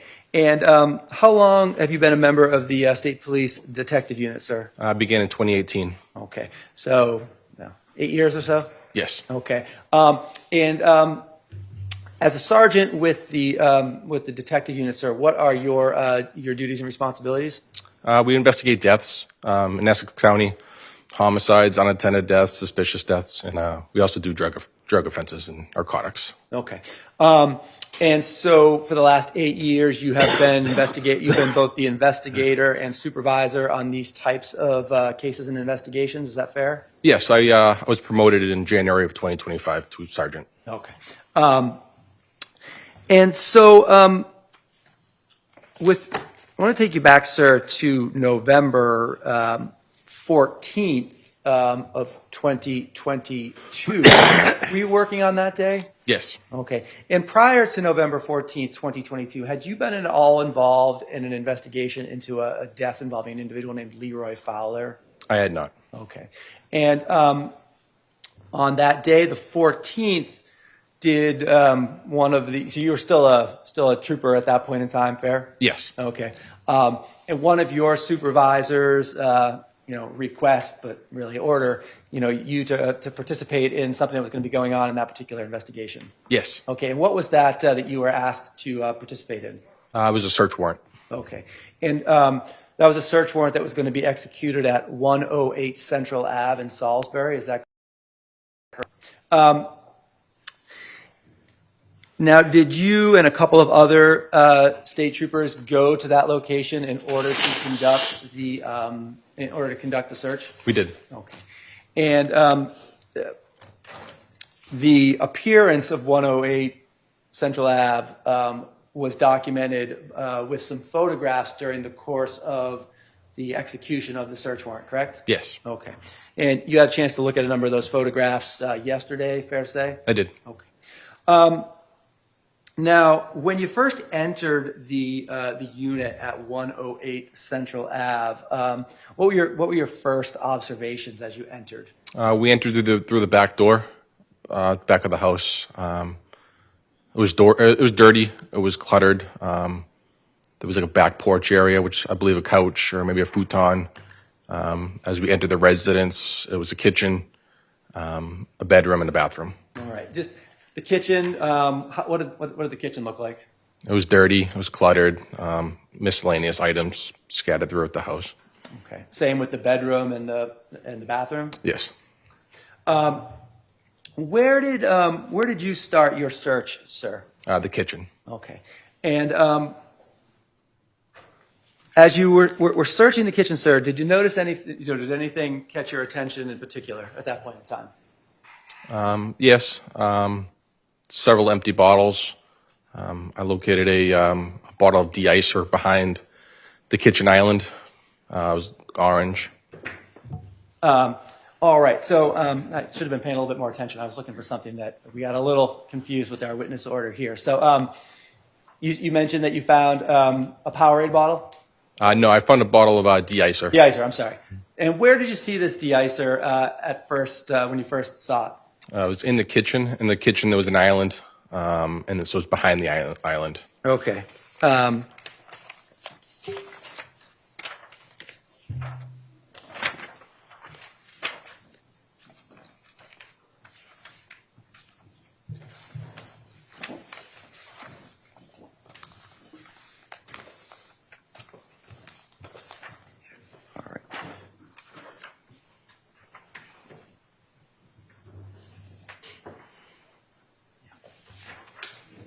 So I'm going to hand you two photographs. May I approach you? Yes, you may.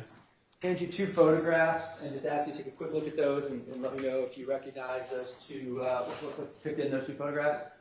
Yes, that's going to be the de-icer I located behind the kitchen. In the kitchen. One of those is sort of a wider angle and one's a close-up of the bottle. Yes, sir. It's behind the island. All right. Offer these as the next two exhibits. Mr. Scully? No objection, Your Honor. They may come in as our next two exhibits.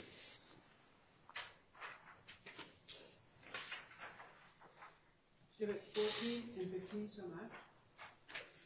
The close-up is 14 and the wider angle is 15.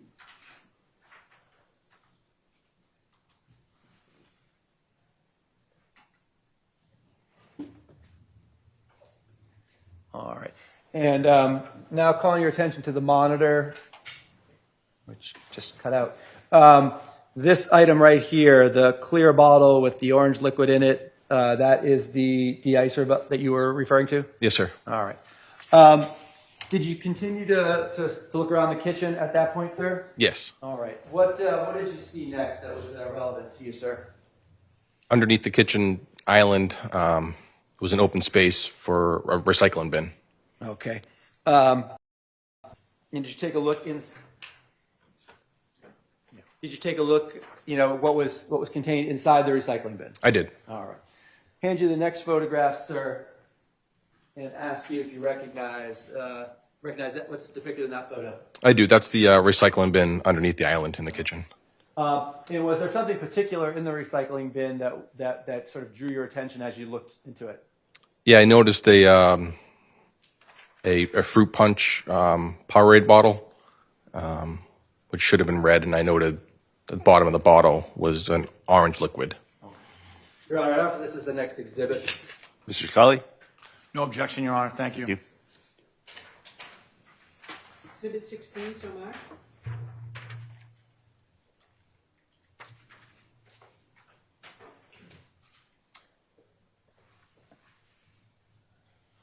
All right, it's tough to see here, but if you look sort of behind what looks like a Mike's Harder Mango, you can see the clear plastic Powerade bottle that you were referring to. Is that right, sir? Right kind of where I have my finger pointing? Yes, it is. All right. And did you take the bottle out of the recycling bin at that point to get a slightly closer view of it? I did.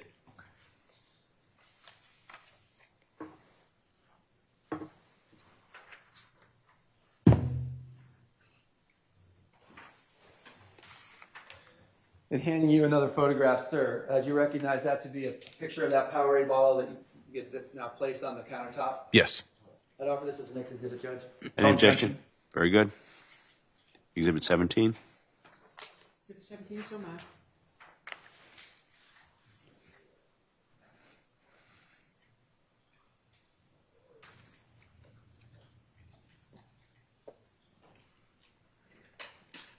And that's the Powerade bottle? Yes.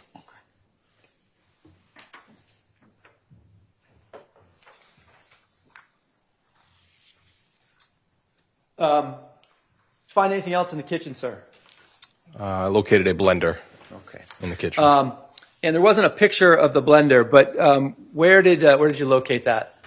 I was in the cabinet. I believe it was above the sink. Okay, so above the kitchen sink. Yeah, in one of the cabinets. Okay.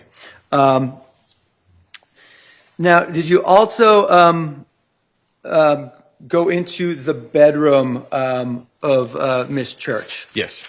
And inside of the bedroom, sir, did you locate anything inside of the bedroom? We located 2 notebooks. All right.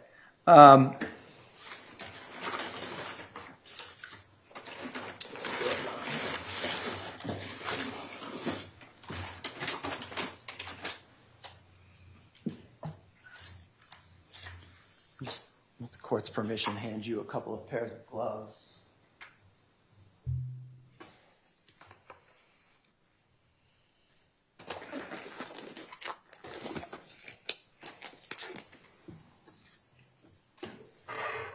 I'm going to try to put them on. I have a broken finger here, which makes it a little difficult, but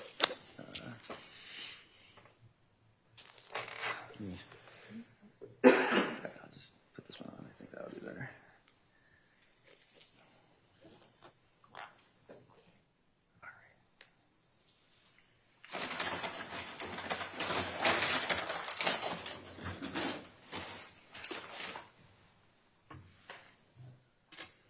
Hand you 2 items, sir. Ask you to just take a quick look at those and flip through them for a second if you need to. You recognize those 2 items? I do. All right. What do you recognize those 2 items to be? These are the 2 notebooks I located in Judy Church's bedroom. All right. Your Honor, I'd offer these as the next 2 exhibits. Mr. Scully? No objection. Excuse me? We're marking them separately. Yeah. Thank you. Exhibit 18 and Exhibit 19, so marked. And both notebooks contain a number of sort of written notes, stories, lists, fair to say? Yes. It's which one's the red spiral? Just so I know. Red, Your Honor, is 19 and purple is 18. Thank you.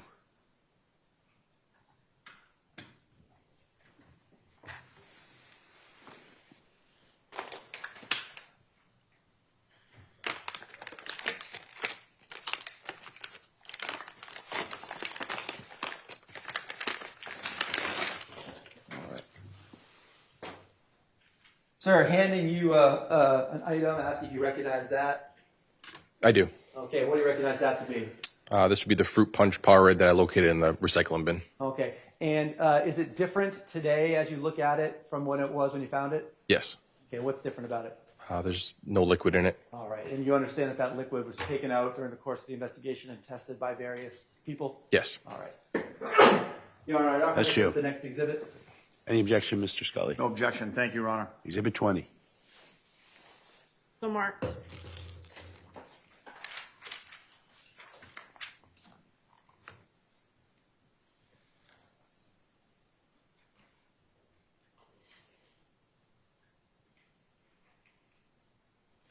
You should see Miss Draper tie flies. Not very well. There you go.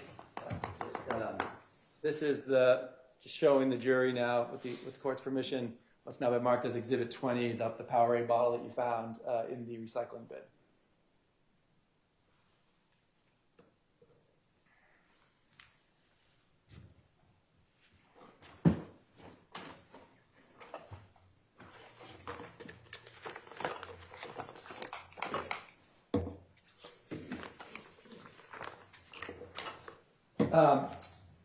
Handing you a bag, sir, that contains sort of two items that are separated. Do you recognize what's contained in that bag? I do. And what do you recognize that to be? Would be the top of a blender. Okay. That was the item that you located in the counter, excuse me, the cabinet above the sink? Yes, sir. Okay. Offer this as the next exhibit. Mr. Scully? No objection. Exhibit 21.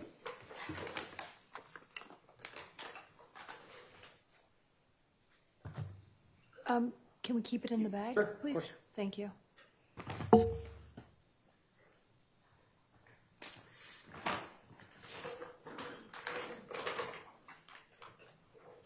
Exhibit 21, so marked. And I'm just going to take it out for a second. Sir, is the item in the same condition now as it was when you found it? I believe so. Okay. And same with the, so that the, I don't know what you call this, the base of the blender? Yes, it appears to be the same. So when you found it, it was in this same, it was dry, it was it separated or together? I don't recall, but it was dry.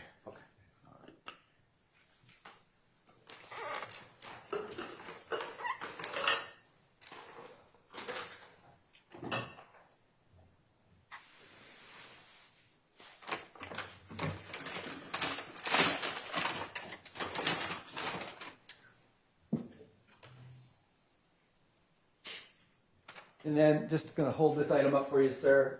Do you recognize this item? I do. And what do you recognize this to be? The orange de-icer I located in the kitchen. Your Honor, after this is the next exhibit. Mr. Scully? No objection. 22. Exhibit 22, so marked.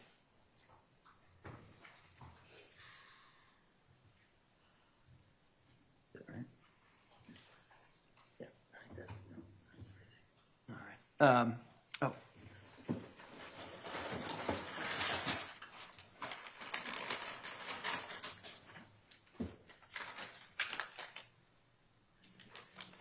And I didn't have you mention it earlier, but did you find a fifth item, a cell phone? Yes, a black iPhone. And that was just hand you.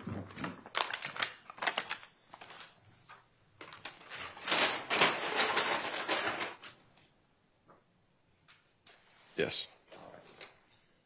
This is the same phone that you located that day? Yes. Next exhibit, Your Honor. Mr. Scully? No objection. Could we also keep that in the bag, Mr.? Sure. Exhibit 23. Thank you.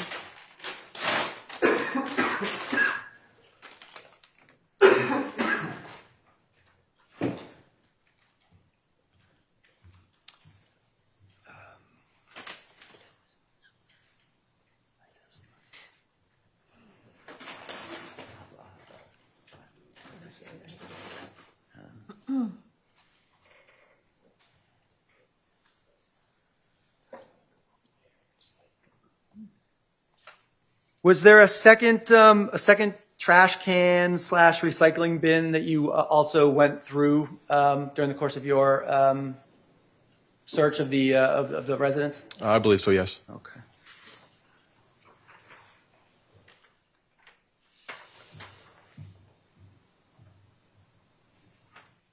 And this picture here that I'm handing you, is that a photograph of that second recycling bin / trash can? Yes. All right.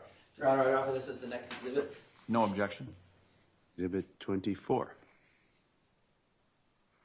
In understanding that you kind of poked through this just to look for additional evidence, as this is substantially in the same shape as it was when you first looked at it and went through it? Yes.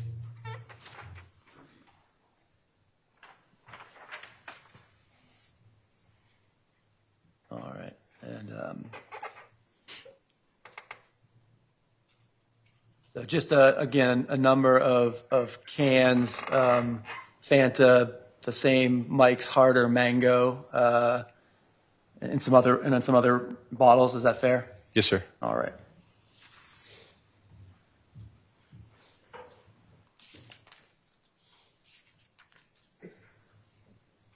In addition to the Powerade bottle that we've now marked as Exhibit 20, did you also find some additional Powerade bottles in and around the residence during the course of your search? We did. Okay. And those bottles appear to have the fruit punch color liquid in them, as opposed to the orange that was present in the Exhibit 20? Yes.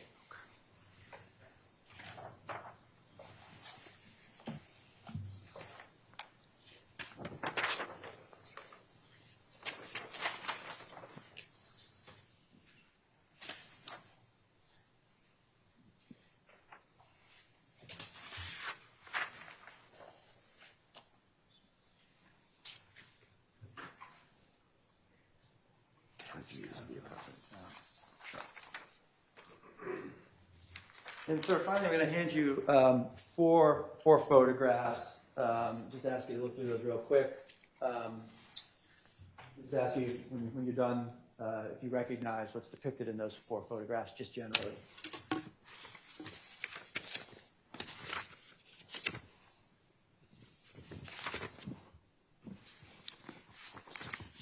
I do. It'd be the bedroom when you walk into the home. A bedroom off the bathroom, the kitchen, and the living room area. Okay. And do those 4 photos sort of accurately depict how those 4 rooms looked from the angles that those photographs were taken when you were conducting the search on November 14, 2022? Yes, they do. Your Honor, I offer these as the next 4. No objection? No objection, Your Honor. Thank you.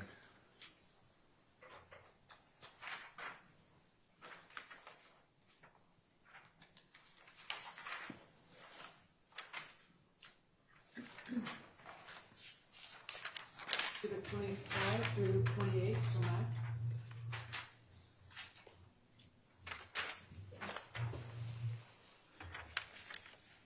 And 28, that's that back bedroom that you referred to as you sort of walked into the apartment? Yes. Okay. Just leave that up for a second.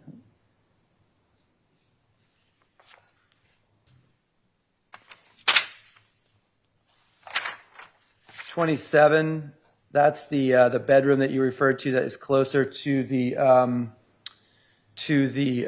bathroom? Yes.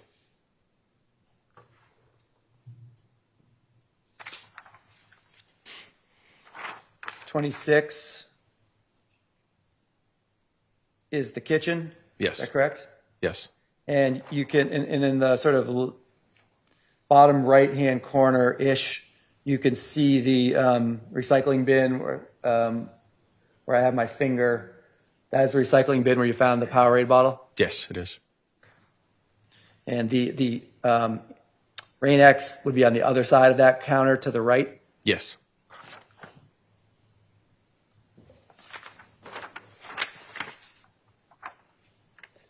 And then that's just one more angle of the bed. Is that the bedroom? I believe that's going to be the room. off of the kitchen. Off of the kitchen, okay. Thank you.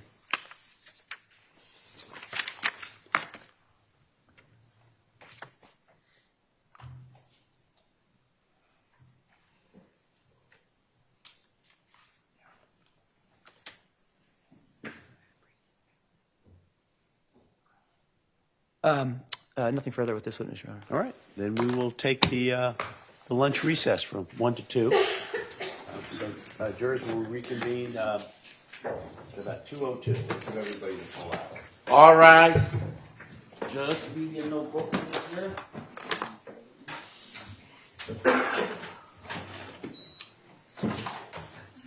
I didn't know it was empty.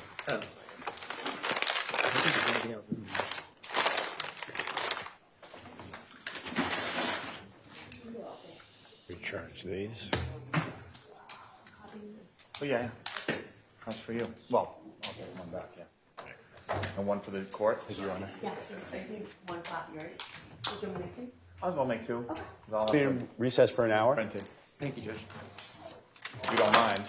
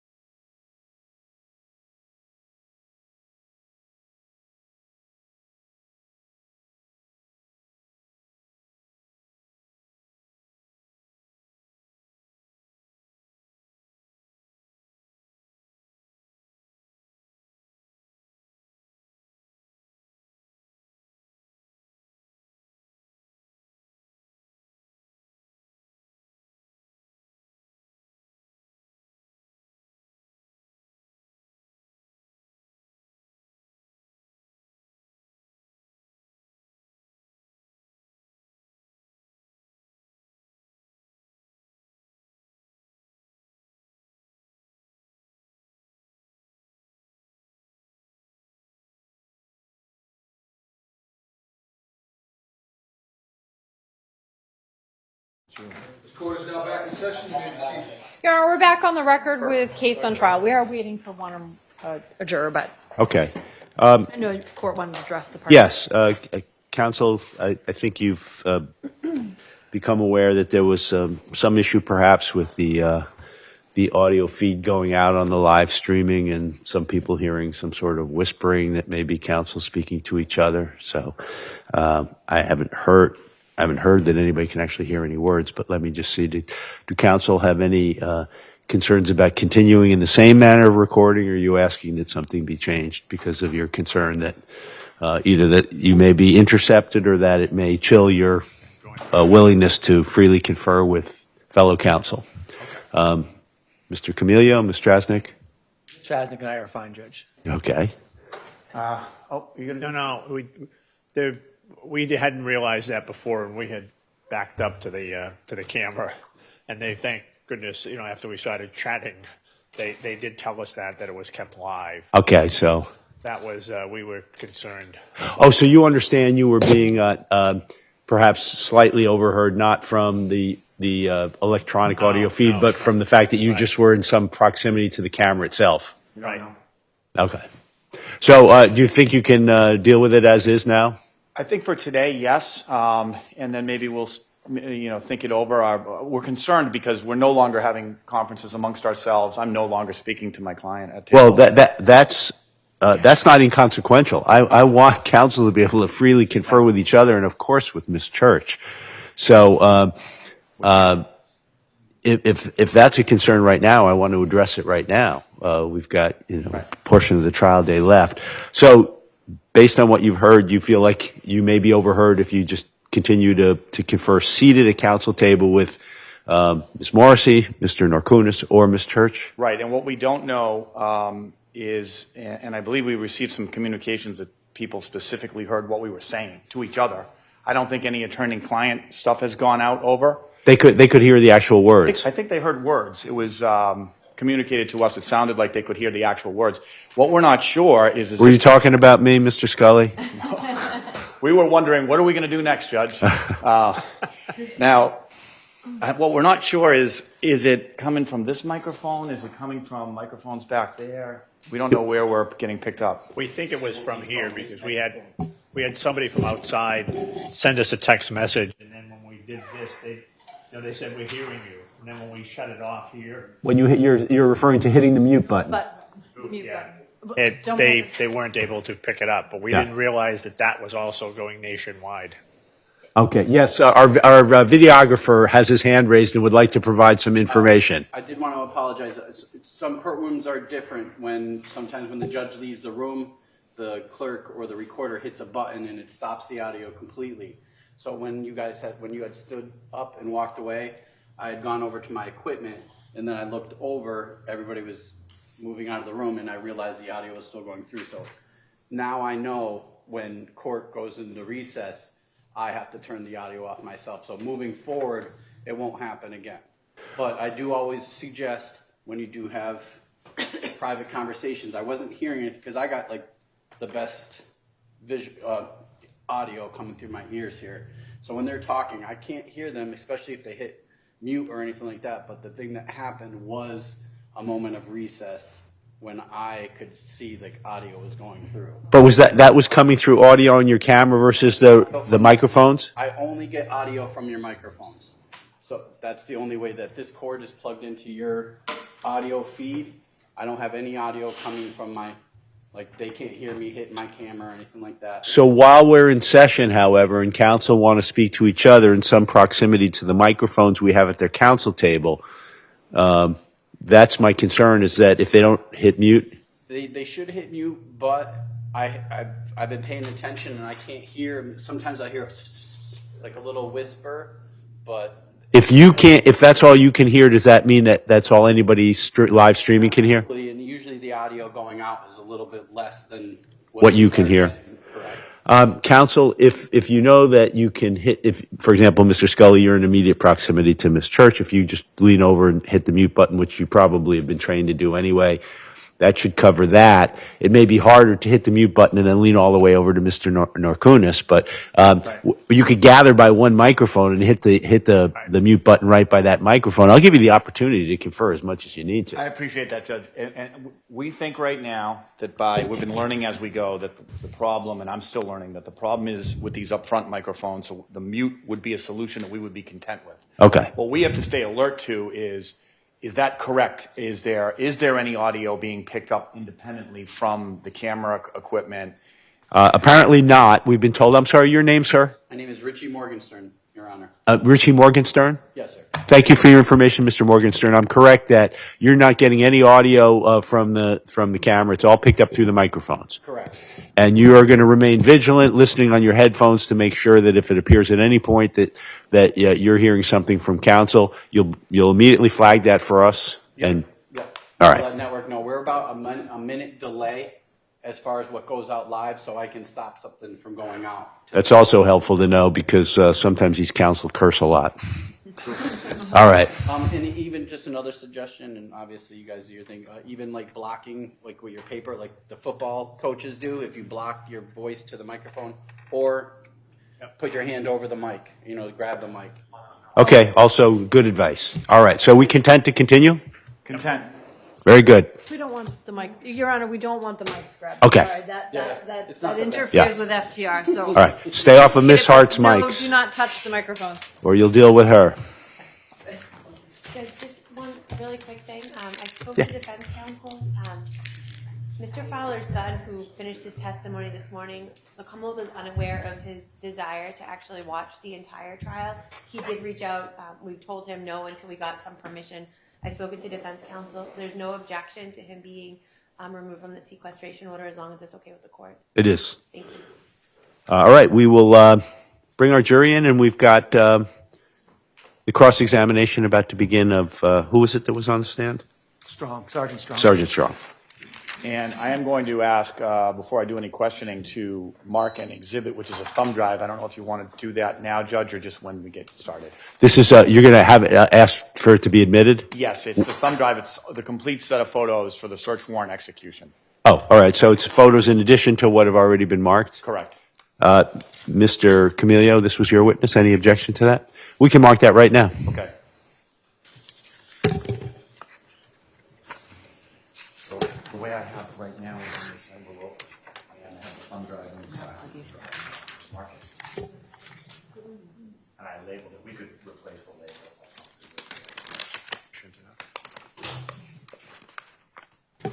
I'm gonna fix a tag to it. So I'll take that. Yeah? All right, yes. Yep. So this is exhibit 29, so marked. Thumb drive with all search warrant photographs. All right.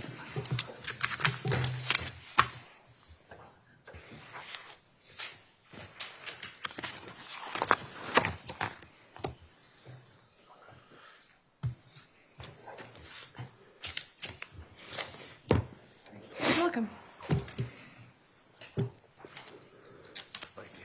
Welcome back.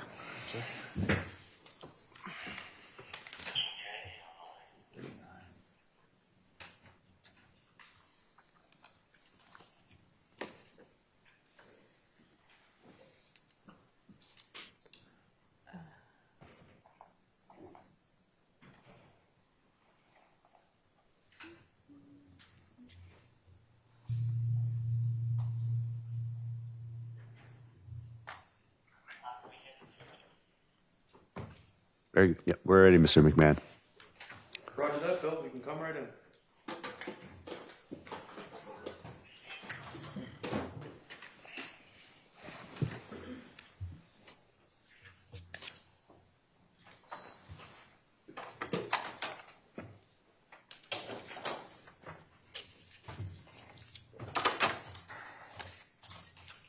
Yeah. So the judge saying whoever is on the witness stand should speak right in the microphone. Okay. They can't all hear. Okay. If you would just remind the witness, you don't have to really speak into the microphone because the jurors are having some difficulty. So the jurors are indicating some difficulty hearing you, Sergeant. So just pull that chair right up and speak right into that microphone. Yes, sir. All rise for the judge.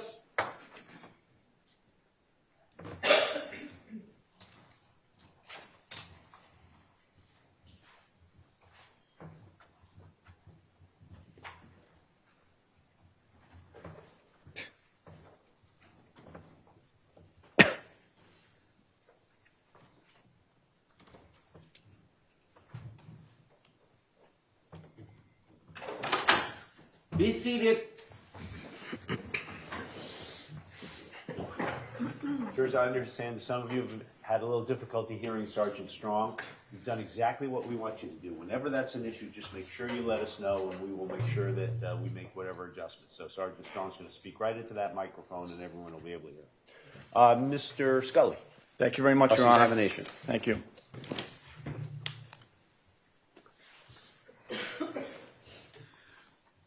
Good afternoon, sir. Good afternoon, sir. I have some questions, just follow-up set of questions about the search warrant execution that you were involved in and testified to on direct examination. Okay. Okay.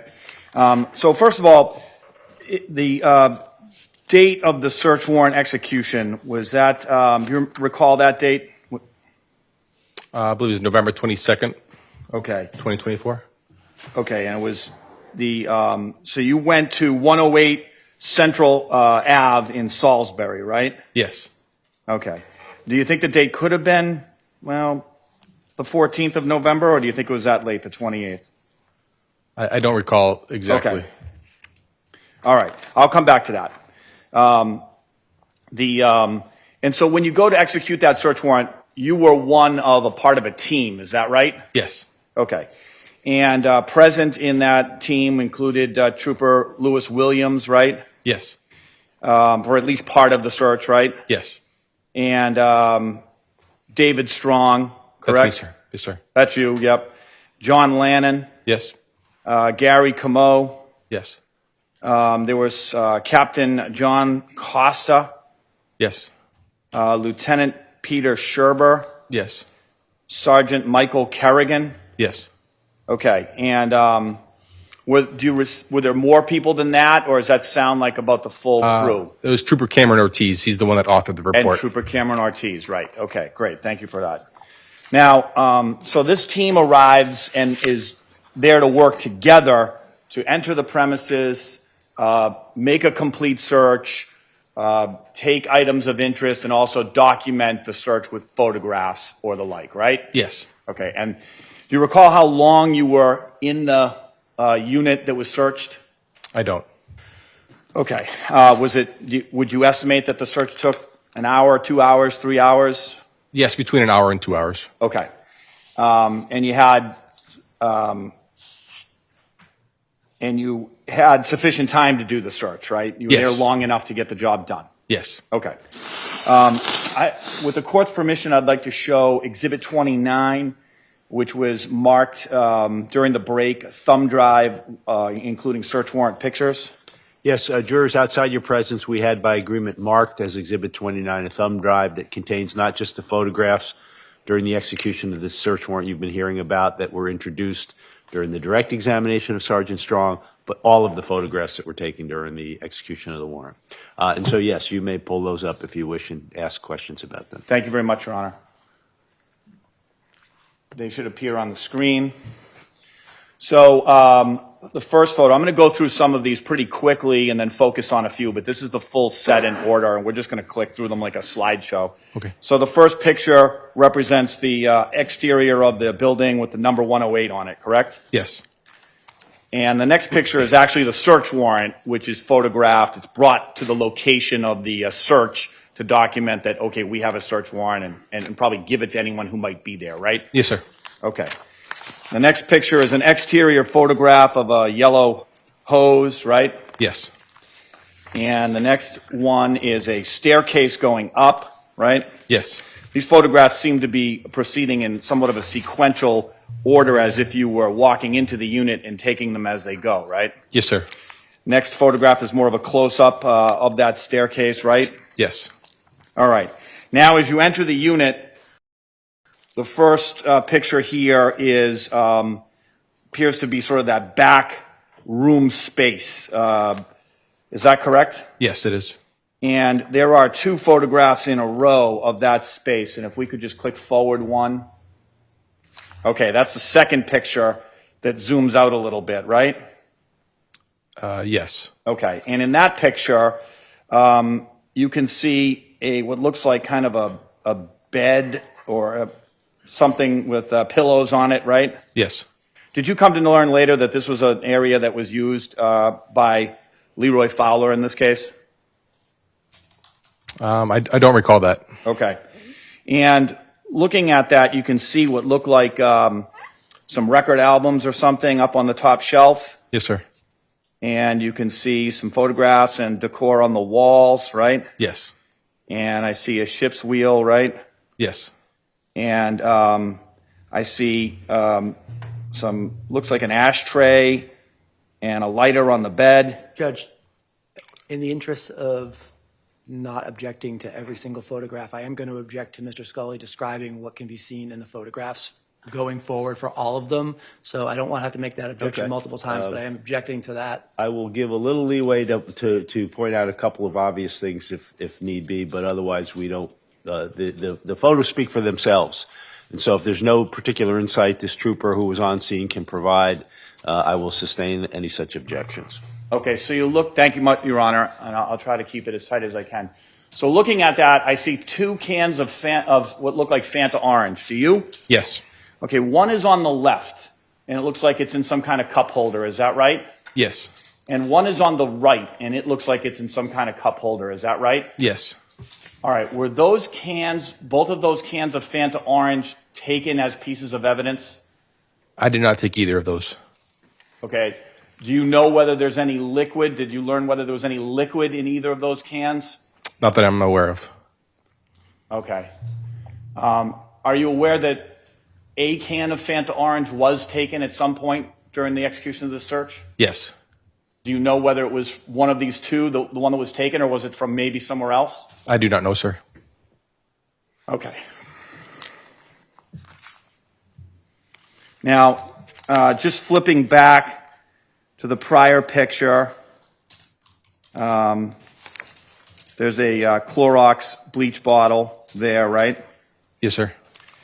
And then going forward again now 2 pictures showing this shows the interior of the house, right? Yes. And so the room we were just looking at would be basically behind the photographer, and the kitchen and the living area is laid out in the foreground, right? Yes. And you can see some moving bins here on the left-hand side. Yes. And on the right-hand side, that is the in that little cutout area, that's a recycle bin for items, right? Or trash. Yes, the black bin in the island? Right. Yes. Okay. And going forward to the next picture, pretty much the same, right? Yes. And going forward to the next picture, pretty much the same, right? Yes, it's as if you turn right into the kitchen. Into the kitchen now. And in this picture, you see the pig on the wall that says, "Marry me, Leroy," with a question, right? Yes, in this picture. If you can go forward. Or maybe back to this one. Yeah. Okay. And then if you go forward again, there's some boxes and a box and a purse there, right? Judge, objection. I don't understand. Sustained unless it's questions about whether there was something they did or didn't take. Okay. Questions of that sort, Mr. Do you know what's in that? Was that box opened and searched? I don't recall. Okay. And there's a couple of, down on the right-hand side, there's a couple of, looks like containers. Do you see those? The white and the blue one? I do not. I see the 2 white containers on the ground. On the ground, yes. Yes, I see the 3 white containers. Do you know what kind of products those were? I do not. Were those taken as evidence? No. Okay, going forward. And going forward again. And going forward again. Okay. In this picture, there seem to be some bottles, spray bottles, could be cleaning equipment. Do you see that? Yes. Do you know what type of products those were? I do not. Were those taken as evidence? They were not. Okay, and what I mean by taken as evidence is things are collected that are of interest to the investigation, right? Yes. And then they're brought back to the state police, right? Yes. And they're processed as evidence and recorded as evidence, right? Correct. And then they may move through the crime lab for various stages of testing, which could be DNA testing, fingerprint testing, chemical type testing, right? Yes. And at each stage, it's sort of documented so you know where the item that's being tested really came from, right? Yes. All right, so none of those items went on that journey, so to speak. No, sir. Can we go to the next image, please? That looks like a close-up of those items. Next, please. And that looks like the back side of those. Next, please. Okay, here we have Fanta oranges, boxes down there. Do you know whether any of those were full or empty or what was in there? I do not. Were any of those taken? No, sir. Do you know what those 2 bottles of product are on the on what looks like a countertop of some type? A green bottle and a blue and black bottle. I do not. No, were those taken? No, sir. Okay, can we go to the next image? All right, now we're approaching the front room area, and there's a number of bicycles, right? Yes. Next image, please. Next image, please. Next image, please. And now this is going into the bedroom up in the front of the house, is that right? Yes. Okay, next image, please. Okay. And in this image, there is, looks like some computer type equipment, at least a keyboard and an Apple computer, right? Yes. Do you know whether that was taken? No, sir. Okay. No, you don't know whether it was taken or no, it wasn't taken. They were not taken. Okay, and this shows the bedroom area, right? Yes. And the bed itself? Yes. Okay, next image. And some medication, right? Yes. Next image. Next image. Next image. This shows into a bathroom area, right? Yes. Next image. Next image. Were these areas all searched as well as photographed? Yes. And there's some products in a cabinet there, right? Yes. Were those all looked at to your knowledge? I believe so, yes. And was any of it taken? No.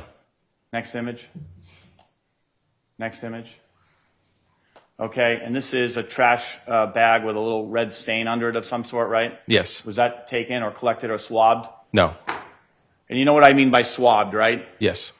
Swabbed is where if there's an item such as a red stain, it could be presumptively tested to maybe see if it meets some criteria, or a swab can be taken of it, collected, and sent back to the lab to see if you can determine what it is and what's in it, right? Yes.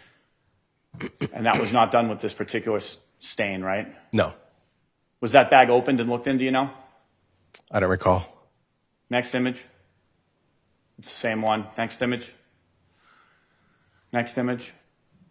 Okay, so this is the recycle or trash bin that was in the kitchen area that we had just seen briefly before, right? Yes. And this is the image you can see on the left-hand side, what looks like the Powerade bottle, and you instantly recognized that it had an orange liquid in it, right? Yes. And that drew that to your attention, right? Yes.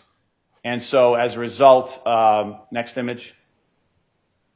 All right, well, the next image is outside. Is that right? That appears to be outside, yes. And these are more recycle and trash bins, right? Yes. Next image. Another view of this outside area, right? Yes. Next image. All right, now this image here has the island area inside the house, correct? It is, yes. And there's a cardboard box, and there's a cup on it, right? Yes. That cup, it's kind of a bronze cup, of some copper cup. Yes. Was that taken? No. And then there's a picture of what is the Rain-X bottle. Is that right? Or not a picture, but it's depicted in there? Yes. And that was taken, right? It was. Okay. And that's where it was found, right? Yes. And adjacent to the left-hand side of that is some other bottles, at least one bottle. Do you know what that product was? Is it the orange bottle you're talking about? Yes. I do not know what it is, though. With a black kind of spray top to it, black and yellow. Yes. Was that taken? No. Okay, a question about this, the Rain-X bottle. It's there, right? So isn't the process when you do a search warrant like this to come in with your team and to look through the area, not disturb anything? Is that right? Yes. And then when you find things of note, isn't the process to take a picture and then also in its natural state like it is, and then also put down like a yellow placard with a number that says, okay, this is a piece of evidence, we'll call it number 1, and take a picture of it like that? I think that is probably the best procedure. We don't always do that. And then, but in doing that, the reason it's the best procedure is because then you know right where something is, right? Yes. When in its natural state, not moved. And there's a placard, a number given to it, right? Yes. And then when it goes back to the state police and further on to the crime lab, that number 1, so to speak, gets identified with that product, which now gets a new number, right? A Mass State Police number. Yes. And then that becomes, they can track where that goes through that number, right? Yes. So where that would have been helpful is, and that was not done in this case, right? No. Going back to the Fanta orange cans, one of the Fanta orange cans was taken and brought back to the lab, right? Yes. And so if that process has been followed, then there would have been a yellow placard placed next to the Fanta orange can that was a specific evidence piece you were going to take. Let's call it number 2. Then it would have been photographed, and we would know right where it was taken from, right? Yes. And that way we wouldn't have the confusion that we have about whether or not either of those 2 Fantas on the wall are the one that went back to the crime lab or not. I didn't take either of those Fantas, so I can't answer that question. Right. Well, we'll just keep going. All right, so the next picture is a close-up of the Rain-X. Next picture. Okay, so that's the label, Rain-X deicer. Next picture. Again. And that's in the same spot, right? Yes. And then we go to the next picture, which appears to be some empty hard lemonade, a glass of wine, right? Next picture. Oh, and there's to the left, you can see there's a spray bottle of some sort, right? Do you know what that is? Is that? I believe that's Febreze. Looks like Febreze. That was of no evidentiary significance. Correct. Wasn't taken. No. Next picture. Next picture. Next picture. Again, prescription medications. Next picture. Next picture. That's Judy Church. That's her prescription, right? Yes. Next picture. Next picture. Okay. This is a picture of, I think we're back in the main living room, and it looks like maybe under a sink or something. Is that a disposal of some sort? The big black plastic piece of equipment in the middle? Yeah, I believe that's the kitchen. Okay, and so a counter, a cabinet was opened on the ground level, and all these products were in here, right? Yes. Were any of those products taken back to the lab? No. Were any of them inventoried to see what the manufacturer was? No. Okay, next picture. Now, some were taken out of that, and they were photographs.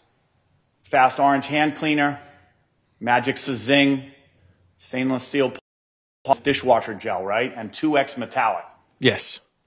Okay, were those items taken as potential evidence back to the lab? No. Okay.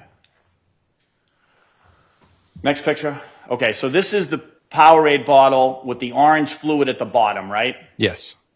And you were expecting to see red fruit punch because that's what the label was, right? Yes. And so it was set on the countertop next to a purse, right? Yes. And photographed. Yes. But that's not where it was found. Correct. Okay. It was found in the barrel below. Yes. And the cap was on. Yes. Okay. Next picture. Next picture. Now this picture is from outside, right? Looking in at one of the waste barrels was opened outside. Is that correct? Or is that inside? I believe that's inside. I'm not 100% positive. All right. And we're in there. I see more Fanta orange. Yes. Was that the Fanta orange that was taken back to the crime lab? I do not know. It looks like there's a second maybe Fanta orange potentially back there. Is that a second can of Fanta orange? I can see red and orange and green on it. Looks similar. Yeah, I'd agree that's probably a Fanta. Do you know whether that was the one that was taken back? I do not. Do you know what happened to those two cans that we're looking at right now? I believe they stayed there. Okay. And there's some Mike's Hard Lemonade, right? Yes. Okay. Was there anything in the two orange Fantas? Any liquid? Not that I recall. Okay. And what about the mango hard lemonade? Was that taken or whatever that can is? No. Okay. Next picture. Out of focus. Next picture. Okay. This is clearly from the barrels outside, right? Yes. And next picture. And there is a shot of one of the barrels outside. And I see the hard mango, right? What's behind the pumpkin head ale? Are there more Fantas back there?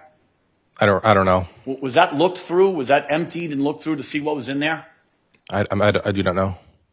Okay, so to your knowledge, you have no memory of that barrel being just emptied out, somebody wearing a pair of gloves and just checking the full contents to see what might be in there, what might not be? I know I didn't do it. Okay, and you don't have a memory of any specific person doing it right? No, sir. Okay. And adjacent to that is some cardboard box. Next picture. And you know whether that was ever emptied out to see what might or might not be on the bottom? I do not know. Next picture. Okay, yep, that's a good one. Well, not blurry, I mean. Okay, so this one has newspapers and some other, a blue and a green item. Yes. Do you know whether that was ever emptied out to see what, if anything, could be under the newspapers? I do not. Okay. Next item. Next item. Next item. Okay, we have a Powerade bottle here. Do you know where that was taken from? Looks like the steps into the back of the house. I know where the picture is, but where did that Powerade bottle come from? I do not know. I believe it came from one of the trash barrels outside. Outside? Yes. So at least it's possible that someone reached under and found that and pulled it out? It's possible. Isn't that the process where if you do reach under now, as soon as you find it, before you sort of set it up on a different stage, you take a picture of where it was. Correct. In its natural habitat, right? Yes. And then you put another little yellow cone or number system there and know, okay, this is number 4, right? Yes. And then we would know when it moves over here, you could bring the number 4 if you needed to and take another photograph if you felt you had to, and we would know this is from there, right? Okay, but we don't have the benefit of that, correct? Correct. All right, next picture. All right, now we have set up 2 Powerade bottles, 2 prescription meds, and some dishwasher gel, right? Yes. Was the dishwasher gel taken back to the crime lab as evidence? No. Okay, now we have 2 Powerade bottles. Both appear to have a little red substance in the bottom, liquid. Is that fair to say? Yes. Are either of those 2 bottles the same bottle that we saw before, or are they 2 totally different bottles? 2 totally different bottles. You know where those bottles came from? I do not. Okay, next picture. All right, here we have a black truck, right? Yes. And to the right is what looks like some kind of a trailer, right? Yes. Do you know whether that trailer was opened and looked through? I don't believe so. Do you know whether the bed of that truck was looked through and all those items taken out? I do not know. Do you know whether the doors of the truck were opened? I do not. Do you know whether that truck belongs to Leroy Fowler? I do not. Next picture, please. Next picture, please. Okay. What is that? Appears to be a black bottle. Or Black. cup. It almost looks like a Yeti mug. Yeah. Is it? It does look like a Yeti. Do you know whether there were any contents in that? I do not. I don't remember seeing this. Okay. Do you know, was that item taken? I don't believe so. Okay. And obviously, if it's not taken, it can't be tested, right? Correct. All right, next picture. All right, this. Well, is that the black Yeti mug we were just looking at? I never saw that black Yeti. Or what, is it fair to call that a Yeti? Yes. And what's in the bottom? Can you tell? Is that a liquid? Is it something? Objection, Judge. He didn't see it sustained. They can make the same determination. Okay. Do you recognize where that is staged on? Is that just put on the ground and then photographed? No, I don't recognize it. Okay. Was that taken and brought back to the lab? Not that I'm aware of. Okay, next picture. Is that the same item? I believe so. Okay. Has that got some liquid in the bottom of it? It appears it does. Was that liquid ever preserved? I don't believe so. Next item. Okay, this is inside the truck, right? It appears it is. Next, were those items removed and sort of inventoried at all? If they were, I wasn't present. Okay, next item. It's the front seat of the truck, right? Yes. Do you know whether there's a center console there? Do you know whether that was opened? It looks like it could pop open. Do you know whether that was opened? I wasn't present for this. Oh, really? You weren't here when this part was? No. Were you inside? I must have been. I don't recall this. Okay, so if someone in the search warrant team was doing this, but you were, where were you? I must have been inside. Okay. Next picture. Okay, this is do you recognize this to be the white van? Judge, he's already said 5 times that he was not present for the search outside, so I don't know how we can continue to ask him these questions. Well, if he knows from having been on the scene whether you observed this and knows it was a van outside, he can say one way or another if you're able. Do you recognize that? I do not. All right, next question. Okay, next picture, please. And so that looks like the white van. Next picture, please. It's the white van. Next picture, please. Next picture, please. Okay, we're back inside, right? Yes. And there was the refrigerator now, looks like a mini fridge that was opened, right? Yes. And there's Fanta cans that look closed, right? Yes. And there's Sprite cans on the bottom, right? Yes. And I think we saw an earlier image that had that blue bag on top, and I think the Fanta boxes to the left, correct? Yes. Okay. And then there's 3 closed cans on top of the refrigerator, right? The top 2 shelves, it looks like. We'll call it the green. Above the Sprite. Oh. Are there yes. cans there? Yes, sir. Do you know were those taken out? Do you know what those are? I do not know. Okay, next picture. I think that's the last one. Okay. So,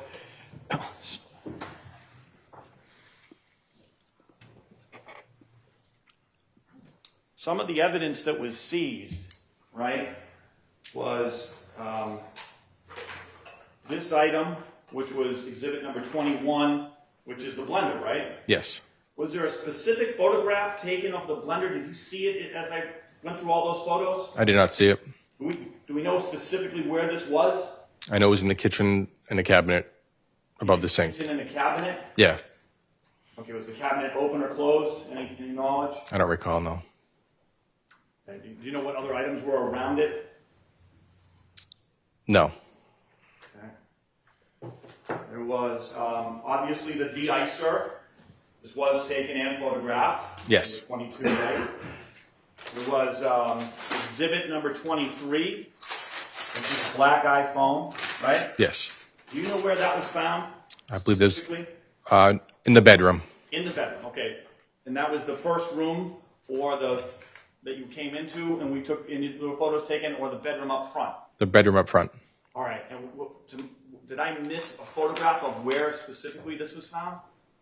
I don't recall exactly. Did you see it as we were coming through those photographs? I don't believe so.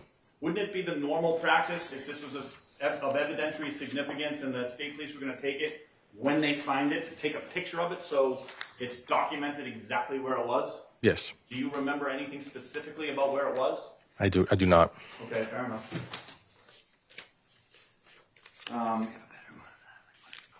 Exhibits 18 and 19 are both notebooks. 19 is red, 18 is purple, right? Yes. Exhibit 18, was this documented in any of the photographs that we went through? I don't believe so. Okay. Do you know specifically where it was found?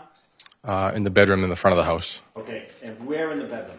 It was somewhere by the computer and the keyboard, but I don't recall exactly where it was. Okay, fair enough. And what about the red, exhibit 19, the red notebook? They were together. They were together. Were they in a drawer? Were they on it? Do you have knowledge of that? Were they out in the open? I don't recall. And then exhibit 20 is the actual Powerade bottle, correct? Yes. That was seized and photographed, taken out of the trash or recycle bin, put up on top. Originally had the orange liquid in it, right? Yes, sir. And it's sort of a hazy color right now, right? Right now it is, yes. Does that suggest that it's been through some laboratory processes that have now, maybe fingerprinting or the like? Yeah, I believe so. Okay, and that could change how it looks. Yeah, I believe so. It was clearer. Yes. More like this when you originally found it, right? This is exhibit 13, right? Yes, it was like that. Which one was this? Which Powerade was this one? I don't recall that one. Judge, that is the Powerade that I marked for identification during my opening Oh, that's statement. right. So that was a mock used in the openings. Oh, that's exhibit B. I read it That's as 13. yeah. No, it's not. So it's for identity. When we give something a letter, jurors, rather than a number, it means it's marked for identification, which means it's not in evidence, but our record will reflect what the item is by letter number. Okay, thank you very much. No further questions. Mr. Camilio, any follow-up? Just really one or two.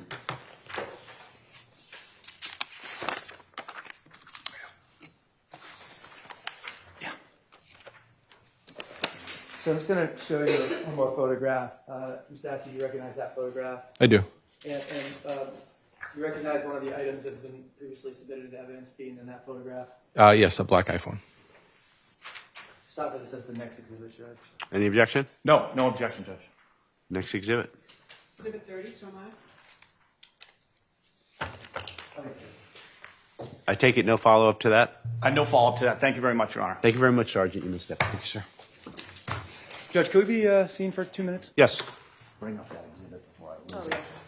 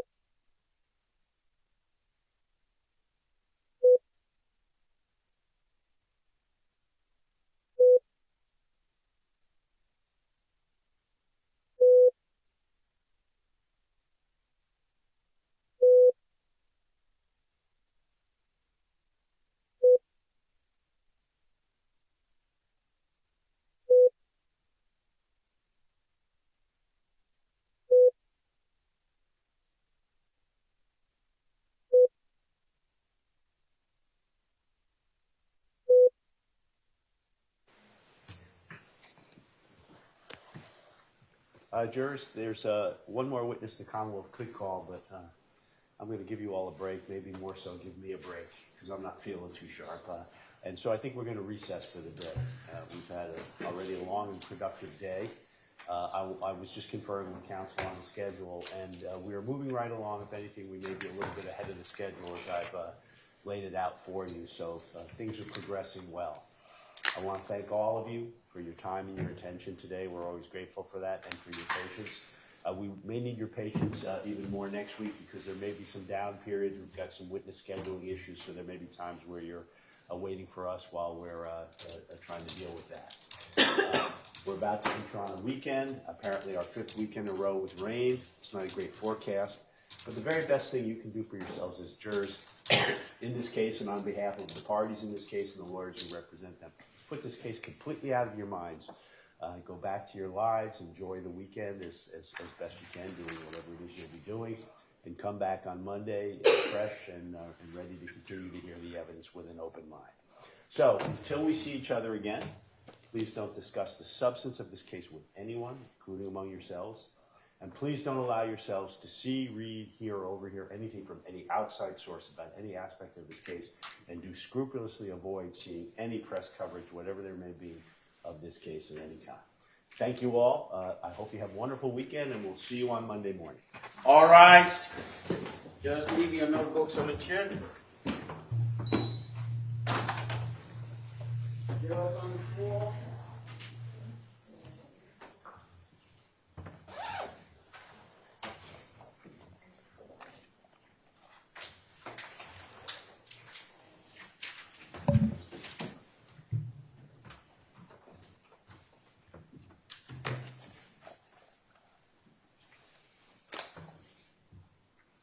We'll remain in session briefly. Court is back in session. You can be seated. So, Mr. Scully, you were talking about providing me with a set of the text messages between Ms. Church and Mr. Fowler that you'll want to put in, perhaps through Trooper Williams, so I'll be able to go through those. And it may be that there are some days next week where, perhaps Monday afternoon is one of them, where we will let the jury go at 1 o'clock if we've moved through witnesses so that we can take these things up without delaying the jury that afternoon, for example. I'll get a sense of that when I go through the messages, whether that might make sense. May I But approach the clerk? yes, you may. Your Honor, would you like these marked for ID as well? Yes, please. Thank you.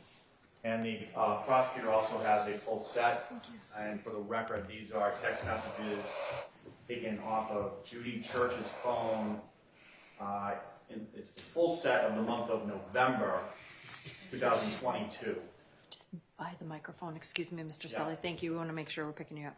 So it's the full set of text messages between them in the month of November 2022. I believe the first message is November 5th. I don't think there were any ones before. Do I have a set of what it is that the Commonwealth is putting in?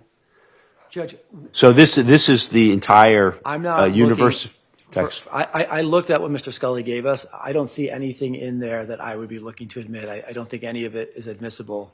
It falls into sort of 3 very broad categories. The vast majority of it is the defendant and Mr. Fowler discussing having sex with other people. Or porn related to those discussions.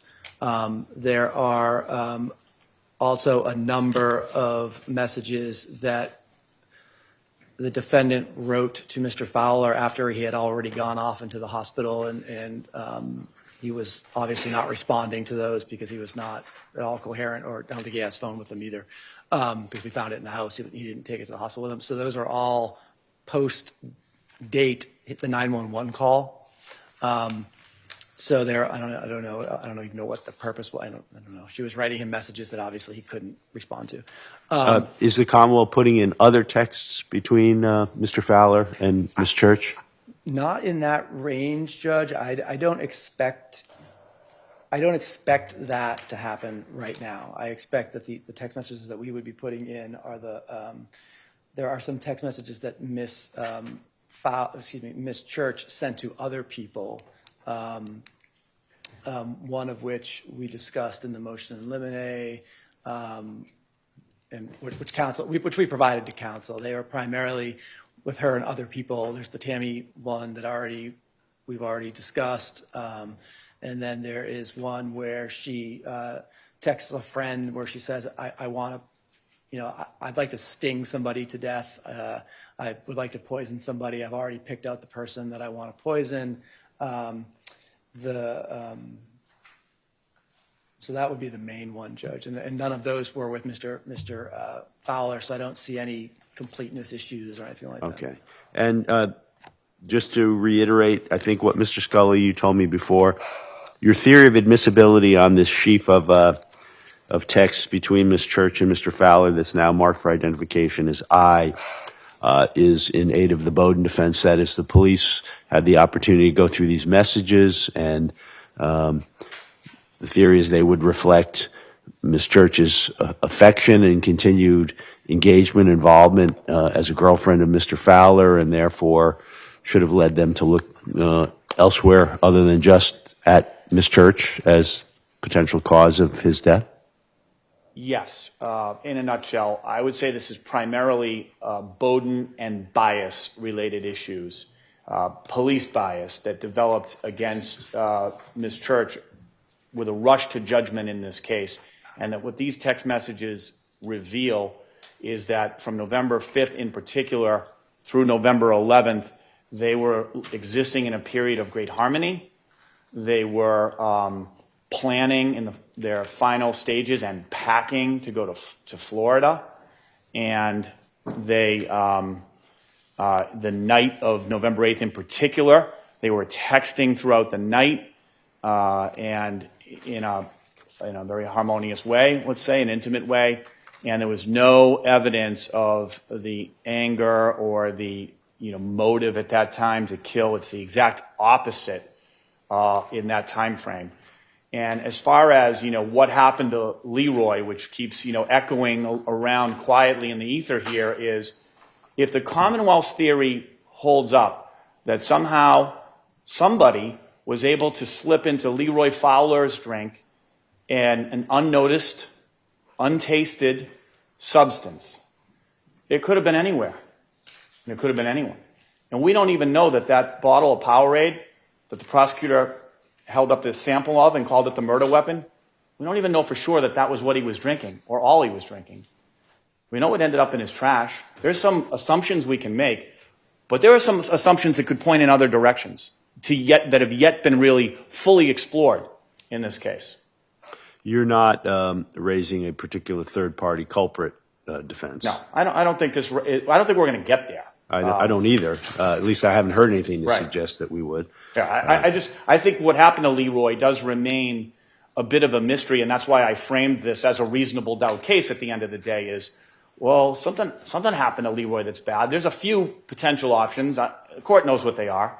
And I do think that some may emerge as a little more juicy or possible than others, and we'll see what happens. But I don't have any reason to think we get to a third-party culprit stage and point the finger at someone. Well, That's the exact opposite. what I understood from your opening and what I understood from our discussion earlier, where I was probing this particular issue of what the defense theory might be on why Mr. Fowler might intentionally ingest this substance, was essentially, as you told the jury, you may come to some belief or supposition about what might have happened, but it's not our job to explain that to you.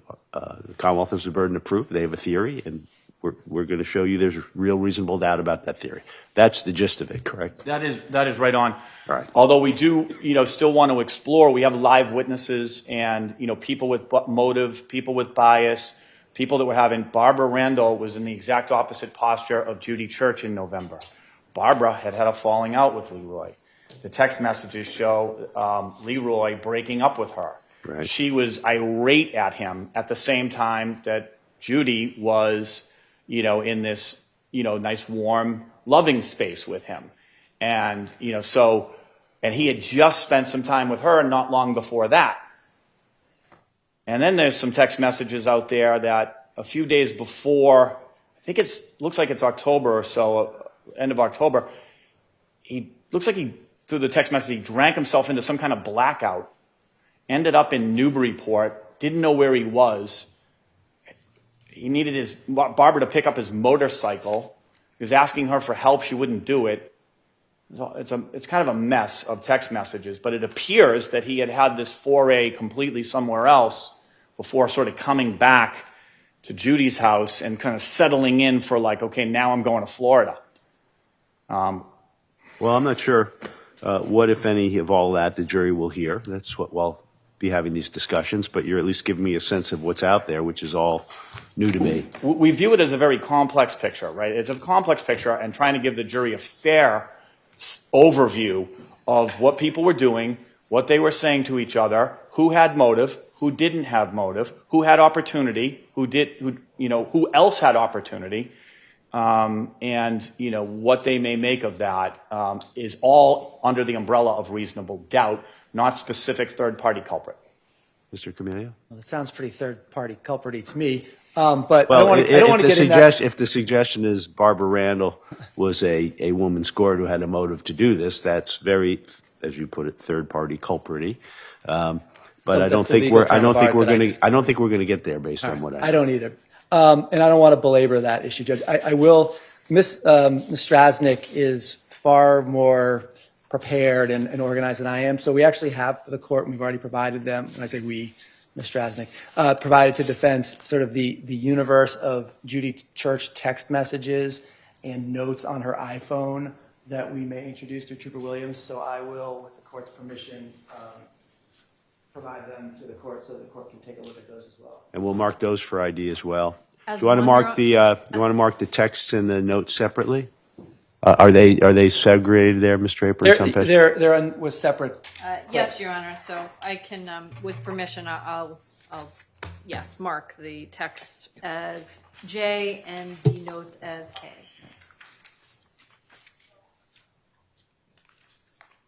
And obviously, to the extent that things develop during the cross or with other witnesses, there might be additional ones, but those are the ones that we've sort of identified at this point. That's helpful for me to know and see.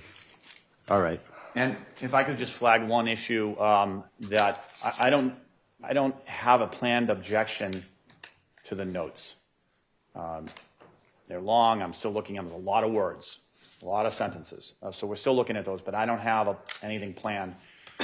The area of biggest concern that I have relative to the text messages that are now being marked for identification is that a number of the participants are not witnesses or named people as potential witnesses.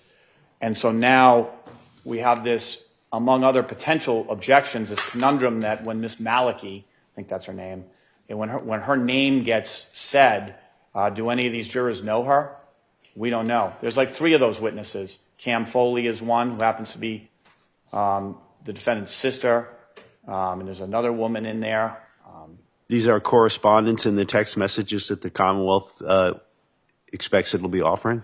Right, and they're from Judy to these various people. Now, we may not have objections to all of them, and some are more objectionable, we think are worse for our case, and others go both ways. We see value in some of them, so we've got to make some strategic decisions. But I think there's a fundamental flaw in introducing these exhibits without putting the witness on to say, I received that text message, and giving the defense an opportunity to cross-examine that person about the content and the context of those messages, the relationship, other things that may have been said, things that could have been said verbally, and then, of course, just the pure, does the jury, what if they know one of these people? So I think I would put that on the court's radar as we're preparing something in writing along those lines to have filed by Monday morning. All right. Well, I'll consider that. I take it the Commonwealth would be offering these through just the fact that they were a Cellbrite extraction from a phone that the data indicated was subscribed to by Ms. Church? Yeah, she told the police it was her phone. Oh, all right. Provided them with the password. So there's that authentication in that manner. To the extent that there is something lost to the defense and not being able to ask correspondence about context or their own impression of tone, I'll look through the text messages. I certainly wouldn't think that there would be anything in any communications by people other than Ms. Church that would require the jury to assess the credibility of those individuals. In other words, we haven't given their names to the jurors, and we haven't asked if they know any of these people, but I don't think they're going to be assessing the credibility of whatever responses they may have made in these text messages. I may feel differently after I read them, but I'll read through them. I'm going to have to stop, I think.